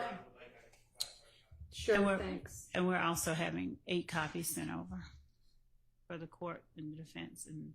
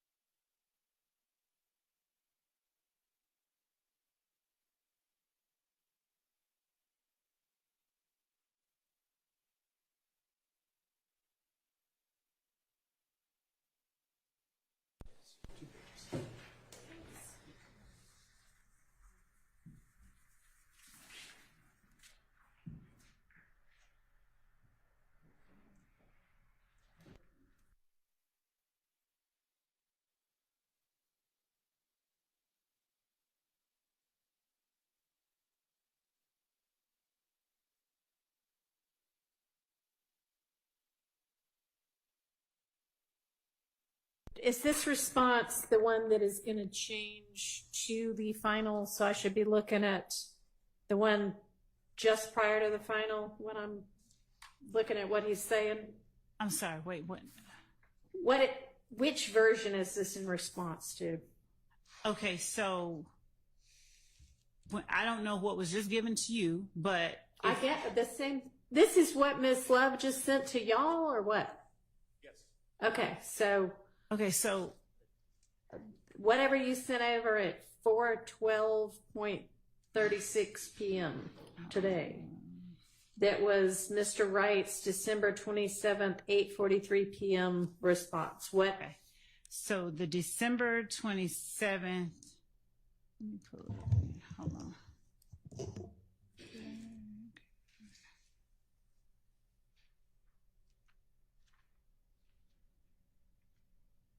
Okay.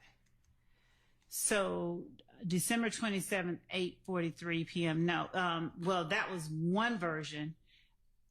We talked more in court, so obviously there were other versions. I'm just wondering what I should be looking at when I'm seeing what Mr. Wright's talking about.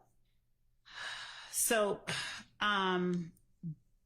if it's December 27th, 8:43, let's see, going back to December 27th to a So December it's going to be 7th. the 506. It will have to be 452Y. Yes, that looks right. That looks correct. And then All right. December 20, but there were other versions sent back as we talked more in court the next day. December 28th, so 453, 454. I know. Your Honor, Yes. to answer your question, this email sent by Mr. Wright on the evening of December 27th would have been between the Sledge Agreement Updated and Sledge Agreement Updated 2. Okay. All right. That's what I thought. And is the alleged Brady, what is that? Item number 3? I hadn't read it all yet. Sir, I haven't either, but certainly number 3 is absolutely Brady. 4 as well. Except he said that it wasn't. And it also obviously conflicts with what they kept as his factual acknowledgement, so it's clear that Mr. Wright was telling them that's not true, but it's still maintained. They still kept it as a factual acknowledgement. Okay, well, this isn't actually saying that's not true.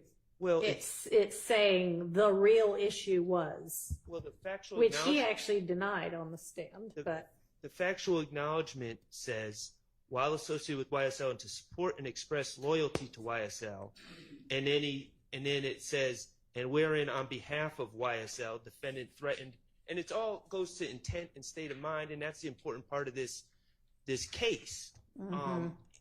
You know, no one's denying that the video was made, but what is the reason behind it? And from this email, Mr. Wright is clearly telling the state in an email on December 27th, the video may have seemed like an issue was gang related, but it was actually about a girl that Sledge was dating, and Kel started kicking it with her. That was the real issue behind that.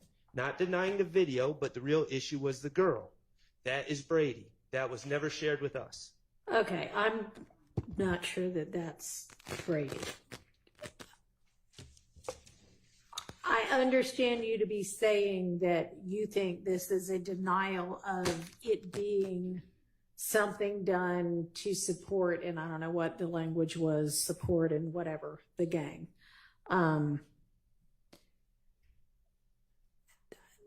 Your Honor, that's the crux of the case. Yeah, no, I know. And a whole lot of this, y'all are going to have to ultimately argue to the jury your various sides, but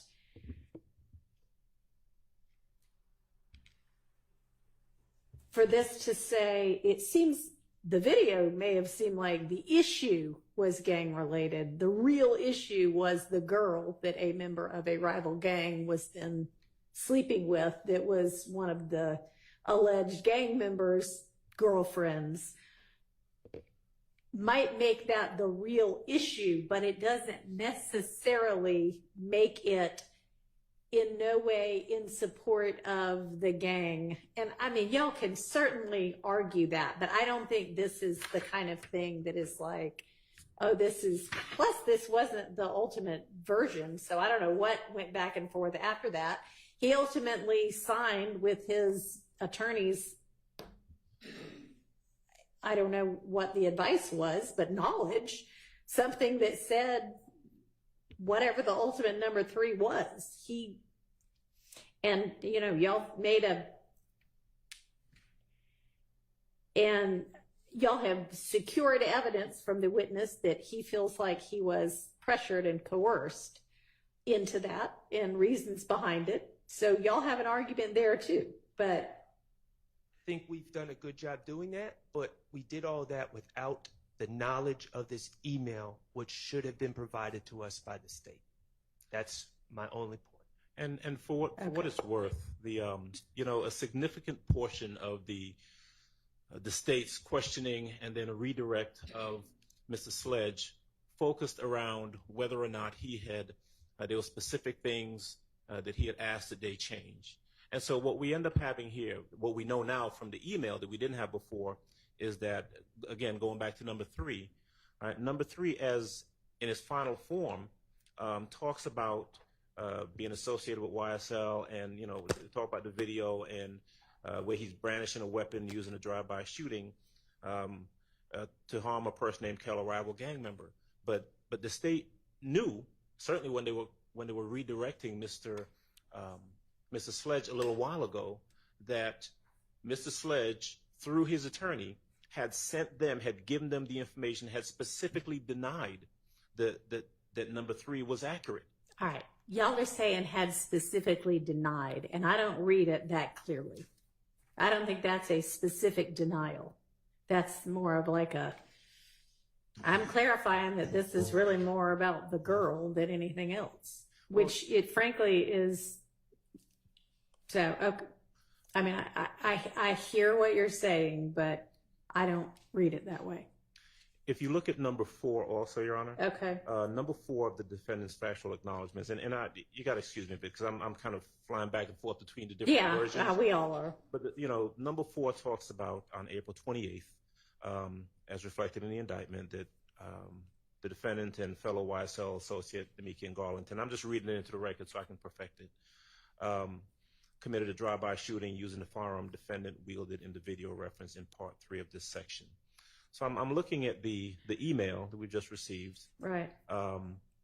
And it gives a whole total different accounting of that, where, and of course this is coming from Mr. Sledge, because Mr. Wright says in his email, he said he didn't know because he was cool with Peanut, who was seeing his cousin, would even be at family reunions together. He thinks shooting Peanut was not planned, but more impromptu, or at least very short, or a little planning. He said he didn't know until after it was done, when it came on the news. He had been watching the Patriots versus Steelers games with it, then the news reported it. You know, so this again, and what you've got is the state directing and then redirecting and challenging Mr. Sledge on these very specific factual allegations, and whether or not he had told his attorney that, or whether or not he had suggested that be changed in the agreement. And what we have here, what we know now, is that Mr. Sledge was in fact sending those, you know, correcting these very specific factual allegations, sending them to the state, and the state, well, because it doesn't appear in the factual acknowledgments, the state ignored it, or they refused to make it. Okay, so I'm not sure what y'all are looking at, because the version of number 4, factual acknowledgement number 4, that Mr. Wright is speaking to in this email that he sent on December 27, 2022 at 8:43 p.m. is, we agreed, at least Mr. Shart and I agreed, was Sledge agreement, the one that is 452Y, from the one that's called Sledge Agreement. Well, there are two that are called Sledge Agreement Updated, but this is a correspondence between 452Y and 453Y, but ultimately the end product. After the one labeled Sledge Agreement Updated that came from 12/27 at 5:06 p.m. And that one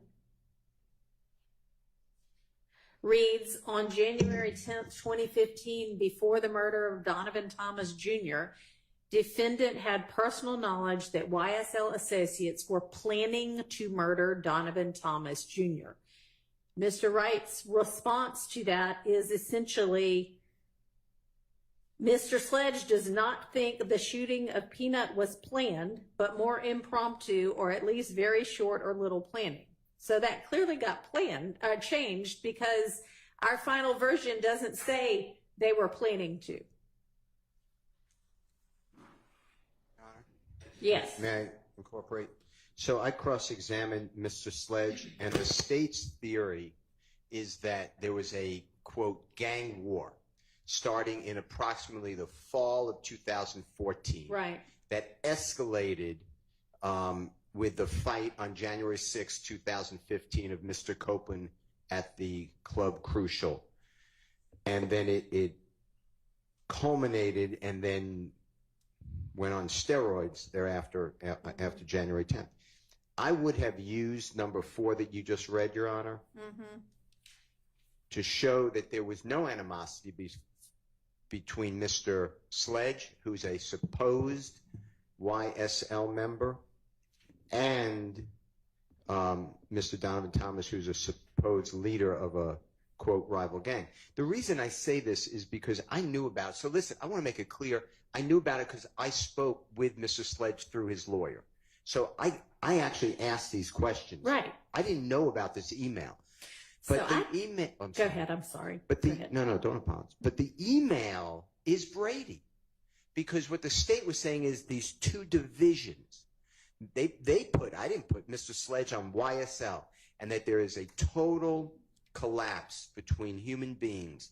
And that, to me, you know, I learned Brady to be anything that is potentially exculpatory or impeachment or mitigation.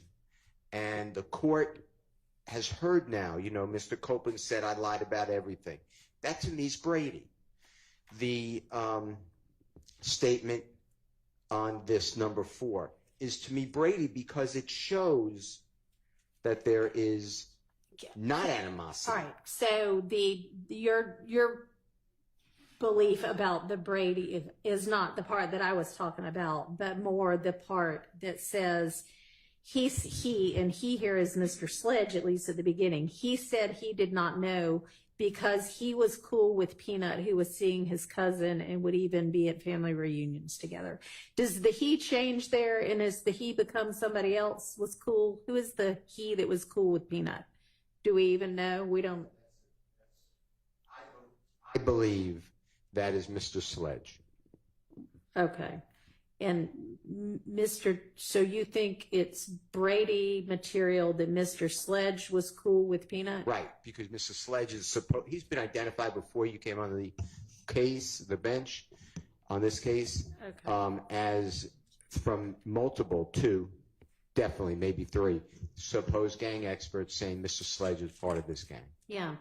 So to me, and it just fits into the whole, I thank you for allowing us to get these emails, but these emails there's a special duty here. And this is not the special duty, I don't believe. Okay, so I'd like to see all the emails from Mr. I think she's looking and sending all that she has. Is that correct, Ms. Love? Two things. Yes, and when the court permits me an opportunity to respond to all of this, I would appreciate that opportunity. Okay, what was the second thing? Or one was yes, and two, you want an opportunity to respond. Okay, all right. So Mr. Sledge has been available to the defense to speak to as well. We just heard that from Mr. Wright, in fact. And so I'm sure that Mr. Sledge, if asked, would have told anybody that asked, especially the defense, what his relationship and thoughts about Peanut were. So he did, and I even asked him about it, and he answered similar to this. All right. But that really is besides the issue. The issue is that the prosecution has to do. There's one thing. There's a Brady duty, and then there's a Brady violation. There's no violation because I knew about it, and it came out of court. But there is still the duty. Okay, a Brady, I mean, we all know what Brady material is, I hope. And if something is equally available and as easily gotten by one side as the other, that sort of takes it out of the realm of Brady. I don't agree with that respectfully, because what if I didn't do my job?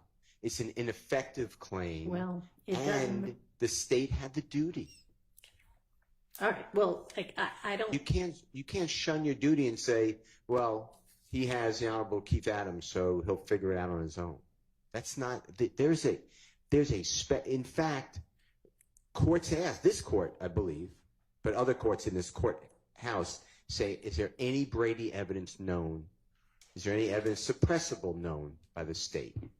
And they give it to you, or they're supposed to. So I don't agree that, hey, go find it for yourself. Well, I don't read that part of number 4 to be Brady. Yes. May I respond to number 3, though? I mean, the state provided us with a plea agreement with factual acknowledgments that appear on its face to be Mr. Sledge acknowledging certain things were done on behalf of YSL to further YSL. I don't have equal access to Miss Love's emails with Attorney Wright that she has.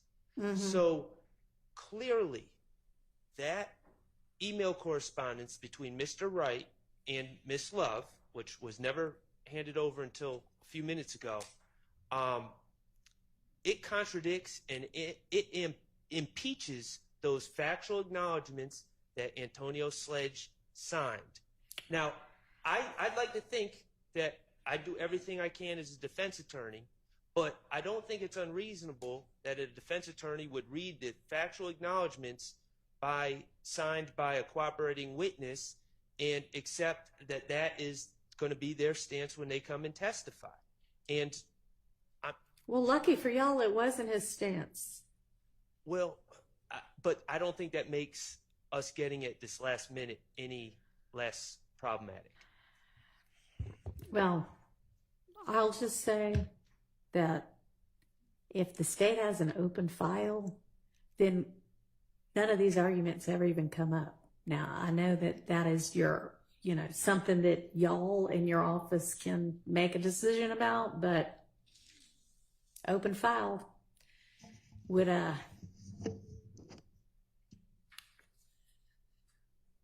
just exactly what I said. So, okay, Ms. Love, what do you want to respond to? What do you feel like there still needs to be a response to? Your Honor, I think that the court sort of encapsulated the position that I have pretty well. So you sort of took away the many of the responses that I had. And so, in as much as anything else that Mr. Wright sent to me is being printed out, I think we have them all printed out. I'm going to send them over and disseminate to the counsel for the defense and to the court. Okay, thank you. Do I understand that to mean that there are more coming? It sounds like it.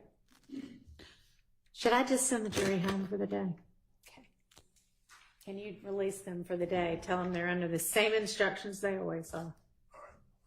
Thank you.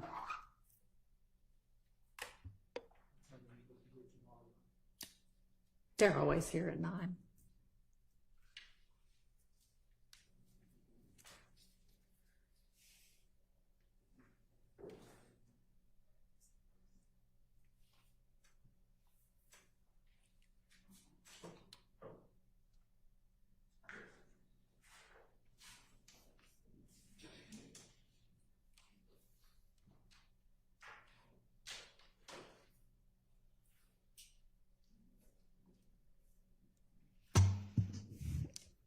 And I'm just going to put on the record that in terms of what is and is not Brady, I mean, the Brady v. Maryland case establishes it, and there's all kinds of Georgia case law that sort of reiterates it. And one of the prongs is definitely that the defense did not possess the evidence, nor could the defense obtain it with any reasonable diligence. Disagree, respect. That's a I violation. mean, you can disagree with it, but it's what the case law That's holds. a violation. That's because the case law, in an appellate opinion, is saying the defendant, the accused, convicted person, the criminally accused, is now complaining and wants the case reversed because of a Brady violation. And then there's a 4-part test, and one of the parts is, was with due diligence this information accessible? I'm not saying that. Before that, there's a Brady obligation. That falls upon the state, whether it's easily accessible or not. If 2 experts say different things and the state puts them both on the witness list, but doesn't give the accused to say, hey, one expert says actually it's favorable for your client, and they hold back that report, that's a Brady obligation breach. Now, the fact that I was on notice that there's another person on the witness list, you would expect me to interview the person, and I would have found out about it. I mean, I think I understand what you're saying, is that if it is exculpatory or impeaching, there is an obligation to provide it. Okay. I guess I am looking at it from the position of, if you are claiming at this point, here's another Brady violation, I have to look at what are these factors, and I don't find those factors to exist here. And that's why I thought I always said I knew about it, so I'm not saying it's a violation, but it is an obligation of the state. We shouldn't be getting it. I should have really had this before I cross-examined Mr. Sledge. Should have had it before trial. And Brady, the way I understand it, is an ongoing obligation that triggers immediately. Well, okay. Again, I don't read it in the same way that y'all apparently do. And I can't imagine that you would have wanted to use this particular exhibit, because if you used part of it, the rest of it could have come in, at least with regard to what's in each particular number. And the entirety of what's in number 4, I do not think would be beneficial to the defense side of the case. Sure. This exhibit, are you referring to the email or not the exhibit? I'm sorry, bad word if I use that. This email from Mr. Wright of December 27th at 8:43 p.m. I would like the opportunity to decide what I'm going to use and not. How about that? I understood. I guess we can tell Mr. Wright he can come back tomorrow too. At 9. Thank you. So have you, did you say you were going to print or you were going to forward the whatever other emails there were? I have printouts. Okay. Do you want to dole those out to everybody? Yes. Okay.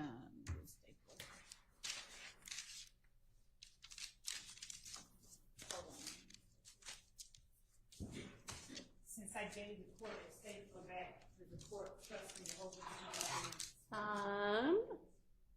Yes.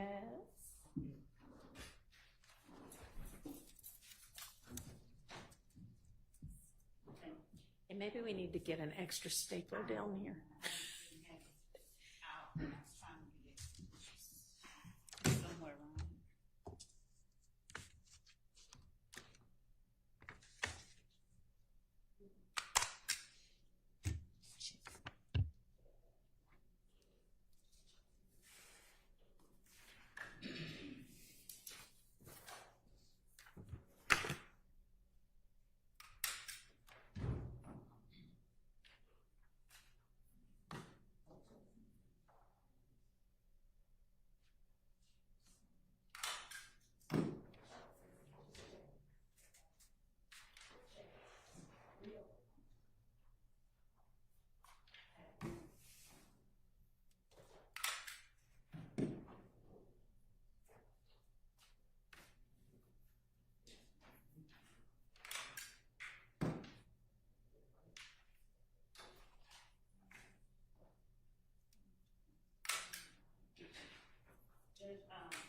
You're out of state.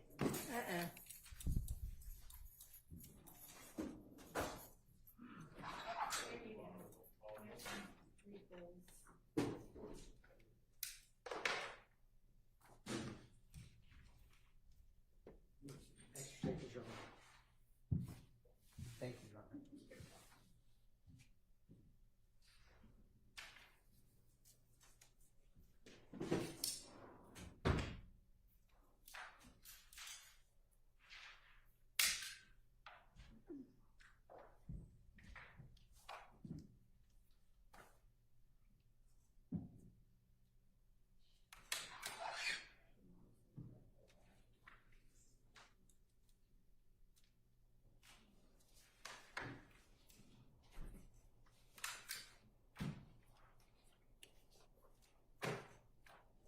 Judge, I asked the courts, I asked for an in-camera inspection of one portion of this before I send it out.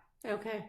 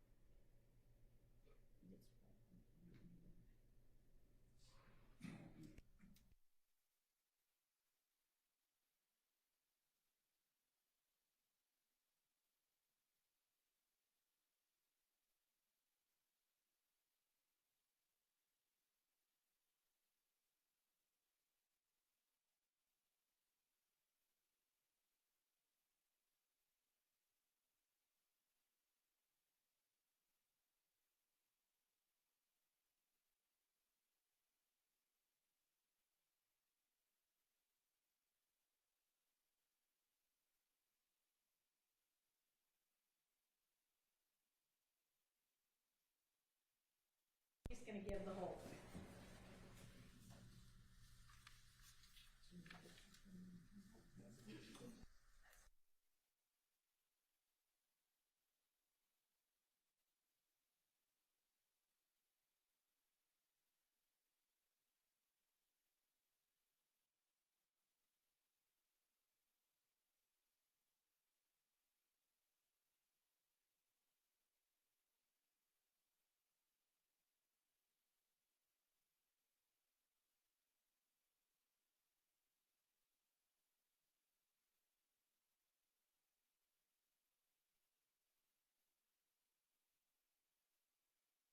In the record Yep. for you, In Ray Haney, Haney, and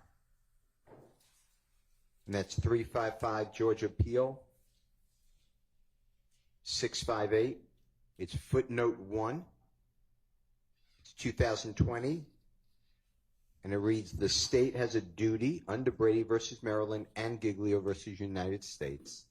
Giglio is Giglio, to disclose favorable evidence to the defendant in a criminal matter. This includes disclosure of impeachment evidence which could be used to show bias or interest of a party on the part of a key state's witness. And I say that solely because I don't believe what the court was saying about the 4-part test. That comes afterwards, after a person is... Right, I thought I clarified that. All right, thank you.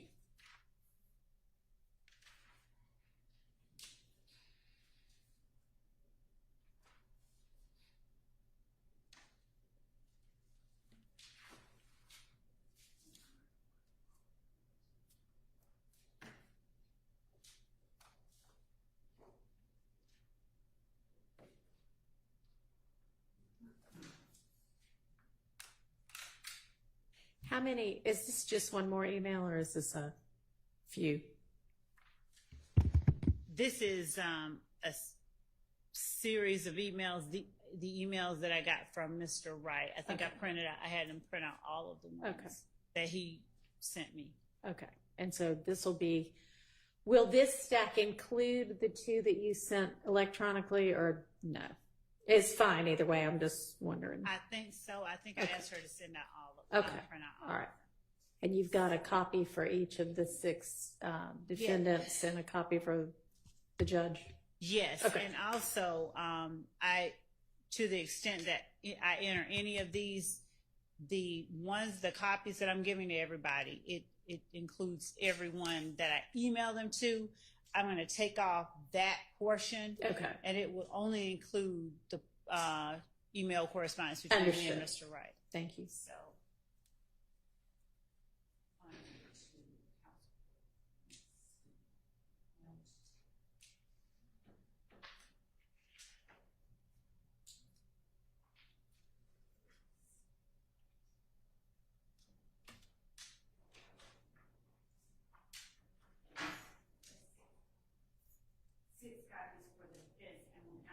Thank you.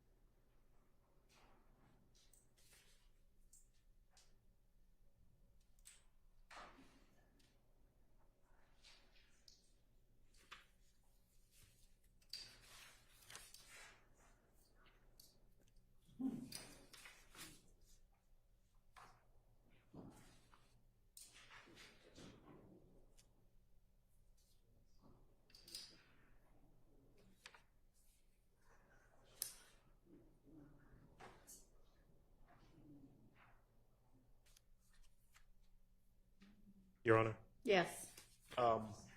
Let me inquire of the court, because I want to be really careful about this. Okay. Mr. Wright, of course, is on the stand. He's a witness. He's been sworn. He's testifying. And my general thinking would be, well, we're not really allowed to talk to him at this point. I would think that's accurate. Right. My thinking, though, is as we're sitting here talking about it in regards to the email exchanges, and I'm not casting aspersions on anyone. We've received what the state said that they have in their possession, although they initially said that most of the correspondence were by phone. And I don't know whether or not there are additional email correspondences that may be in Mr. Wright's possession, and maybe not in the states. And I'm wondering if the court. Let me suggest that if you want to send an email to Mr. Wright, copying the state and saying, if you want to identify him, we've got, the email of whatever date, whatever time. If there are any others, can you please forward them to, everybody copied, which would be all of the attorneys. You can certainly do that. And then I'll copy the court on that email as well. Okay. Your Honor, may I request that the email simply request of Mr. Wright to forward everybody all the correspondence related as to. well. Sure, I guess that would be cleaner. Yes, thank you. That's fine. If you want to be the one that sends out the email, that's fine too. Thank you. Okay. That would you know what? One moment.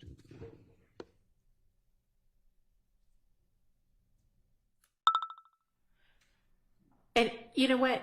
Whoever sends it out, you can say we all discussed it in court with the judge, and the judge is fine with it. Sure. We don't have any problem with the state sending that out. He's their witness technically at this point. All right. So Ms. Love, if you wouldn't mind doing that this evening. Okay, great. She's happy to provide him even with this copy here. Yeah, if you want to do that, if that would make it easier, or if you just want to say, hey, can you send everything you've got? However you want to handle it. I will do both. Okay.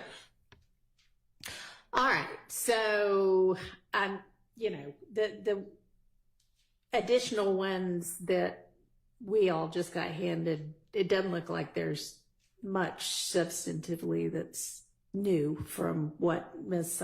Love already had provided electronically. It's more, but it's not really new. Is there anything else we need to talk about before we break for the evening? Yes. And then the investigator who's been in court, so I don't know if that matters, but. So will you call both of them, or? I will call both of them. So Lieutenant Lansigo she's been tasked with specific things as it relates to this case, but I did not, at the time that we put Mr. Sledge on the stand, have any idea you'd be calling I didn't either expect of to them? have to call either one of them. But since we do, obviously there's case law that. Yeah, it doesn't exclude them from being a witness. If you want to bring up you've been in court the whole time, that's fine. But. And then the next witness is what I was getting. So hopefully the two of them won't take the entire day, or to borrow a phrase from Mr. Steele, God forbid, more than a day. Do you have the next witness available tomorrow as well? We are attempting to secure a person who's not trying to be secured, but who is under subpoena. Okay. And we also have Mr. Thomas Burnett. Okay. So you'll have somebody available tomorrow. We do. Do good. Okay. Yes. Yeah. Yes, sir.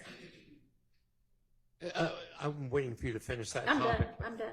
Yeah, the only thing I was going to request is for the other defendants who have pled out, if there are similar email communications between the state and that attorney where they were going back and forth on their acknowledgments. So, for example, for Murphy, Mr. Arnold, Mr. Stevens, Greer, Kitchens, Mr. Lee, Mr. Sumlin, Mr. Beebe, instead of waiting till the last minute or maybe not getting it at all, Could we have that email communications as well? How do you feel about that, Ms. Love?